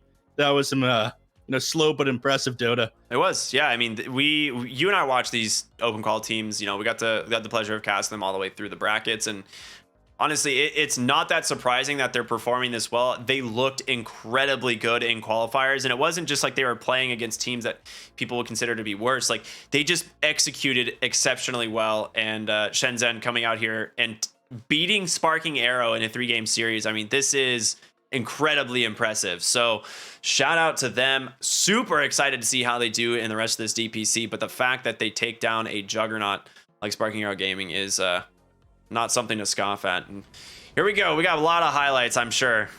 A bit one-sided for the highlights, given the score at the end of the game. But yeah, the first blood happening up in the top. They find this kill down here, and then this was the play that really set D-Stone's back. Yeah. I mean, up until then, he was ahead of this puck, taking advantage of the fact that he's able to clear out the camps faster. They just underestimated the amount of damage that this Tusk Death Prophet offlane was gonna do, and I mean, they just did so much sick stuff with this. Running down this race, playing any kind of melee hero against the DP is just miserable, and she ends up stealing so much HP from you when. Ash did a great job of targeting the Lina in these fights too, like always hitting the coil onto the correct heroes. Like she just never really had a game, and the Aghanim Scepter comes out, you know, not long after she gets the BKB. It's just fantastic play.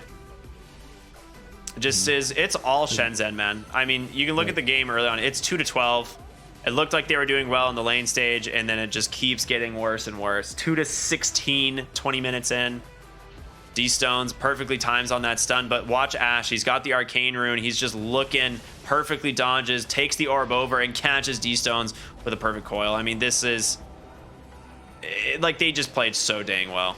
Yeah, I couldn't quite finish off See that Ice Blast not connecting. I mean, I do think the Ancient Apparition was a good pick against the Death Prophet, against the Monkey King. But... and again, another Axe coil right on top of them. They're everywhere, dude. Melted. Then there was this fight. I mean, so desperate to find a kill here. They pop the Ravage onto just the Hoodwink. Hara does end up going down, buys back immediately, and the Tusk ends up separating the Wraith King from the rest of the fight, and he takes so long to bring down. He lost the fight on the other side in the meanwhile. Dream Coil with that Aghanim Scepter on the Lina. They lose the Tidehunter too. MS too far from the rest of the team to help. And yeah, Drink. I mean, you talked about this one as well. He doesn't end up blinking immediately after. He get hit by the Mortimer Kisses or whatever, right? Yeah, but it stalled long enough for them to set up even more kills. Every time this Lina tries to move forward onto someone, there's the Axe with the Dream Coil. It brings her down. The Lina just could not stand far back enough in these team fights. Yeah, and Kaikyo, I mean, he did such a good job on the Monkey King. The Arcane Blink ended up actually being so sick, just allowing him to get these instant disables from the Boundless Strikes and then just really fast Wukong's command drops. And you can just see, like, this Wraith King stands no chance. Pops the BKB, does 0 damage. Granted, he was hitting an Aeon Disc, but you know what I mean. And there it is. Again, the instant stun to the Wukong's command. The game kind of lagging because of it, but... Ash, I mean, targeting perfectly on the backside. A great 3-man coil. Again, an Ag's coil on top, so... Flyby finally comes out, hits this Ravage into a double Ravage, but your whole team's dead. You know, there's not much you can do at this point. You're just so far behind. Well, sunken Wukong's command. It ended up being 102k XP advantage at the very end of the game, after the throne exploded, and MVP is Monkey King. I mean, Thunder's game got shut down. He itemized incredibly. It must have been a lot of fun for him to get to play with his Arcane Blink. Yeah, I mean, he just played so well. Yeah, he also played very tanky this game too, so not giving up any kills. Shenzhen, your OQ team, making it through here in Sparking Arrow Gaming. I think surprising everybody that they dropped a game this early into the DPC, but they got more this week. Yeah, we do. Yeah, we have plenty of more games coming up. We have a game coming up right now, actually. So that's going to be super fun. We got to go to a quick break before we go to it. But if I'm not mistaken, it is Magma versus CDEC. Two teams we got to watch yesterday, and both looking pretty dang good. Magma, a lot of the same roster. Obviously, they have one of their players back on the team. But CDEC, entirely new. So we'll see how it goes. Should be a lot of fun. Neff, any thoughts before we throw to a break? I'm excited for this Magma CDEC. I mean, CDEC, they got a lot to show coming up here. They ended up losing their games pretty quickly yesterday, so hopefully they can turn that one around. And, you know, SAG looked invincible yesterday. Maybe CDEC will give Magma what for as well. Right on. All right, everyone, stay tuned for more here. It has been an incredible night so far on the CNDPC Division 2. My name is Cryptic. Of course, I'm here with Neff. We're going to go to a short break. Stay tuned for more, and we'll see you then.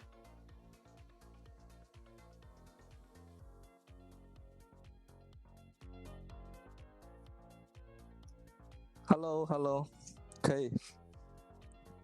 大家好，我是深圳战队的中单 Ash。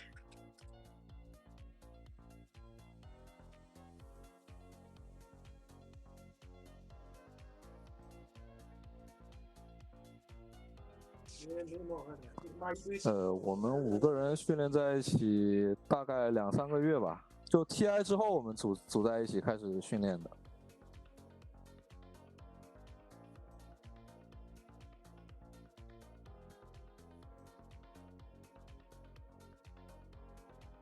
我们有一个教练，然后平时 BP 这种阵容，我们大家都会一起参与讨论嘛。对，就是，没事没事，你说。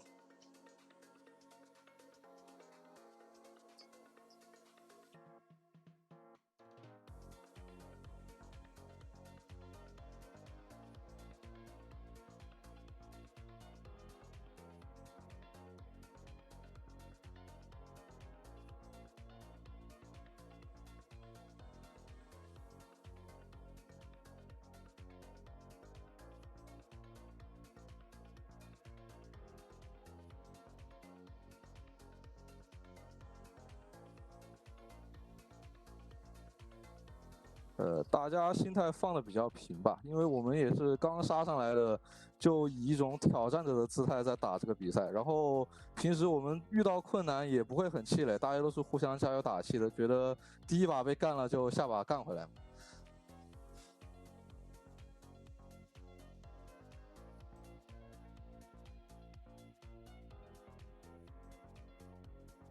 对，我们大家都是女生子。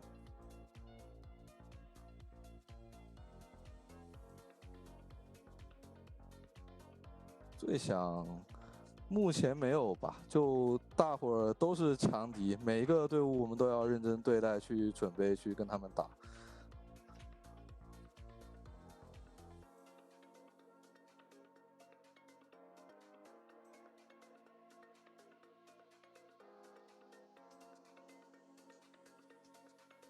对，差不多，我们就是想多赢一场是一场。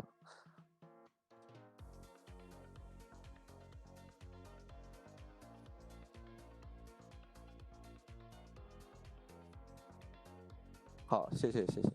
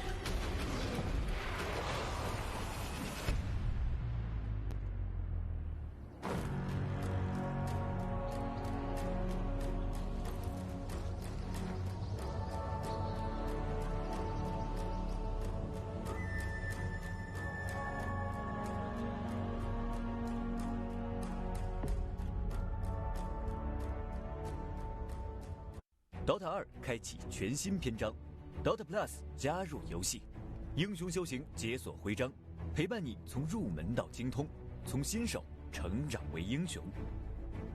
英雄语音聊天轮盘，诙谐幽默，值得信任的伙伴。你心中的话语，借英雄我可不吹牛皮，升级绝对是好完成任务东西。即可获得英雄碎片，全新特效套装等你兑换，彰显不凡和尊贵。英雄圣物记录成就，带你回味每一个精彩瞬间。游戏中获得的数据将被忠实记录，数据也许冰冷，但其中跃动的记忆无比火热。勇士联赛再度开启，呼朋唤友，挑战极限。信任与配合是 DOTA 2不变的主题，更由 Plus 助手带你快速上手游戏。也许曾离开，但全世界的玩家都期待你归来。DOTA Plus，DOTA 2的新时代。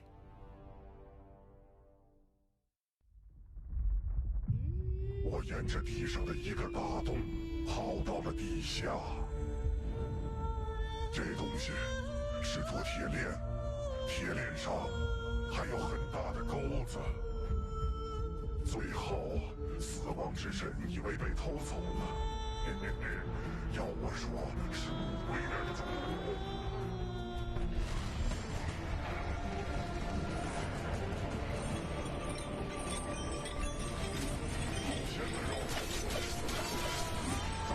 杀戒的好日子。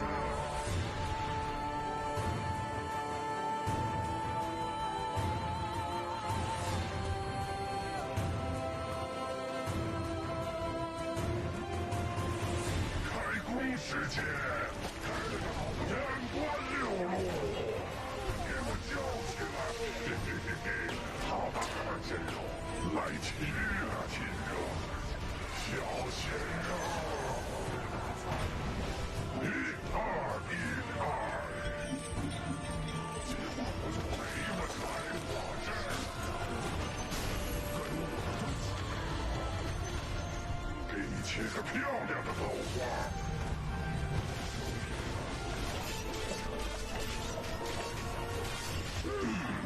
火腿罐头，烧烤时间。这叫我样的，你才是偷东西起家的。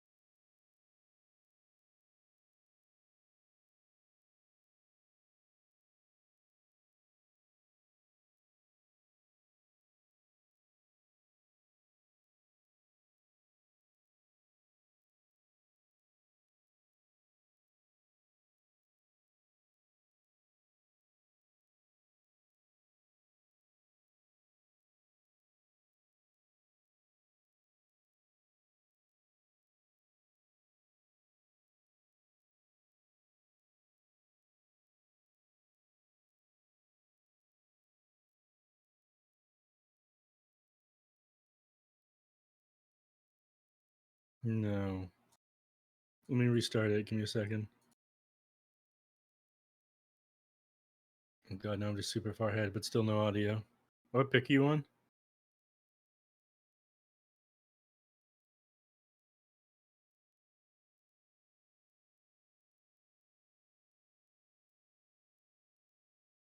Give them another couple seconds. Mm-hmm. You 20 seconds in now?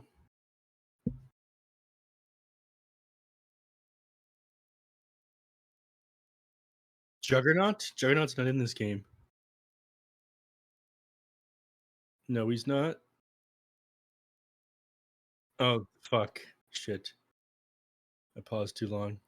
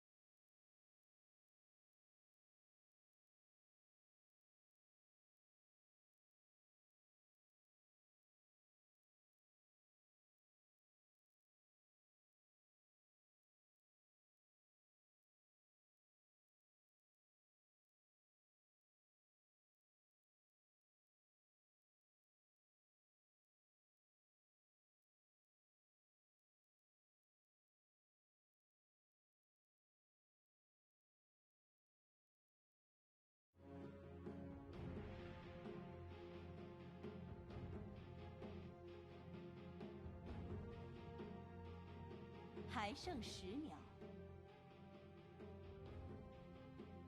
还剩5秒。Hey everybody, welcome back here to the CNDPC. My name is rCryptic. I'm here with Neff. Apologies for a little bit of a delayed start there, having some technical difficulties with the stream, but we are good to go now, and we are going into our third and final series of the day. Magma versus CDEC. Neff, introduce these teams. What do we got to look forward to? We got Magma, one of the teams that have stuck together for a little bit longer than everybody else against CDEC, who have been a little hit and miss. Yesterday, they didn't have the best performance against Sparking Arrow Gaming, but today, they got to prove themselves. And against Magma, I mean, they're good opponents to prove yourself with. You know, they ended up winning a Perfect World League. They've performed pretty well. They ended up making it into the upper division of the DPC for Season 1 last year. And they're gunning for it again this year. They ended up taking a quick 2-0 victory against Neptune in, 2 games under 30 minutes each.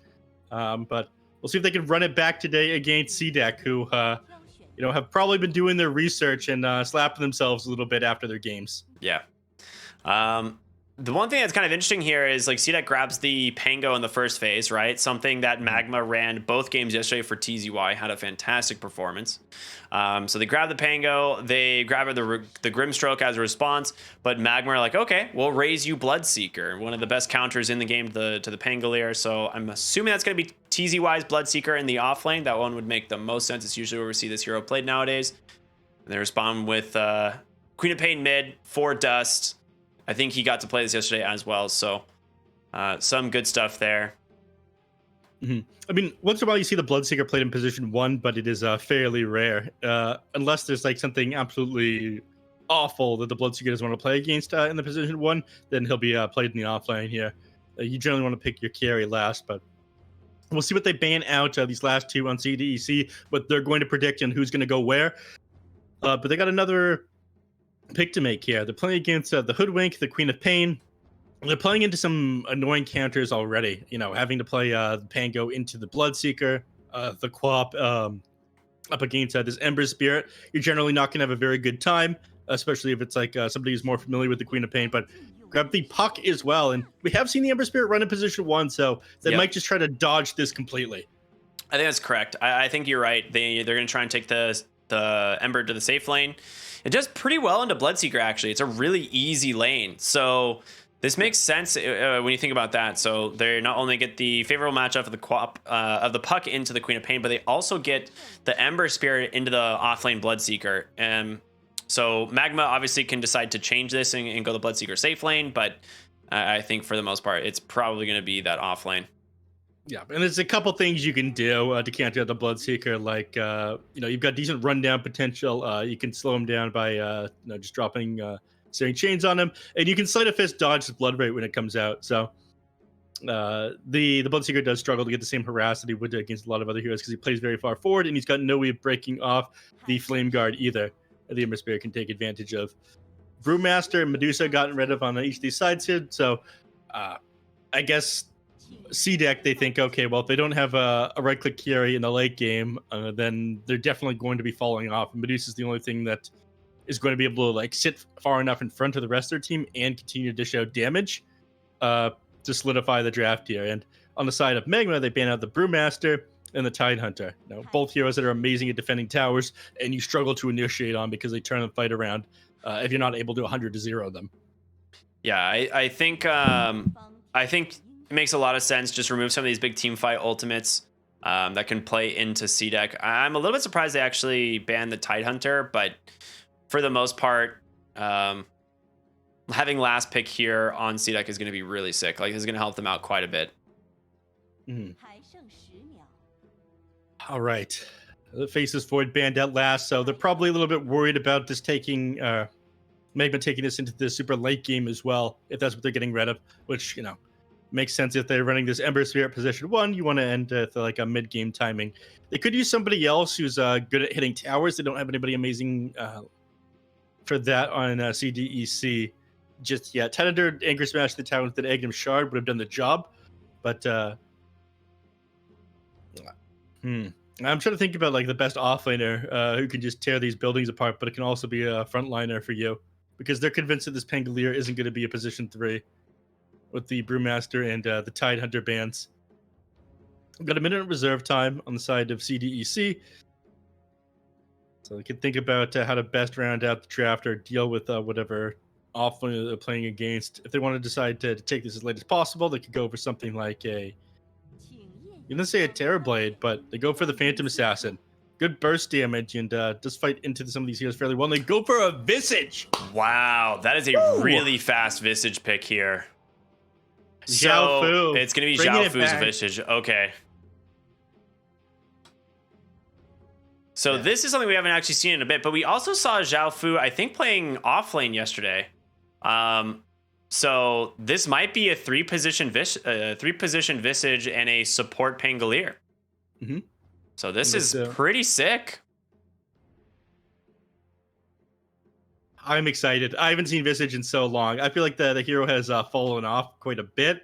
There's a couple of interesting things you can do with it, though. You can't do any of the really cheesy strategies with it, but Lunar Blessing actually affects the birds. Because they count as hero creeps. And they do a lot of damage very quickly because of that. But the hero plays fast. It ends up ripping through buildings pretty quickly once you get gargoyles on top of the familiars on top of them. Oh, that's gonna be good. And I wanted something different, man. I wanted something different, and they gave it to me. I'm excited. I think this is gonna be probably one of the few Visage picks inside the DPC. The hero just is not played anymore. At least until we get a patch, Copium, because I'm sure that's coming, right? There's no way they would do the entire first season of the DPC on the same patch as the previous TI, right? There's just no way. I can't imagine. I mean, they're probably going to release the patch during the Christmas break. To release it before qualifiers would be a little bit of a slap in the face to all the teams. Yeah. And to release it in the middle of the DPC, well, it could throw everything off. But if you give a little bit of time for things to settle, and people to try a couple things out or discuss some of these ideas during the Christmas break, then I think it's a little bit more acceptable. I want chaos, man. I want absolute chaos. Give me that right now. Just want it between series. Just drop the patch right now. In the middle of a series, in fact. All right. They're going to be playing this pretty fast on CDEC, though, with this Ember Spirits in the safe lane and position 3 Visage. MKS on the Ember. This is what I like to see. This is the good stuff right here. Give me that good stuff.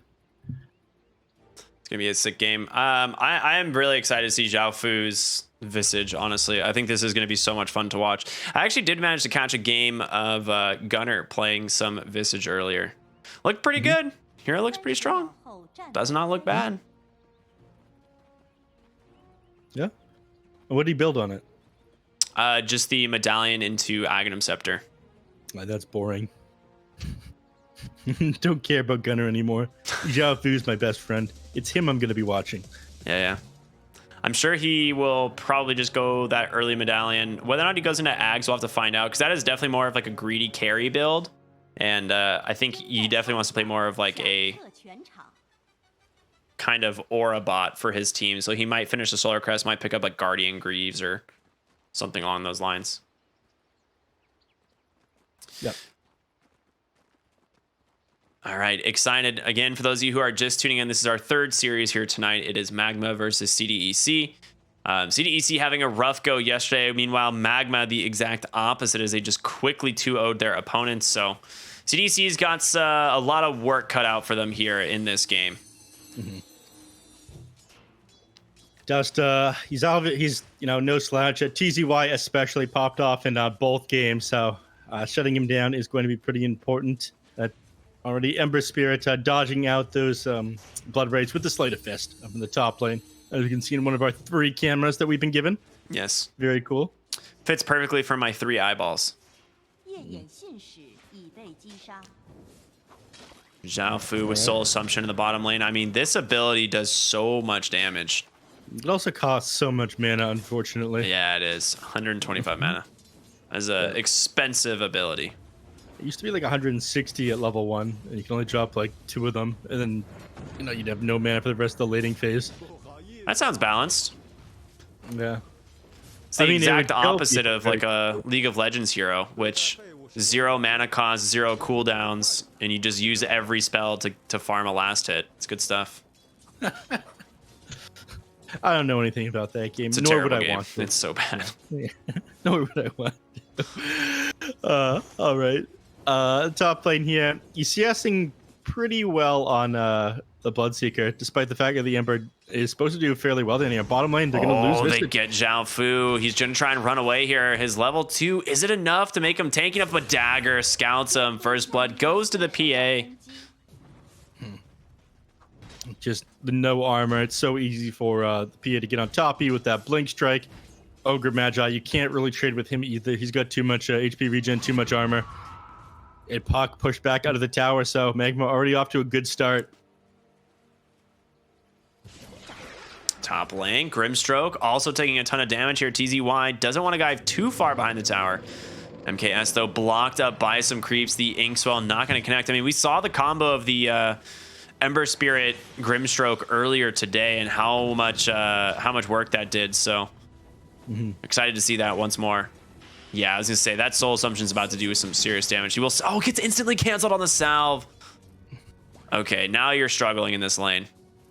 Yeah, the PA is going to be forced to sit back, throw Dagged in the creep wave. And if he gets hit by another Swashbuckle from this Pangolier, he's just going down. Yeah, they do have both couriers coming out bottom, so my guess is one of these have a salve, but... Oh, no, it's just Tongos.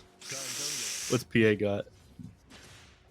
I think PA's just got tangos. She probably got like tangos and like stat items or something. Yeah, I didn't think that she get bursted down so quickly. So PA's farm is going to be in the dumpster for a little bit here, which is pretty helpful for CDEC, as their Ember Spirit's not doing too hot either. Oh yeah. Pause for laughter. Thank you. Nicely done, Neff.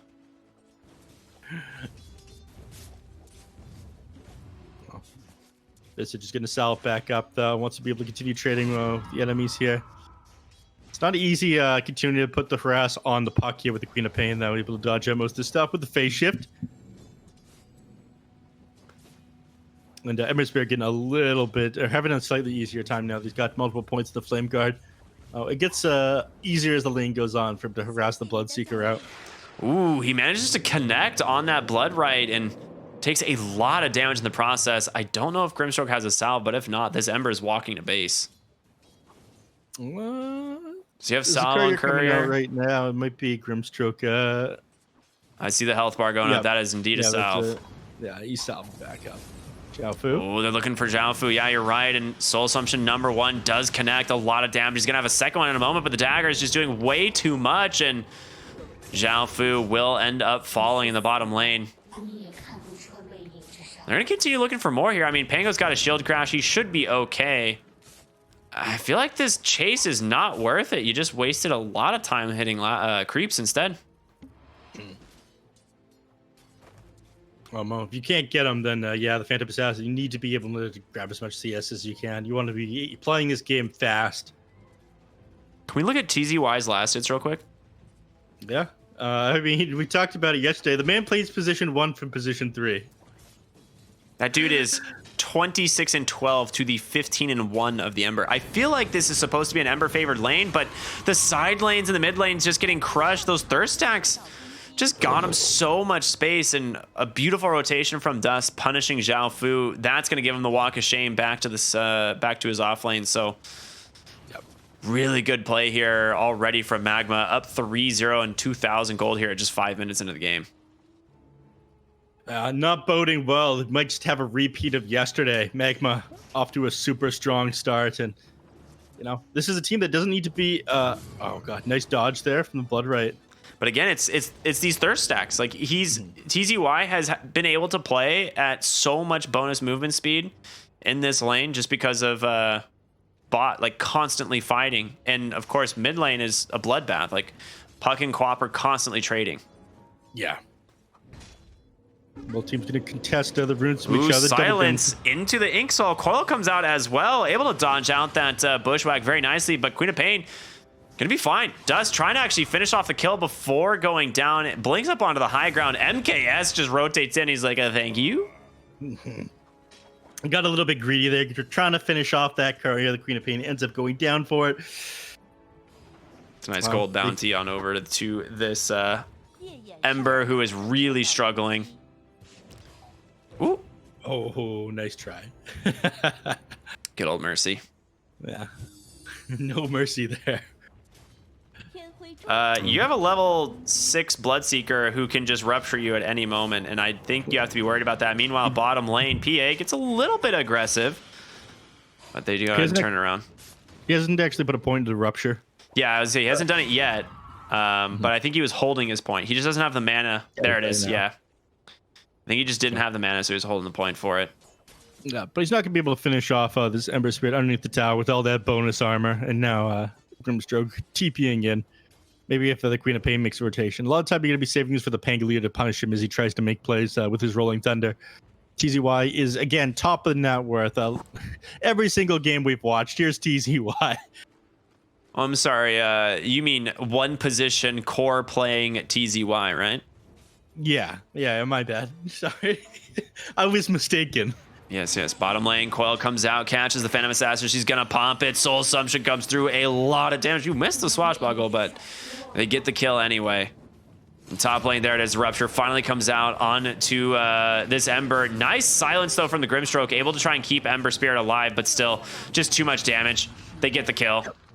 He missed time to Sleight of Fist as well. The silence ended up coming off to him. He didn't quite get the dodge off. And now Ember Spirit's lane, which is, I mean, you moved your lanes in order to play against the Bloodseeker with this Ember Spirit. And it hasn't really gotten any better than it would have gone otherwise, I feel like. I mean, they wanted to have like a favorable matchup mid, and they got the Puck into the Queen of Pain. And Ember's not bad into Bloodseeker. But because these other lanes were just constantly fighting, it just somehow ended up being really Bloodseeker favored. I mean, I'd love to like rewatch this lane again sometime because I feel like Grimstroke Ember, they have actual kill threat in this lane, but just didn't end up working. I think the Ember Spirit's HP was sitting too low for too long, and then he got too much of a CS advantage. Now he's got too many items. The Falcon Blade and the Phase Boots. I mean, very strong early game items. He's gonna like actually come online slightly slower on this Bloodseeker, but he's gonna do such an excellent job of punishing the Ember Spirit. Level 8 here on Dust with an arcane rune. That is scary. Ember finally gets level 6, so he will have a remnant to safety if he ever needs to.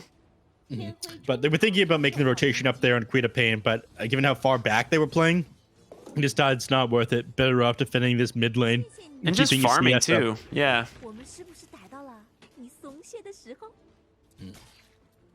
And again, you wanted to lane the puck against the Queen of Pain to have that easy matchup, but they're about even at the moment. You lost a little bit of your advantage trying to move to the top lane just now. Look for that kill on the Ember Spirit, but otherwise relatively even.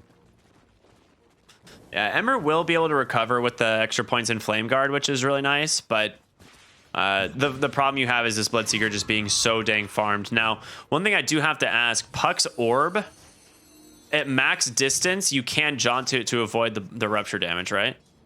As long as you yes. as long as you don't actually move. 1300 range is the threshold for rupture, and Puck's Orb goes like 1600.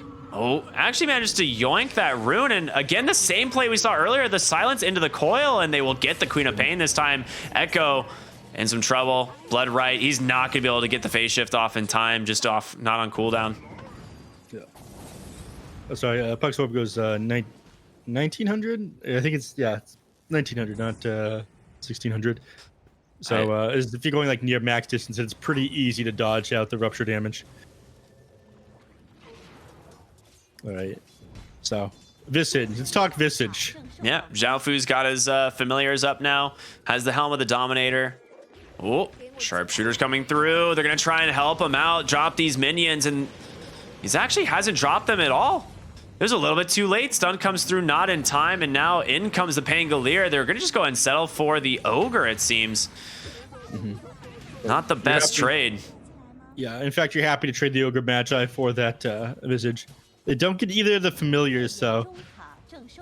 I wonder if he was trying to drop the familiars off of his hero instead of off of the familiars themselves. I don't think Zhao Fu would make that kind of a mistake. Well, can familiars get silenced in the blood right? Yes.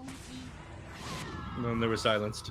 I was like, if they don't have the indicator over their head though, a lot of creeps don't. Yeah, they don't get the indicator, but I wonder if that's how that worked. Okay. Otherwise, there'd just be like way too many icons, especially when like the global silence comes out. Mid lane, a little bit of damage onto this tier 1. Looks like they're gonna try and commit to finish this one off. Catapult helping with that as they're already pushing top as well. I mean, they're gonna get 2 towers incredibly low. They'll pop the fort again here, try and slow down top, but they're gonna get 2 towers back to back here on the side of Magnus. I mean, Magnus on the side of Magma. MKS gets gone on by the Ogre Magi by 3 heroes here. He's going to go down for this one. Yeah, nice Inkswell play there. All right. I mean, Ember, a little bit of a stimmy there. Yeah, but still quite far behind. Yeah, and TZY is going the Maelstrom build, so he is going to be super farmed on this Bloodseeker. Yeah, you never stood a chance. I mean, he went the Falcon Blade to, be a little bit tankier, spam out of spells. The 1.8 mana regen per second just allows you to constantly nuke things with Blood Right and the Maelstrom with that level 10 talent that gives you the spell amp. Your Maelstrom ends up doing more damage. You can do a lot with your Blood Rage. You play basically like a carry, and that's what people do when they play this hero position 1. Oh, they're looking for Phantom Assassin. We talked about this yesterday with the Bristleback when TZY was on it, and he was super strong. It felt like you were playing against 2 position 1s, and I feel like that's going to happen again today. Yep, really nice gank tank here by the Ogre. The 3-man smoke doesn't end up connecting onto the Phantom Assassin like they were hoping. They end up getting just the Ogre Magi, but better than nothing.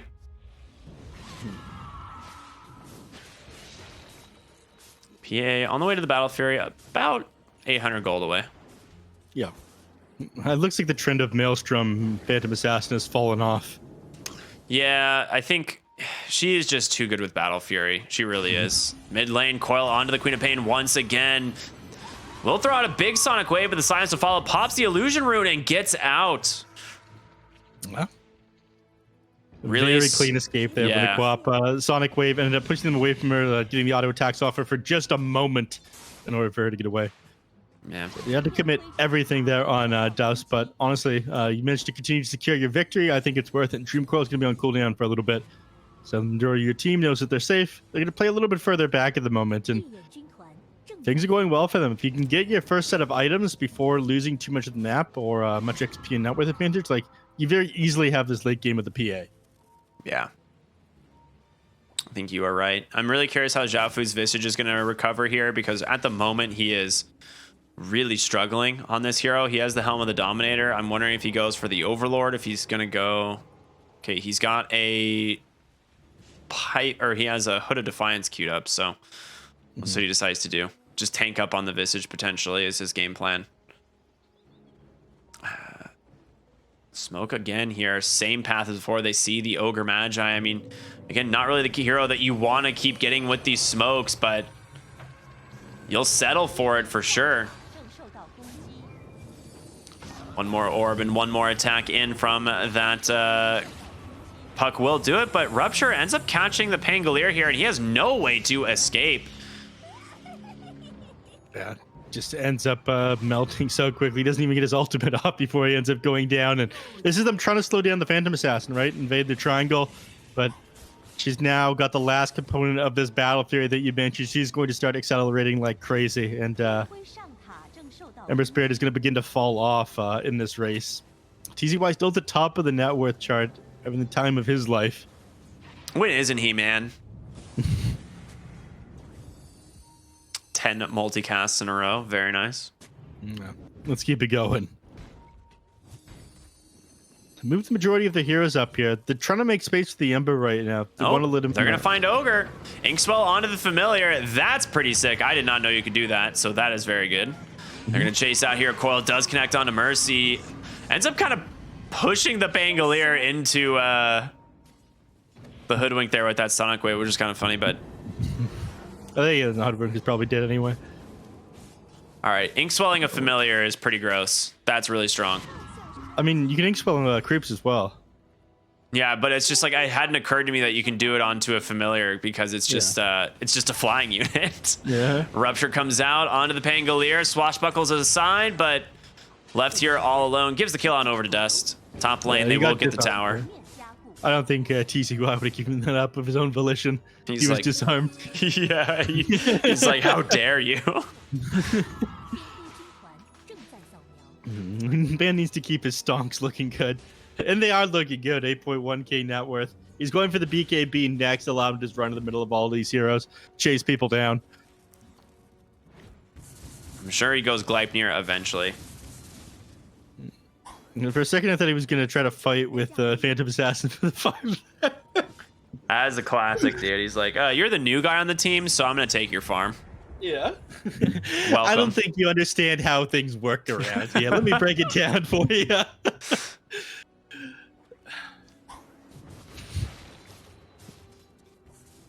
PA's doing pretty well, though. Battle Fury is allowing her to catch back up, accelerate over the Ember Spirit, who does have his farming items, or his first couple of items.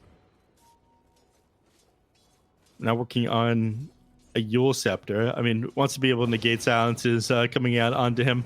The bait here from both teams. They're looking to get on top of the Phantom Assassin. Searing Chains off the mark. Pangolier rolling in, but guess what? It's the supports able to give him that escape. Maybe you get the Ogre here. No, Rolling Thunder's ended. Just running in circles here. Mercy, beautiful. Bushwhack into the Sharpshooter, and with TZY rotating in, they end up getting a nice soul bind, but the question is, can they finish off any of these? The Remnants on in, able to keep himself alive here on the Ogre. Inkswell will stun up the Bloodseeker, and that is a big kill. Even drops the coil, a little bit unnecessary, but... You gotta do what you got. Well, I don't know. They were struggling to keep up right now. They know they're pretty far behind, so dropping absolutely everything in that last team fight, if they know it's going to bring down TZY. The Phantom Assassin continues to farm up while all this is going on. Puck is the most farmed hero in the game after losing the Bloodseeker there, but PA she's going to surpass him in the next couple of minutes. Yeah, she'll catch up eventually. And that's when things get scary, for sure. Puck on the way to a Yule Scepter. Very good game. You have a Orchid already completed on Dust. We saw that a while ago. You have the Blood Right as well from the Bloodseeker. So it's there's just a lot of things you need to be able to get out of this game. Yep. Oh, Orchid out onto the Ember Spirit. Sonic Wave comes through. That DD rune just adding insult to injury. Wow, kill ends up going to Kazi. Yeah, he burns down just before, I think just at the same time the Orchid ended up ticking. But yeah. The Queen of Pain ended up starting to hit creeps there as well because he was so convinced that the Ember Spirit would end up dropping. Well, pays the price for that. Yule Scepter is done on some of these heroes now. Just finished up on the puck. I mean, you got to be able to deal with the silence coming out from the Queen of Pain, coming out from the Bloodseeker. Everyone's going to need either BKBs or Yule Scepters on the side of CDEC. And I think Magma was going to start to run away with this game as you're not building enough damage items to be able to bring the heroes down. Oh, smoking over to the mid lane. That's D-Ward going to get instantly removed, and Sharpshooter connects. Echo comes in, he gets a great two-man coil. Both supports plus the Rolling Thunder are just disrupting the back line, but Queen of Pain finding kills of her own. They will grab the first. Kazi here trying to just survive with the Shadow Amulet, but it doesn't end up working, and Zhao Fu is going to go for the resummon. They want to get on top of Dust. He's almost out of mana, but Yules comes through. Can they get any CC? They get a silence out. The Waning Rift was there. Queen of Pain trying to jump for the back line to finish some heroes off, but ends up getting punished for it, so they find 3. And it looks like they get the mid tower off this as well, so a little bit of extra map control. Phantom Assassin and Bloodseeker both farming up without a care in the world while all this goes on. No, they're confident in their ability to take this late, very clearly. Mercy, mid lane. TP's in, gets a nice bushwhack, trying to set up a kill here onto the Ember. Do they have it? He gets the Remnant. He's stunned a familiar by mistake. And Zhao Fu gonna drop those spirits onto TZ, or not the spirits, you know what I'm talking about. Familiars on a TZY, get some vision, but these things are super dead. And he just resummoned these a moment ago, so Zhao Fu will be unfortunate about that one. You'd be very happy if you're on the side of Magma. You can start making some plays of your own around the map. If your Dream Coil on cooldown, oh, never mind. It just got back up. But Familiar's at the very least on cooldown. So he's going to go to the Guardian Greaves, it looks like. Yeah, and they finished BKB on the Bloodseeker just before that team fight. They just finished BKB on the Phantom Assassin, so you've hit the major power spike now on Magma. You managed to find a couple of kills on CDEC before that fight. Oh god, you've almost got your BKB on Dust as well. 3 BKBs coming out. There it is. At nearly the same time. Yeah. I thought the bounty would get her. Yeah, flying out now. Yeah, this is definitely the timing. I mean, despite the kill lead that CDEC have, you saw a 3k XP, 3k gold lead on Magma. So, I mean, they're still managing to get more out of the map. Mm-hmm. The Phantom Assassin, I mean, she's going to be so scared with this BKB. And until you have Ag's Coil, this Magma lineup is going to be really aggressive. Yeah. Oh, Rupture managed to catch him. He's going to go for the TP out, and he's going to make it. Yep. And the trees there. The Ward gets dropped. Puck comes right in on the backside. Going to get stunned up, but TZY in really far. The chain stuns are there. He pops the BKB to escape, but he needs to be careful. Sharpshooter not going to connect. Echo still able to dodge this one out, and they don't have any more control. PA somewhat nearby, though. Under the cover of Blur. Oh, yeah. They're going to keep going here? They are. I mean, you've got 2 BKBs available still. Orchid, the BKBs, like you said, they jump in on Magma. The nice 2-hero soul bind those. Zhao Fu trying to keep himself alive with the mech, but it's not going to happen. He goes down. Kazi chain stunning down. This Ember Spirit drops those slight chains, but the Ogre still manages to survive. The Queen of Pain needs to get out. The Spirit Vessel doing work. And now MKS here on the Ember gets one, looking for another. Orchid comes through and a Yules. Build a bind says, but the PA comes in. She gets the kill. Big crit and a big cleave. Echo should be able to survive here. The PA, dude, this Spirit Vessel is owning. Off the mark there with the, oh, he gets the Sharpshooter though. They end up trading a TZY, just cleans up. Managed to finish off the last heroes there. I feel like there's a bit of a mistake in TZY at the beginning of that team fight. He hesitated too long with his initial BKB. Ended up taking a lot of damage and way to the Rupture. The Pangolier come back after the team fight, or had restarted, get his Rolling Thunder off, and there's one less BKB that they had to work with, one less important spell, but playing them all over the place, despite being at such a massive disadvantage there. CDEC played that fight super well, ended up stalling out long enough to get that Queen of Pain, even ended up getting the PA as she was chasing down the puck. I gotta say, Puck played that fight super well. Yeah, you really did. If it wasn't for that Sharpshooter last second from Mercy, you know, that puck definitely gets out of there, I think. Yeah, and with that Phantom Assassin kill, which was absolutely huge. You had no business dodging out for that long, even turning it around on him. Dust on the way to the Shiva's guard, and of course, PA queuing up the Desolator. Pretty standard stuff there from her. Yeah. The Deso and the level 18 on PA to burst people down a little bit faster is going to be pretty important for these next fights. There's a lot of people for you to jump. The Grimstroke, Puck, Visage, all ideal targets to hop on. And TZY, not at the top of the network, despite finding that last kill onto Puck in that team fight. Puck is doing very well for himself, but I feel like he will end up falling off. He's going for a Dagon, actually. All right, that's sick. Let's go. Oh, man. I feel like Aghanim Scepter is so essential this game, but I guess, you know, you might be able to burst these heroes with a Dagon.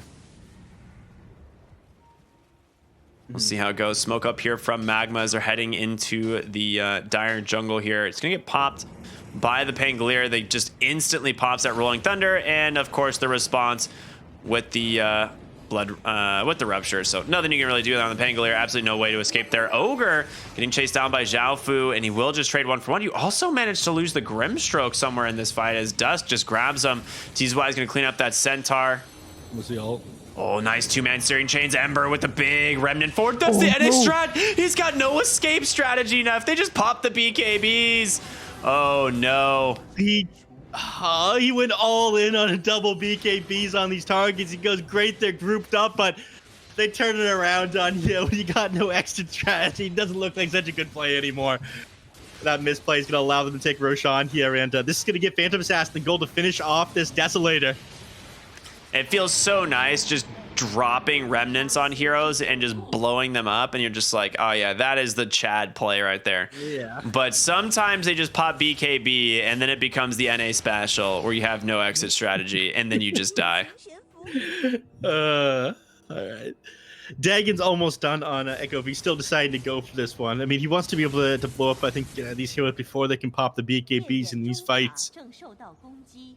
It does do a lot of magic damage. It does. Like, maybe you can get Hoodwink and stuff too, but PA is like tanking up. She's going for a basher here. Tries to do a little bit of harass this Phantom Assassin as well, but is just forced to get out. And yeah, it does end up coming to the Dagon. Oh, we get to see Dagons, we get to see Visage. This is a sick game. And there's the Gleipnir from the Bloodseeker. Yeah. He's looking to lock down this entire enemy team. I mean, a good Gleipnir is able to set up like a multi-man bushwhack as well. It could very easily turn a fight, and it punishes the Visage pretty hard too. Yeah, I was gonna say the big thing is, yeah, Visage like army. Just every time they want to fight, you just get Gleipnired into a Blood Right, and there's just not a lot you can do about it. Speaking of Visage, there it is, Gleipnir into Blood Right, and they just burst him behind the tower as Zhaofu goes down. Yeah. Blood Right, not even necessary. Doesn't connect before he melts. Tier 2 tower taken. They still have the Aegis for another 3 minutes, 30 seconds. What's going to stop them from going high ground? I mean, they could fort, stall it out for one more creep wave. It'll buy them another 15 seconds as the creeps run down mid, but... I mean, they just did so much damage to this tower so fast, and Ember Spirit going to be forced out of top lane. I think they'll stick around. Huh? I feel like they should. I mean, they had the Deso, but they're just, they don't want to risk it. Come on. Right? You gotta, come on, right? You gotta fight. Come on. All right, they're not fighting. No, they're kind of pinging back in the mid lane. It looks like they kind of want to. Mercy's like, guys, I wanna use this sharpshooter. You don't make the calls at like the 28-minute mark into the game to the position 4 anymore. Your sharpshooter isn't the fight turning ability. Oh, there it is. Gleipnir catches the Pangolier. Rupture right on the money. You know, sharpshooter constellation hit finds Zhaofu on the backside. Yeah, but the main focus is going to be this tier 3 tower. Oh, they get the chain stuns, and again, PA just dead. Has the BKB to work with though. Nice hold on the backside. Coil is there. You are protected by the BKB here on TZY. He's gonna pop that one and disengage. They didn't get the tower though. It has like 1 HP. They won't deny it. I mean, that tower did a lot of damage in that last team, but also provides the armor, aura, the HP regen. So they'll leave it up. Yeah, you never deny a tier 3 unless you like absolutely need to. Yeah, unless you know, an auto attack is coming towards it and you manage to steal the last hit by doing it. Yeah. Well, they forced them back. Awesome start. Pretty big lead by Magma, though, right? 11k gold, 16k XP, despite what is a very close game on the kill score. If that's all you saw, you'd think this would be a lot closer. Yeah. But with TZY, this very early Maelstrom into Gleipnir build of the Bloodseeker with the Battle Fury on the Phantom Assassin. The Queen of Pain's been farming up super hard as well. Like, this is such a good team for controlling the map and securing CS. Did Mercy just... Mercy just yoinked some creeps from the Phantom Assassin. Again, listen, you're the new player here. Let me show you how it works. You know, at first we thought it was just the Bloodseeker, but oh boy, it's the whole team. Yeah. They're really putting Phantom Assassin through the ringer here. Yeah, I got to message our coordinator and get him to ask some post-game interview questions for me. Because that one I want to know about. What is his PA feeling when this Bloodseeker Oh, he just resummons? Oh no, Zhao Fu. He just gets bursted and his creeps too as well. Oh god. It's not just 338 gold. You got 300 additional gold from the familiars and the centaur. So that is such an expensive death. Yeah. Not to mention the familiars aren't going to be able to come back up when you respawn. So this Visage is feeling pretty helpless. And this is yet another reason why. Oh no, Pango. They found him. Sonic Wave comes through and goodbye. Just guaranteeing a kill once again. Trying to TP back to base in order to defend, but they end up getting the racks and dust. I'm not sure it was necessary for him to pop that BKB, but he's worried about that puck turning it on him. The Dagon is a little bit scary. It's a lot of burst damage there. They find the Emperor. Oh, the beautiful bushwhack again. The sharpshooter just off the mark. The Yules will be able to save him. It's the reason he picked it up. That Titan Sliver is the thing that saved his life. Yeah. The extra status resist, that sharpshooter would have ended up connecting with him. I'm not sure what... Actually, without the Titan Sliver, the magic resist plus the status resist, he would have gone down there. Yeah. And he had only just found that Titan Sliver. That was a very fortunate neutral item. Absolutely. I mean, it's always such a good item on the Ember Spirit. He also has the Kaya Sanj, so a little bit more status resist as well, but he just needs to be able to make sure that he's not getting caught out here. Blood right, spam in the bottom lane, gonna help TZY clear that one up. He's gonna TP back to base. But they're looking pretty good here on Magma. Once again, I mean, these guys, we were impressed by them yesterday. We were impressed by them last season. And it seems these guys back in full form. Basher completed up on the Phantom Assassin on her way to the Abyssal Blade. We're gonna see a smoke from CDEC as they're heading down mid lane. I mean, desperate for anything right now. They've got all their abilities off of cooldown, but all the BKBs are up on the Magma Heroes. If you can catch someone and get a sick initiation, yeah, okay, great. But you know, if you pass this river here, this Observer Ward is he's gonna see everything. Yeah, and Ogre Magi, he's holding the top of the hill by on the ramp up from the Roche pit. I mean, they had to see the smoke, right? They had that ward like really deep in the lane, and there's 3 sentries, but they're all missing it. So that's just, that feels so bad. Top lane Echo just going to clear out the wave. And then counter smoke out from Magma as they're going to head into the dire jungle now. But same scenario, CDEC holding the opposite high ground here. Ember, he just jumps in on Dusty, gets an instant hex. What a quick response. Dagger out, plus the rupture onto this Grimstroke, nothing you can do. Soulbind's gonna expire. Then the bashes, they just take down the Pango. 4 heroes dead instantly. Losing your entire team. KXP and Echo! No way, the Hex from Dust. He managed to find him, but he's stuck inside the little trees. They just called the GG? GG'd out.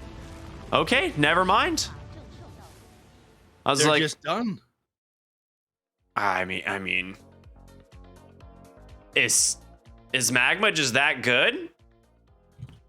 Are they just this good of a team? Just constantly crushing every team they go against, sub 30 minutes. I mean, this is the strength of these guys that have been together so long. TZY, Kaz, and Mian all part of the same initial squad when this originally formed from, what was it, the two rosters to make up Magma. And Dust ended up joining pretty early too. Yeah. Ended up coming together under these old boys from China. So they've got amazing leadership inside their organization as well. And I guess the strategy is finally paying off. You know, you don't need to spend as much time trying out the new players, working out these new strategies. Everybody plays together, meshes together so well. You know, Queen of Pain knew exactly what you need to do, finding these kills, stopping these TPs while your team takes the objectives towards the end of the game. TZY always so incredibly farmed on this position 3, and this game again, he's, you know, position 3 only in name. He felt like another carry you were playing against, which is absolutely brutal.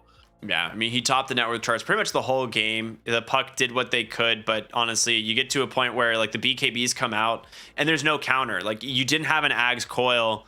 That is the only way you stop these heroes from running at you. But that fight started with Ember just getting instantly hexed. And at that point, you know, what can you do really? It just is a disaster. And seeing some highlights here from the game, it is just like really, really solid performance from the side of Magma. Yeah, and there's a couple of these cores that came out of the Queen of Pain. She managed to stay underground. She had the Fairy Fire here that managed to keep her alive just barely alongside the wand. But we got greedy, went for the Courier, ended up dropping there. Yeah, and this is another one where they get Dust. It's, again, the quick waning rift into the coil, and just what we saw before, but even cleaner. Echo does end up trading here thanks to TZY, though. So, and this is the thing, like, TZY makes sure to make a lot of plays this game. Mm-hmm. That was a nice dodge there. The slight change just off the mark, so they couldn't catch the Phantom Assassin, unfortunately. And it was a sick bait. To back up. Yeah. A lot of damage coming out onto the Pango, then all of a sudden end up losing.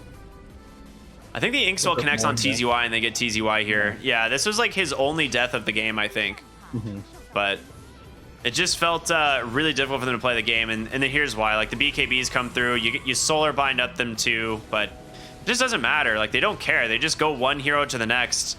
Yeah, I mean, they were soul bound, but all your damage was magical, so you weren't touching them once the BKBs were activated, which is just unfortunate. Ember Spirit, he ends up doing a lot here, but silenced up, and then PA comes in. Dude, that crit. Silence comes out, and you know, all these spells come on the Phantom Assassin combined with the urn that is just constantly being dropped onto him as well, and yet again, yeah, jumps onto the other side of the trees here, and unfortunately, Mercy, op main, ends up popping up. Yeah. And it doesn't matter that you're losing this Phantom Assassin if TCY is just as good at carrying from this position 3. Yeah. I didn't feel like Jiaofu had a ton of a game this time either. You know, he did okay in the lane at first, but you know, post laning phase, they had too many solutions to deal with him and his familiar. Oh no, there it is. Yeah, the double BKB activates as he tries to go in, but this game was already so hard at that point, but I think this was the real turning point. Jiaofu almost got a familiar drop at the last second to prevent the BKBs, but yeah, I'm with you on this one. It just did not feel like the Visage really contributed all that much this game, and Ogre Magi ends up being the MVP. I mean, he did set up a lot of kills for his team, put his body on the line, went down a lot. It's rare that you see 2, 9, and 12, but you know, awesome warning by him, map coverage, and enabling his team to find tons of farm. Something's got to give when you've got your Queen of Pain, your Bloodseeker, and your Phantom Assassin all acting like they're the position 1. Kazi setting that up for him this game, and you'll love to see it. Yeah, I mean, he actually put himself in between the enemy team and himself constantly, like multiple ganks to the top lane, protected the Phantom Assassin not once but twice. So yeah, it makes a lot of sense. People are like, oh my god, like MVP 9 deaths, but each one of those deaths actually accomplished a lot more in the grand scheme of the game. So makes sense. Give it to the Ogre. They all just played super well, and Magma. I mean, I don't see this train slowing down anytime soon, but we're going to go to a quick break before we come back with game number 2 here of CDEC versus Magma. Neff, any final thoughts before we throw it out? Well, it did last a little bit longer this time, a 33-minute game here, but CDEC Yeah, not off to an amazing start. The game's still pretty short. Not managed to cinch out a single victory yet. So it's about proving yourself here, Ricky. Yeah, it is. Gotta prove themselves to the people watching today. And Magma's proven themselves. So we'll see what happens in game number 2. We're going to go to a quick break, everyone. Stay tuned for more here on the CN DPC Division 2. Again, my name is Cryptic. I'm here with Neff. We'll see you in a bit.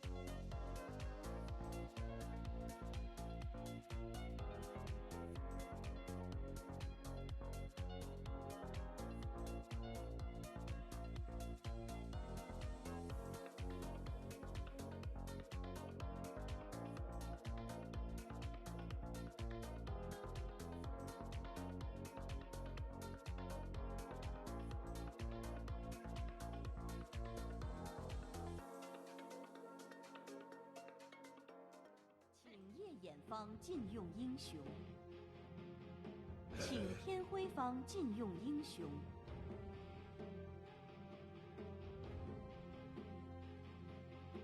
请天辉方挑选英雄，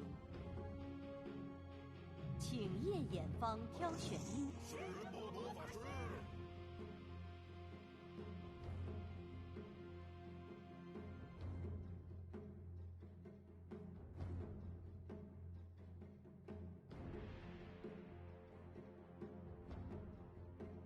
还剩10秒，还剩5秒。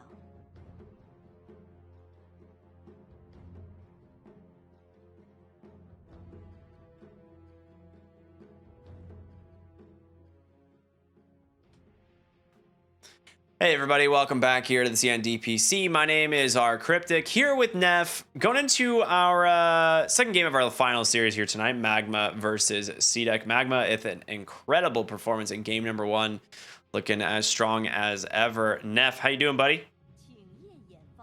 I am doing amazing, Ricky. I'm excited. I'm hoping we get 2 series. I end up going to 3 games each, but Magma, they look so much stronger than CDEC in game number 1. They got a lot to prove here, and unfortunately, they're playing against the big boy himself, Kazi, on the Ogre Magi, 2 games in a row. Yeah, I mean, he got MVP last game, and rightfully so. We talked about why, like, each of his deaths were actually so important, and they don't actually ban it out. They just go ahead and remove the Monkey King and the Mars, which I think Mars is probably the most popular offlane in the DPC so far, something we've seen a ton of people pick.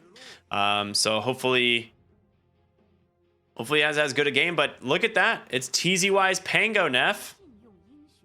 And what a treat it was last time. I'm excited for it in this game, too. Bloodseeker's still in the pool, but I imagine they're going to ban that one out if they don't want him to have a miserable time. We'll also see Razor again. Him coming back. Amazing game number 1 that Razor ended up awful game number 1 that Razor had earlier tonight in the earlier series. Amazing game 2, and then banned out in the 3rd one. So finally making it through here. That they get rid of the Templar Assassin here. They get rid of the Lifesteal on the other side, and there it is. Finally, the Bloodseeker banned out. You don't want to have to deal with that if you're playing this Pango. Grimstroke ban wouldn't surprise me either. The Soulbind, even though TZY played around it amazingly last time we saw it, if you can avoid it, you're going to want to. Yeah, we'll see how confident he is. It looks like they're going to ban the Faceless Void, so he feels confident enough. He does have to worry about the Fiend's Grip still, though. Yeah. Well, we'll see what Echo ends up grabbing. Templar Assassin's banned out mid-hero. We'll see more playing. It's just usually played as a carry. Echo played an amazing game number 1 that last match, I got to say. He did. He did pop off on that puck. It looks like he doesn't want to play against the Queen of Pain on Dust, though. It was a little bit too much to deal with. He ended up he surpassed him on net worth for a little while. He played fairly well, but it might mean that he plans on picking up something like a Storm Spirit here, an Ember Spirit. It was effective on the puck, though, I gotta say. It was, yeah. It would lock them down and keep them in place for the Razor, but you want something that can smack away at them and do a bunch of damage when these Fiend's Grips come out. And you do still need a carry on your side if you don't plan on running this Razor. Position 1. My guess is this won't be a position 1 Razor. Ooh, a Hoodwink. Okay. That's a Dark Willow. Why did I say Hoodwink? I don't know. Bro, I'm sending you to bed after this series.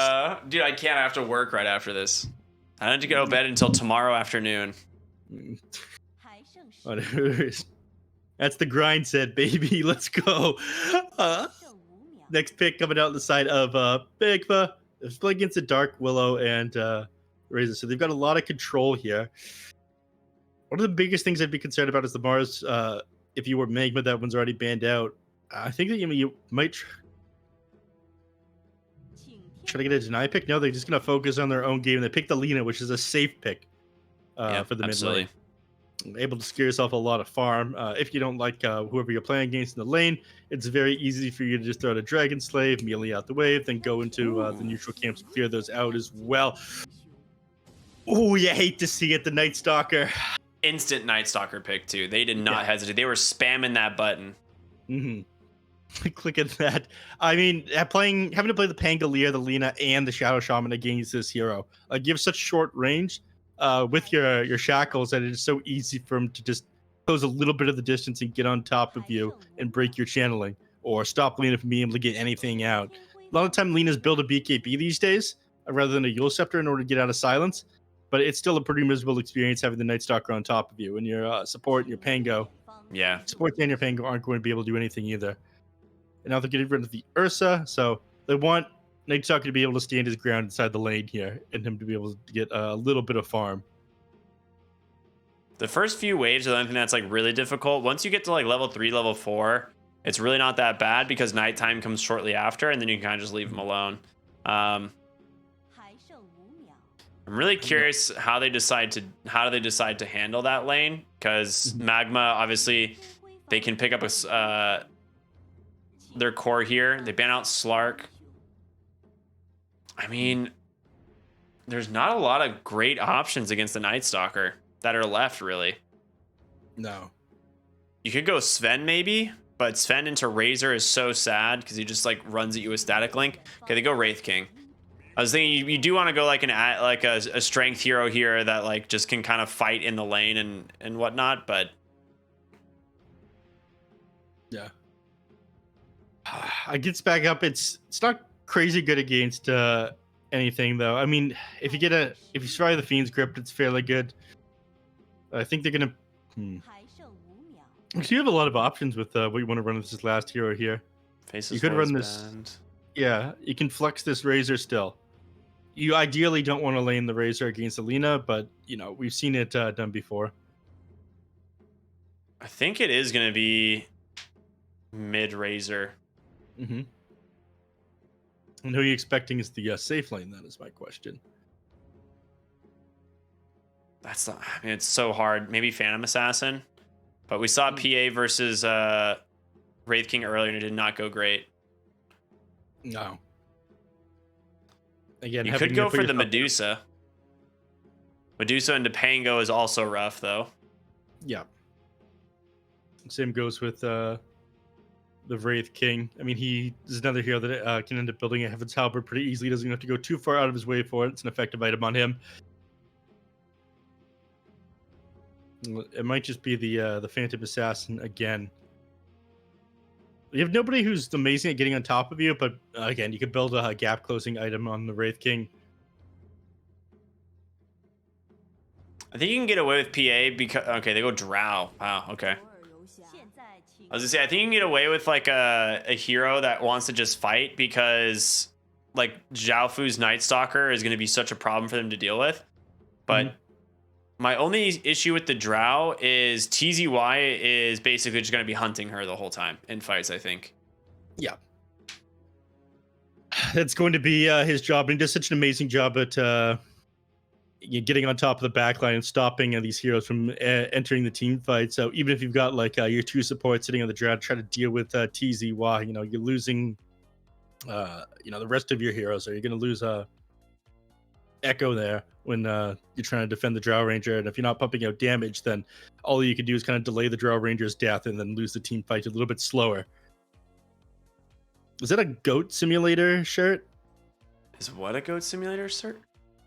The guy on the right? Yeah. I don't honestly know. As someone who has not played Goat Simulator, I'm going to say maybe. I need to pull this up into my higher quality monitor and zoom in. It could be. That'd be a pretty epic shirt. I can't. I don't have enough pixels. Unlucky. It says something there. I'm not sure if it says Goat Simulator. I'm gonna stop talking about other games. I'm gonna assume it's probably not. I'm gonna assume it's probably not, but it looks pretty good. It's gonna be something else. Yeah. Anyhow.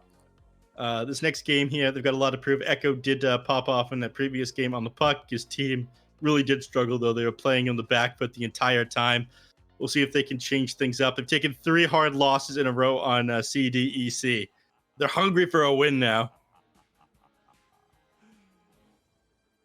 Echo does a tip out of Mercy to begin the game.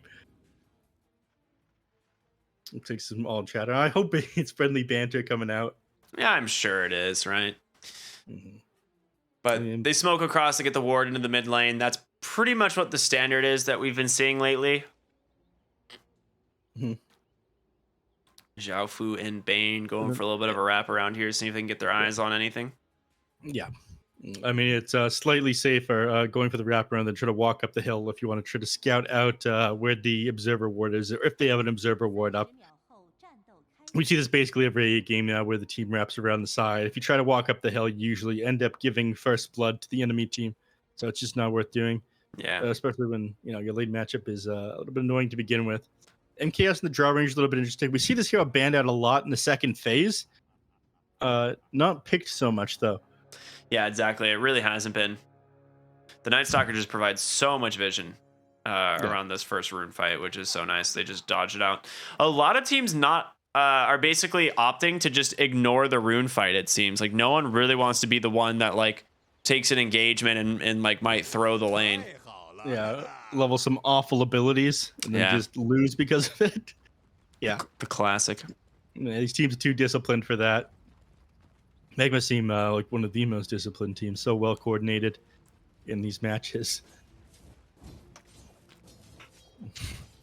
TZY has become my personal favorite from just playing, being so farmed on every offlane hero that he plays. Echo, really good job there on baiting the Light Strike Array over and over. He basically just was pump faking the static link so he could go for denies, but Lina ends up getting one anyway here in the mid lane. Yeah, ginged on. Yeah, I mean, did that with 40 damage. Not bad. Looks like we're good to go again. But just a moment of lag there. Both these mids gonna queue up bottles. You're probably gonna want to focus on going plasma field. I mean, we've seen the Razor against the Lina before max out. Actually put 3 points into the static link. It was Storm who did that. From YBB, I believe. Not the hero, but the player. Yeah, the player Storm from YBB went for 3 point static link, and it ended up not being that bad because all he really needed was like about 2 seconds of static link to be able to get enough damage to secure, the CS in the lane.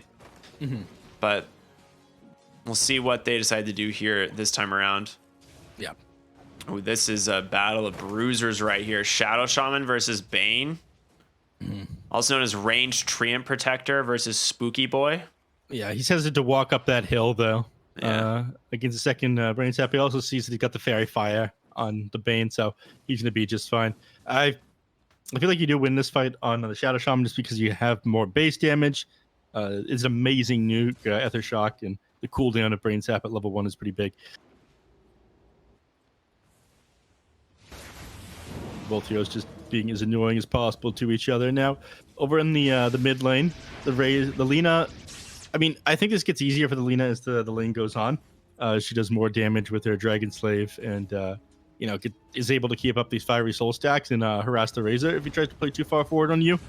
But for now, the Razor is doing a decent job. He's got 4 denies, 8 last hits to the 9 and 3 on Lina. Yeah, he's not doing bad. Great rotation though there to the mid lane to just steal those runes to make sure that Echo can't refill his bottle. TZY in top lane though, taking a lot of damage. Has a swashbuckle still though.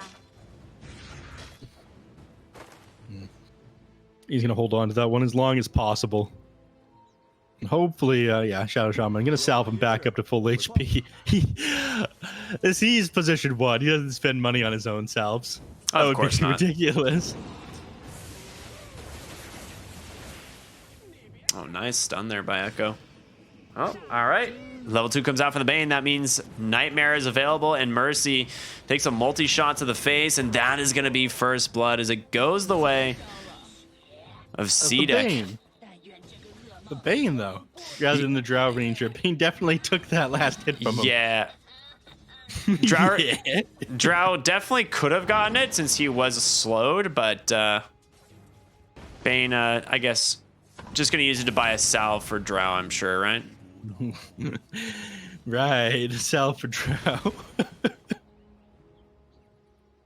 You're going to spend that money on me, right, buddy? Yeah, of course, of course. and then conveniently forget about it.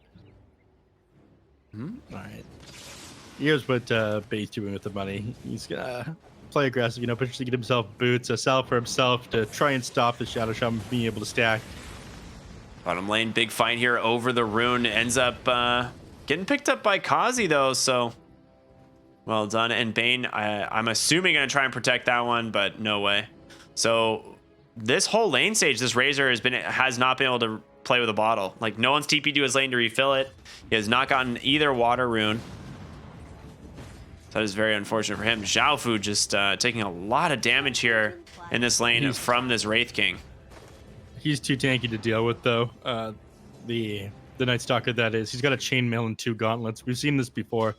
You just have way too much HP. Under the tower as well. He's got like +7. He's sitting at 11 armor and tons of HP regen. That's pretty good. No, they're continuing to harass him. They're keeping his HP as low as possible, but you can't actually kill this guy. And you mentioned this, once the 5-minute mark hits, he's like level 4 or something. You kind of have to leave him alone at that point, let him do his thing. Otherwise, he's going to give you the beat down. And you need some armor for yourself on this Wraith King in order to deal with the physical damage coming out from him. Dude, these supports have just been bashing each other this whole game. But Mercy trying to get away here as MKS was going to try and come in for another play with this Drow, but doesn't end up working. TZY getting a little bit aggressive there. Misses the swashbuckle, actually.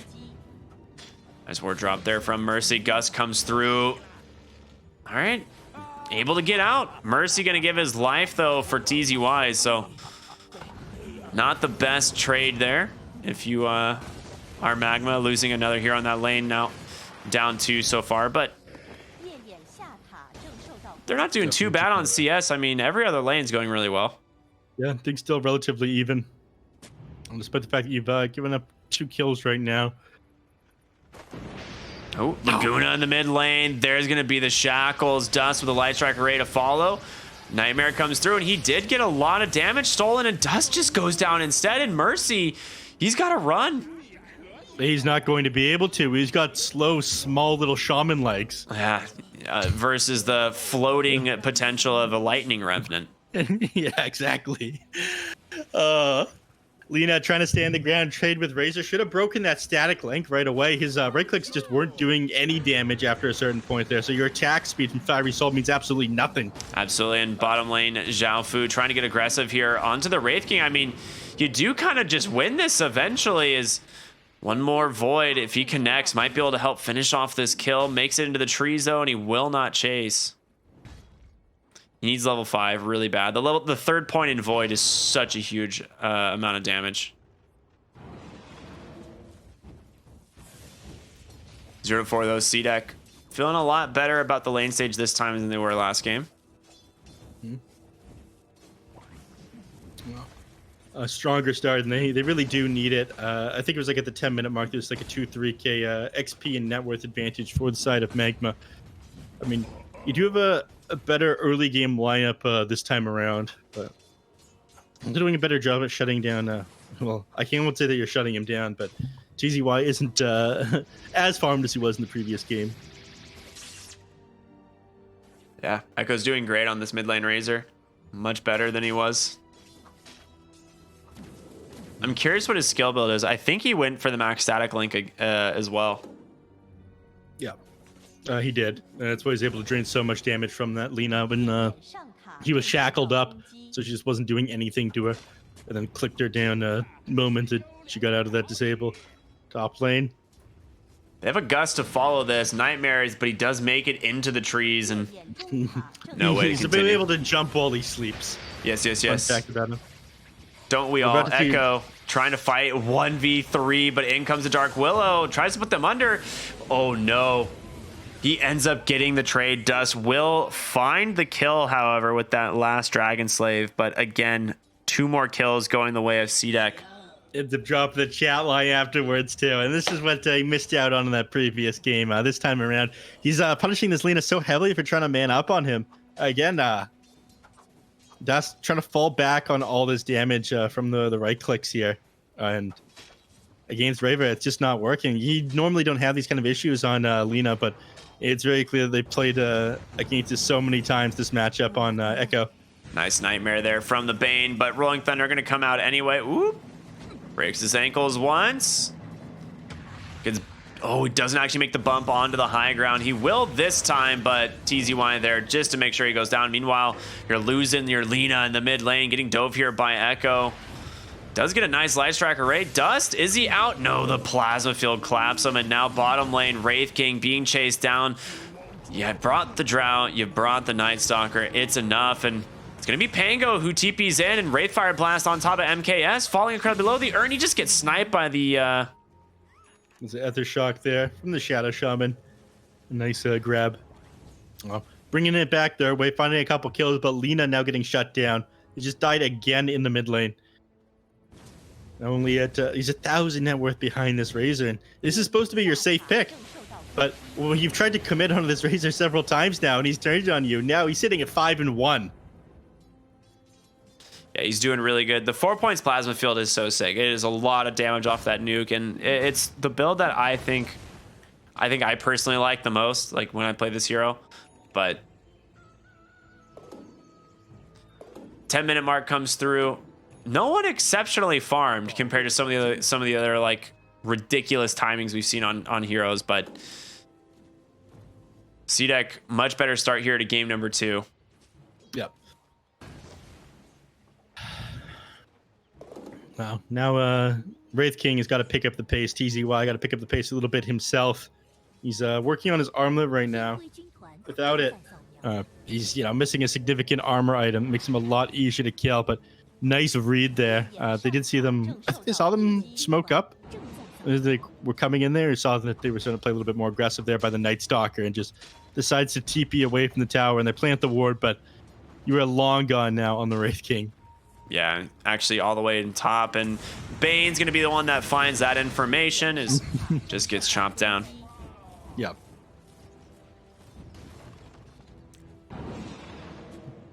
All right.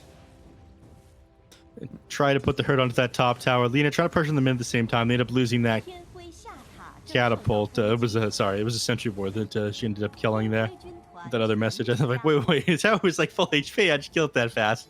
But yeah, they just lose the top one. That does give them fortification, but Mercy's got serpent wards, so he will just drop them behind the tower, and that will scout the Bane. And Dark Willow, she's gonna have to she's gonna TP in with Shadow Realm right into the Bedlam. However, Rolling Thunder will be able to help connect the kills. They do trade 1 for 1. Mm-hmm.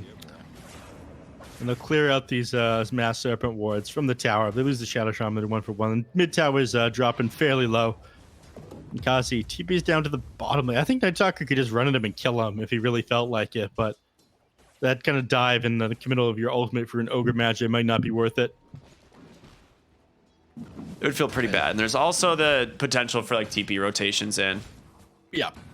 Now, Wraith King, he realized the safest place for him on the map is the enemy team's jungle, as they had just done a rotation with the Razor and the Night Stalker a moment ago.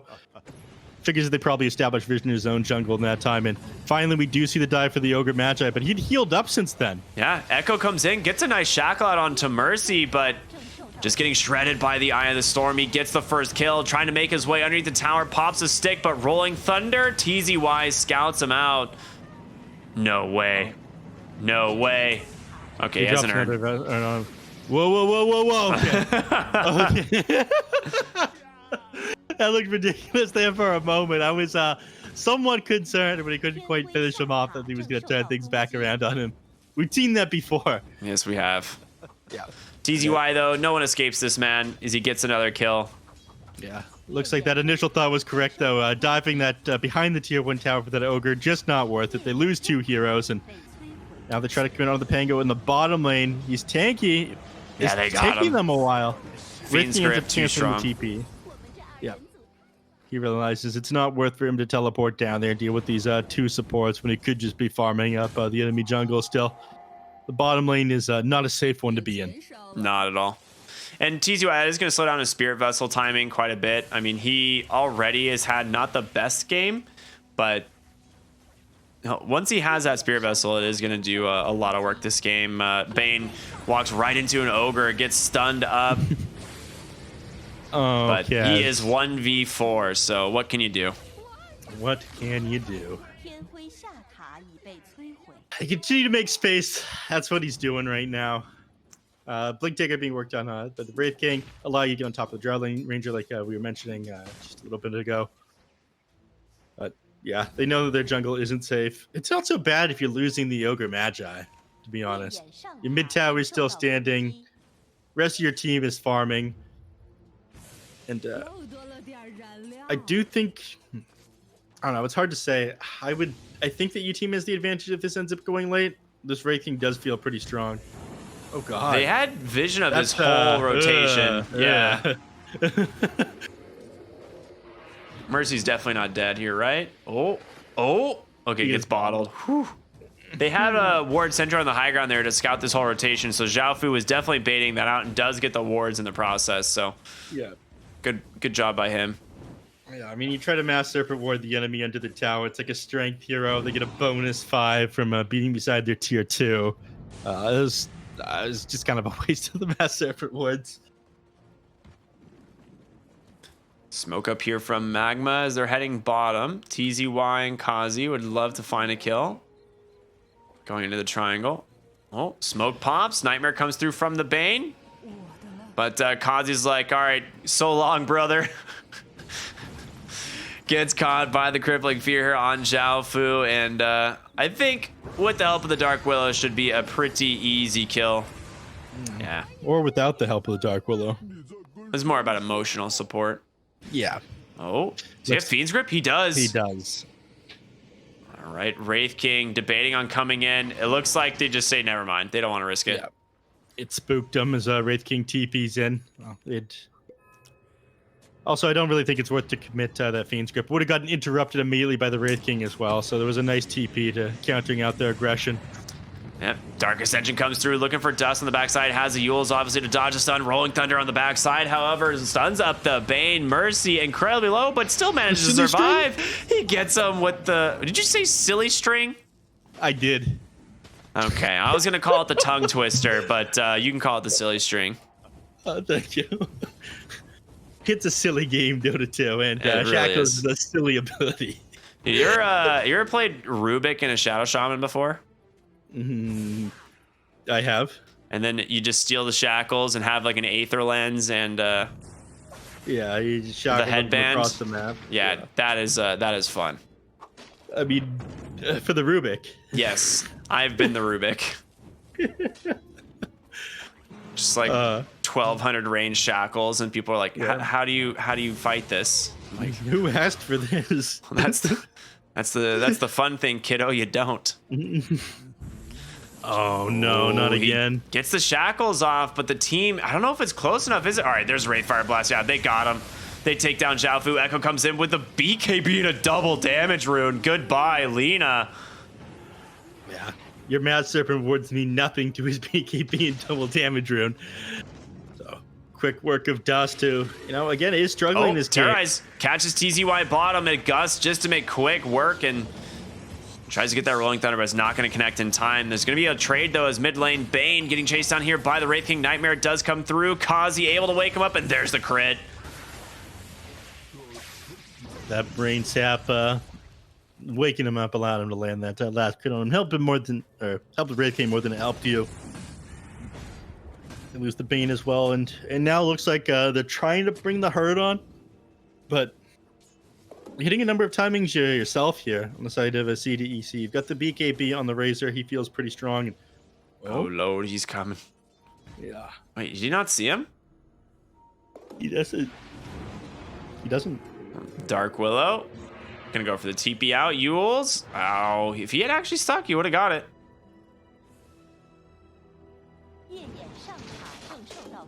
TZY will get the D ward, though. And it looks like Wraith King's queuing up that Silver Edge, just first item. Yeah, it's one of the biggest damage items in the game, even with the nerf to it. Also, the aggression you can do with it, the scouting, just playing super far forward. And you are the one playing forward this game, getting information for your team. You want Lina and Pango to be sitting in back and initiating after you, or providing a save when you get back up. So if you get caught on the Wraith King, it's not the end of the world.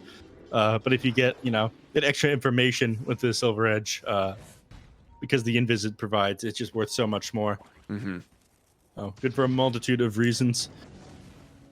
I thought they'd add more sentries to the game when they ended up buffing Silver Edge. Mercy gonna be able to tank the gank here. Potentially tries to go for the TP out. Not gonna happen, sir. Yeah.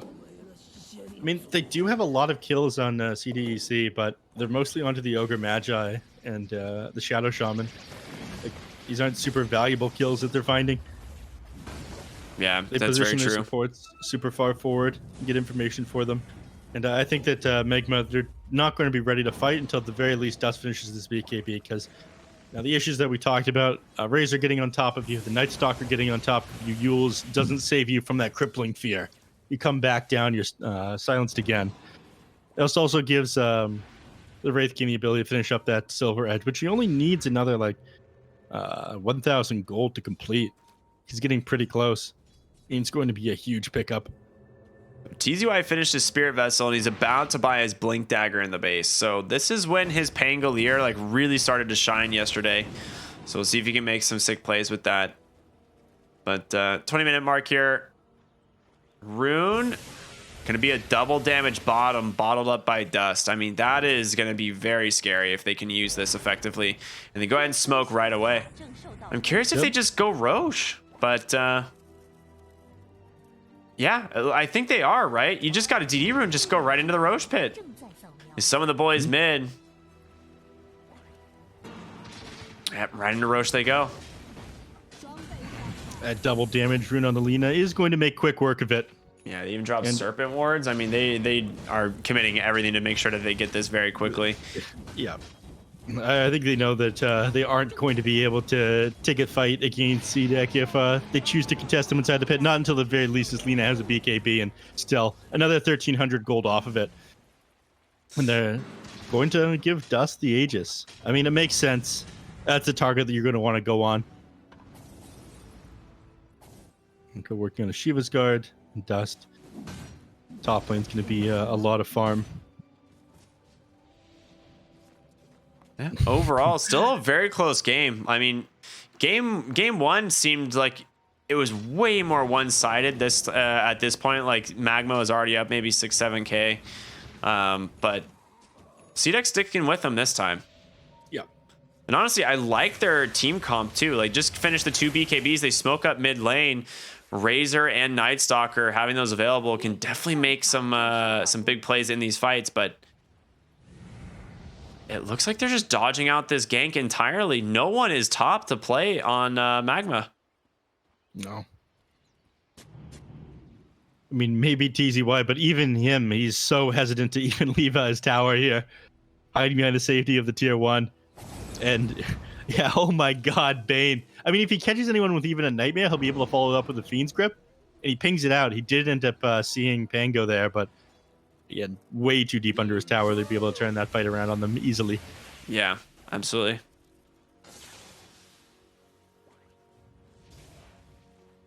Both teams just continuing to farm. Kind of a slow game compared to what we've seen. Oh, no. It's not. Let's remember the game that we had earlier where there was like 20 minutes of farming. Downtime. Yeah. And just a team slowly losing. I'd easily trade this for that situation. Not just for us, but also the viewers and the players. Yeah. That must have been... You need a lot of mental fortitude to deal with that one. Yeah, that was a rough one for sure. All right, there's the BKB for Dust. This has been a big pickup. He really needed this. And just going to take down this tier 1 tower bottom, not opting to mount the defense here.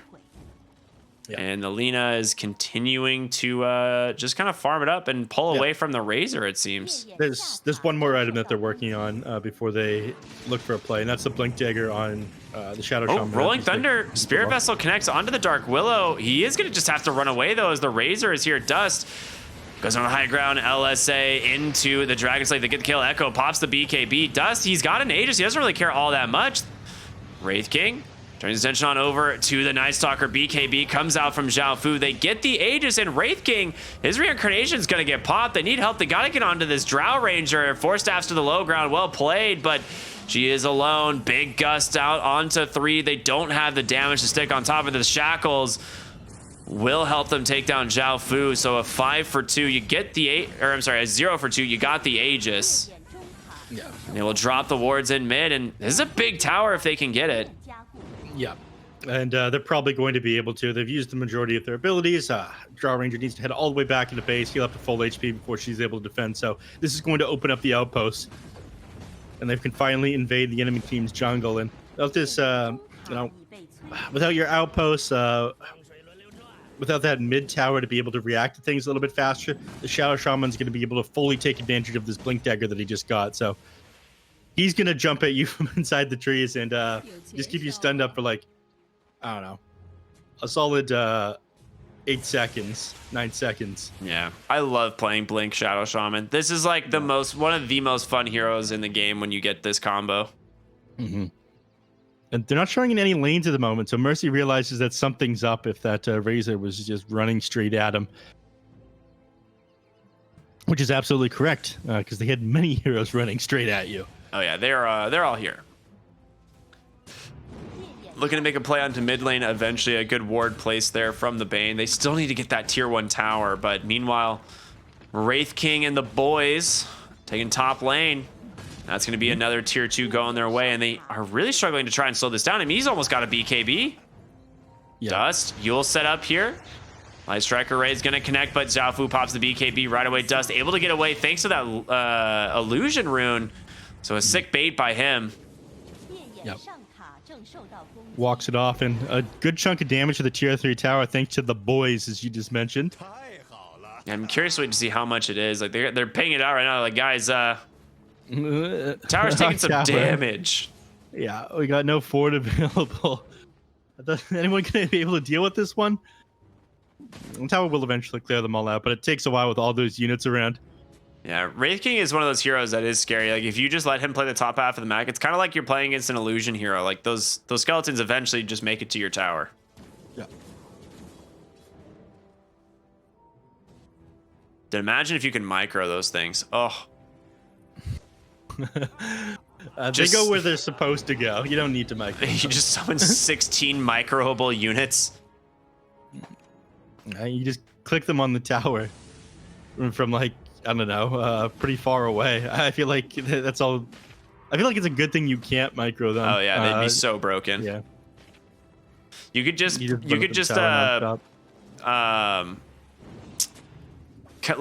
like shift command all of their like movement patterns through like every camp in the jungle, and they would just die. Yeah. All right, smoke up in the mid lane here. I mean, looks like Ogre Magic gonna tank this one. If he tanks it, I think they're fine. Yeah. Once again, Kazi, he just puts himself in harm's way, but they just get all of the vision, and in comes TZY. He finds Draw on the backside, hits her with the Spirit Vessel, but he is just getting shredded. Yule's gonna buy him a little bit of time, and in comes Mercy. He doesn't get the shackles. TZY, he's still chasing, doesn't get the disarm. There it is. Shield Crash comes through, but the multi-shot will find the kill. Fight taking place in multiple time zones here as they're chasing after Dust. He has nothing left. Fiend's Grip instantly canceled, and Magma falling apart here, it seems. They lose 3. In comes the Dust. He's not able to escape here on the Wraith King either. Does have a BKB for his second life, but he is all alone. Mercy's got to get up here to help him. Able to put this Bane into a shackle for the moment, and it looks like they will at least find a return kill, but that was an awful fight for Magma. They just got picked apart. A super awkward initiation. I was surprised that the Ogre Magi, tried so hard to escape his death there. Brought the entire enemy team over to his allies in the jungle during the nighttime, where the Night Stalker is going to have the vision advantage there as well. But the Shadow Shaman tried to jump the Drow Ranger, couldn't quite gap the distance, and then his Drow Ranger completely owned that Pangolier. Oh. A couple of very strange misplays there by Magma. I think it all comes down to Kazi, baiting them a little bit too far into his team. He should have just stood where he was and died. They shouldn't have tried to save him. I mean, it's your position 5. If he pops a smoke, honestly, good. Yeah. The enemies have wasted the time that it takes to group up, and they're not farming on 5 heroes, and then walk back to their respective areas of the map if all you're losing is the position 5. They come right back to the top lane, though, on Magma, which is the smart play here. They know Roche is going to be spawning soon. Taking a look at the timer, it is 1 minute and 25. So they get the outpost. They continue to apply pressure. You don't have a tier 2 yet on CDEC, like they have yet to be able to open up the outpost in the bottom side of the jungle. So Magma still in the dominant position despite losing that fight. XP pretty much dead even, a slight gold advantage for Magma, but at this point of the game, it's basically negligible. Yeah. That XP really doesn't matter at this point. You're correct. Wow. And last fight has made things a little bit harder for them. The quick Roche respawn is... If they had gotten those shackles onto the Drow after he dropped the wards, then that would have been very different fight, because Pango doesn't die, and... There's been a couple of times where Mercy just hasn't been able to quite get himself into these team fights properly on Shadow Shaman. Ooh, Dust. They're going to see him. In comes the Wraith King, though. He wants to get on top of these heroes, but the BKBs come out right away, and Dust is just getting destroyed. He has to TP out right away. He's going to make it, but Drow now just chain up onto this Wraith King. He's just going to get kited out unless he gets some help. Where's the Pango? The BKB TP or something. They're going to be able to... Oh? No detection. Dust doesn't connect. He gets away. I thought that he's dead there for sure. No way he survives that twice. He still got his BKB, so they might opt to defend from this one. BKB's on cooldown on the side of CDEC. But again, the initiations from the Shadow Shaman, he can't be getting caught out. I think the Wraith King gets blown up too quickly at the moment. So he can't be the one sitting in front, and because of that, the Shadow Shaman's got to position himself for vision, but he's also your disable. Oh, they get the illusion out of the Drow there, or the Manta rather, but can't actually chain stun her down. TZY, I mean, last fight as well, he basically just Rolling Thunder TP'd and Dust had to BKB TP, because as soon as the BKBs come out of Razor and Night Stalker, you cannot take the fight if they get on top of your Lina. Yeah. They're going to go back into Roche Pit yet again. They don't actually have vision of this on CDEC, and it was about half the respawn time, so they might not know it's up just yet. By the time they react to it, it's already going to be taken. This is the second one. Aegis, Aghanim Shard. I'm sure they give the Shard to Shaman, right? Yeah. Getting the 4 Serpent Wards on Shackle is always very nice. Cast range too. Yeah. And the cast range, honestly, might make the difference of whether or not he's able to get this one off safely, because he's just been slightly out of cast range. He also found himself the Psychic Headband, which is one of the best items you can get on this hero. Yeah. Aether Lens plus Psychic Headband, the Blink. Yeah, this is peak Shadow Shaman performance right here. Is that an MKB I heard? It is. It's like I thought I heard the pitter-patter of an MKB. Would you describe it as a pitter-patter? How would you describe it? Donk. You describe it as a donk? All right. Well, it's less of a... I guess it makes more sense to be an MKB. In my head, it's a donk. That ward... Headcanon Dota is fun. Yeah. Oh, there it is. The extra hex range as he finds the Drow Ranger. They're trying to bring her down, but she gets saved by the Force Staff, and she's going to make it all the way into the base. TZY can't connect, but you lose Razor. There's going to be a Fiend's Grip. TZY able to stay alive for the moment thanks to that Essence Ring, but you have gone so deep into the enemy base, and the buybacks are going to punish you for it. You lose the Wraith King. Reincarnation's going to come through. He pops the BKB, but what can you do, man? Just try and TP home, and it's going to work. You lost the Aegis, though, however, on Dust. He does not have a BKB. I mean, you went deep and you got punished. You got a lot of buybacks, though. Yeah. That initial push out on the Drow Ranger from that Rolling Thunder got him over the wards, but he did have a Force Staff to bring him even further. I thought that the shove out of the ward block was the thing that was going to save Drow Ranger there, but I think she would have been saved anyways. And DC's coming out. You forced the buybacks. You got the tier 3 tower, so the base is open, but it is not easy. No, not at all. You can't stay on top of these heroes right now. And that's regardless of the fact that you had a full duration shackle come out from that Shadow Shaman. You couldn't gap the distance fast enough from the Drow Ranger. It was near full, yeah. Yeah, so there it is. She's pushed out of that one. She pops the Manta. Actually, no. I do think that was the fault of...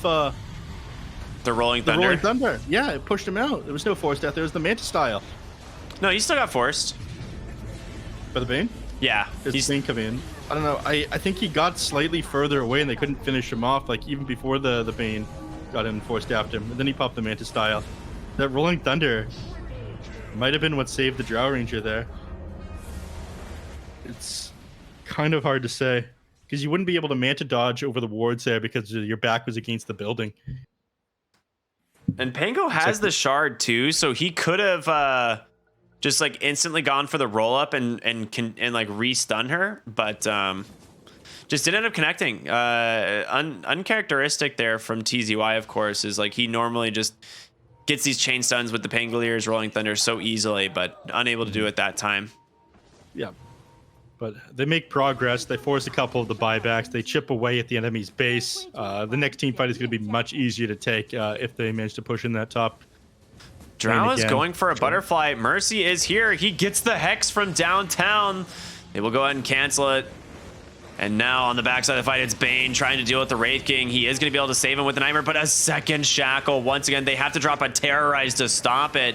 They get the mid tower, but your Wraith King's actually the one that's in trouble. Rolling Thunder from TZY, trying to stay on top of the Drow. They caught her with the dust, and I think he's got him. Just this Shackle play from Mercy. This Arcane Rune just destroyed him. BKB gets popped from the Wraith King as he will be able to walk away. They do get the Drow Ranger there. That Arcane Rune. Who asked for this, man? Who thought, you know what? Let's just make it so you can permanently disable somebody with Hex and Shackles if you pick up an Arcane Scarab. He just like shackled from downtown as soon as they tried to make a play to cancel it. He just Hex blinked and then just did it twice more. Yeah. Absolutely insane. I mean, it's not possible without the cast range that he's got either. The Psychic Headband does end up making the difference. Wait, Drow bought out? Just now, yeah. After she went down. Yeah, she had buyback and then bought something, but they're walking to your high ground now. And you don't have your Drow Ranger for 40 seconds. They just dropped the... Yep. The boys in the wards just going to clear this up, no problem at all. Yeah, I mean, also with a little help from Dust. It's hard to tell how much he's actually doing, but I'd probably say most of it. And they just go right into the mid lane as well. A little bit of a mistake here to buy out potentially, but I guess your Drow Ranger, if she has to buy back, you're in a pretty rough situation as well. Fortification will buy them a little bit of time, and they will respect the Drow's timer, and they will leave. There's a refresher finished up on the Razor now as well. Yeah. So this next team fight they're taking, they're going to look to take high ground from Magma when they go for this next team fight. I mean, I think they're going all in on this. They kind of accepted they're going to give up a Rax in favor of thinking that they're going to be able to take a very good team fight. Yeah, Drow Ranger, I guess, bought out the Eagle Song. She's on her way to the Butterfly. Which, I mean, there is a MKB on this Lina. We talked about that. It will make her a little bit tankier against the Wraith King, but if this Lina's the one that's attacking you, I think you just die. We'll see. Dust is on his way. Was that a Satanic? Yeah. It was. All right. AC for the Wraith King will be quite nice. On Kazi. That's a great ability. All right, Wraith King looking for heroes in the jungle. Doesn't quite connect onto them. It is real scary. 8k gold lead, but a slight XP lead for CDEC. Now again, they do have 7 more kills under their belt. But the map right now, it does belong to Team Magma, and Magma, I think they're just gonna try to hold for the next couple of minutes. Again, tier 4 neutral items. Next Roshan, the 2 big timings. Oh, there's a smoke. They're gonna go for it. The BKB is the refresher. You got the gem as well on Zhao Fu. He's got the Dark Ascension. He pops it, trying to go up onto the high ground. Echo finds TZY, but he gets the roll up off just in case. But look at the damage into Zhao Fu. He has the back. There's a DD on Dust. I don't know if you can actually take this fight. They get the Dark Will. There's going to be the feed script. He pops the BKB, able to take down the Bane, and now Echo shackled in place by Mercy. The Shadow Shaman's done his job, and MKS on the run, surrounded by 3. Gets a nice gust, but a Spirit Vessel is there, and Wraith King Gonna continue the chase. He is not gonna let you get away. There's the Wraithfire Blast and one more auto attack. 4 heroes dead without buyback. Magma, they may have done it. And they try to break the backdoor protection. They take out the tier 3, but immediately this Night Stalker defending the lane with the tier 2 tower, so they're not going to be able to take mega creeps. This is the optimal play they can do right now for Stick. This is the only play they can do, but I think they're just going to go for tier 4s. No buyback on any of these heroes. They're going to be able to end. Yeah, they just go right into the tier 4s. If Wraith King has yeah, they just call the GG. I was like, if Wraith King had skeletons, it'd be even faster, but I don't think it matters. No. So he did his job there on the Shadow Shaman. In that last team fight, the Shackles came out on the Razor, tried to run at him, and Lina with that double damage, and I think made the difference about whether or not they'd get that kill and take that team fight. Is they just hit a timing on their end. So Magma, congratulations to them. MVP, I don't know, I feel like the Shadow Shaman won you those team fights towards the end. Those Shackles were absolutely insane, but you kind of do owe that to the neutral item drops that you got, and the free shard, and yeah, the free shard that you got, and a couple of other factors. And there were some kind of awkward initiations from him earlier in the game that baited his team, and he kind of wasted Serpent Wards. But you know, it made the difference. The fight that happened nearby the top tower with the tier 3, it made the difference towards that last one.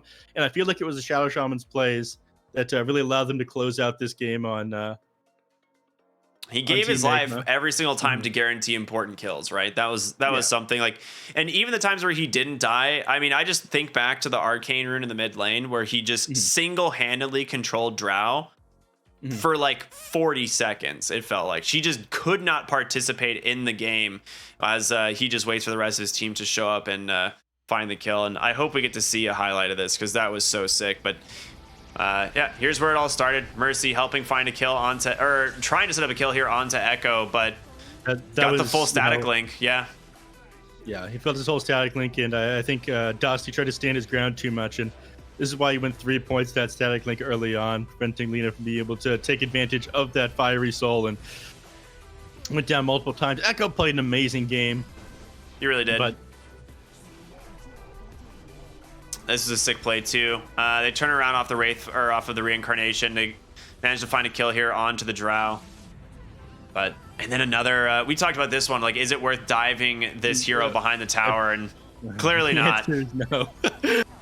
Yeah, it's meant to, it lit the Ogre match. I heal up a little bit too much as well, but you know, all the control from the Shadow Shaman. You find your 2 supports, but you lose 2 cores for it, the 2 most farmed heroes in the game at the time. And I was concerned for a moment when this started happening. I was like, oh god, I got a case of deja vu. Yeah. But he managed to connect that swashbuckle onto him.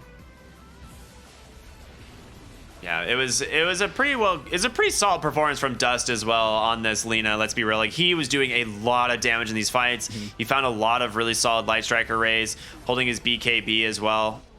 You did a really good job, despite playing against a Razor and a Night Stalker that their sole job is to just run at you. Yeah, nice job there by MKS getting the dodge, the 4-staff down the low ground, and this was this. I mean, beautiful setup there by Mercy, jumping up the rest of his team, but the 4-staff came out afterwards. Yeah, TCY right, misplayed the Yules is what it was. But it didn't really seem to matter all that much. They still got a couple kills. It stalled the game out. Yeah, they dove a little bit too far for this. The Drow being alive here makes it so they have a really hard time like securing any of these other kills. They just get kited around and just BKB TP out. Lina goes down because she has nothing left. Yeah, and it did get them the tier 3 tower, which allowed them to get the rags later on when MKS, he ended up buying out after he went down. Yeah, that was so beautiful. Drops a fraction of a second later, and he would have gone down. Look at these. None of this would have happened. And none of this would have happened. And gets then the hex just off. before the terrorize, Mercy. Watch it. He blinks top, and he's gonna shackle him again. We don't really see it, but you can see it like on the corner of the screen. He blinks all the way back up here, gets another shackle into a hex. It's just beautiful stuff. And he does the same thing here. Gets the blink out. He's gonna control up Zhao Fu towards the tail end of this. Instant hex there onto that Dark Willow. Cancel out the terrorize. Aeon Disc procs. And look at it. He's done his job though. Echo's doing his best to stay on top because he knows how important he is, but it's too late. The damage is done. He managed to disable him long enough. And there's the tips come out. Next level play, Mercy, my man. It's gotta be the shaman. It's either Mercy or Dust this game, and for me, like both of them did such a good job. Yeah, there it is. Rightfully so. I mean, he just played a sick game. Got, like you said, got really fortunate with his jungle item drops. Got really fortunate by getting the shard there, but I mean, he's incredibly farmed for 4th position in this game. Great kill participation, 82.6%. It doesn't get much better than that. You know, if you ask like, hey, my 4, can you just help us find some kills, and he gets 82.6% of them, that's pretty good. Yeah, it's pretty good. Well, congratulations to Mercy. Shout out to him. Sick game that I just saw. Magma, they're winning me over more and more every day. And no, undefeated so far. 4-0 their overall record in this tournament. Despite the fact they were down kills that game. Yeah. Echo, he made a solid performance on the side of CDEC, but it didn't end up being enough today. But we've got more CDEC. We've got more Magma to look forward to. Magma are going to be in another couple of days here. CDEC, they got a bit of a break. Not going to be playing until December 7th, unfortunately. Yeah. So they got some time to figure some things out as they've started off the DPC here 0-4, but not easy opponents that they've had to play against. Yeah, absolutely not. And we got a couple days off ourselves. I believe we don't return until Friday, December 3rd. And it's going to be Snare and Drag and Drop kicking that one off, as Neptune's going to be taking off SHENZHEN, and then you and myself will be finishing off. And we're going to see Aster Aries' first appearance here into the DPC, which I'm super excited for, considering Aster Aries was incredible last season. And they're going up against the newcomers YBB from the Open qualifiers. So that should be super exciting. I can't wait. That's going to be a really fun night. Yep, and speaking of YB, ended up taking a 2-0 against Neptune earlier. I didn't quite catch that game as I was, napping before we started today, but excited to see more of them. Yeah, absolutely. But that's going to do it for us tonight. So thank you all so much for tuning in. We hope you enjoyed the cast. Again, my name is R Cryptic. You can call me Ricky, and I'm here with Neff. As always, it's been an absolute pleasure. Thank you all so much for watching. And as always, have a wonderful night.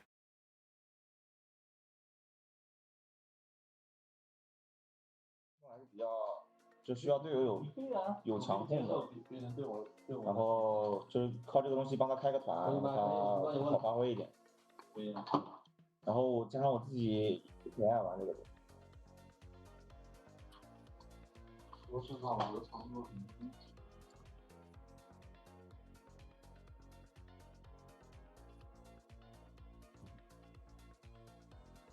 就打得过的线使劲装逼，打不过的线。 就认怂啊，给大哥让经济让等级，少吃点经验，然后让对面拉不到野，然后就保证一个大哥的发育吧。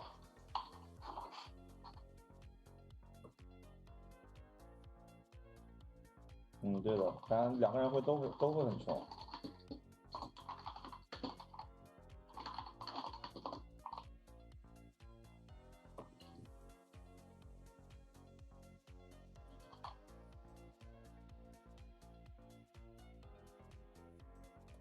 上届 DPC 这届 DPC，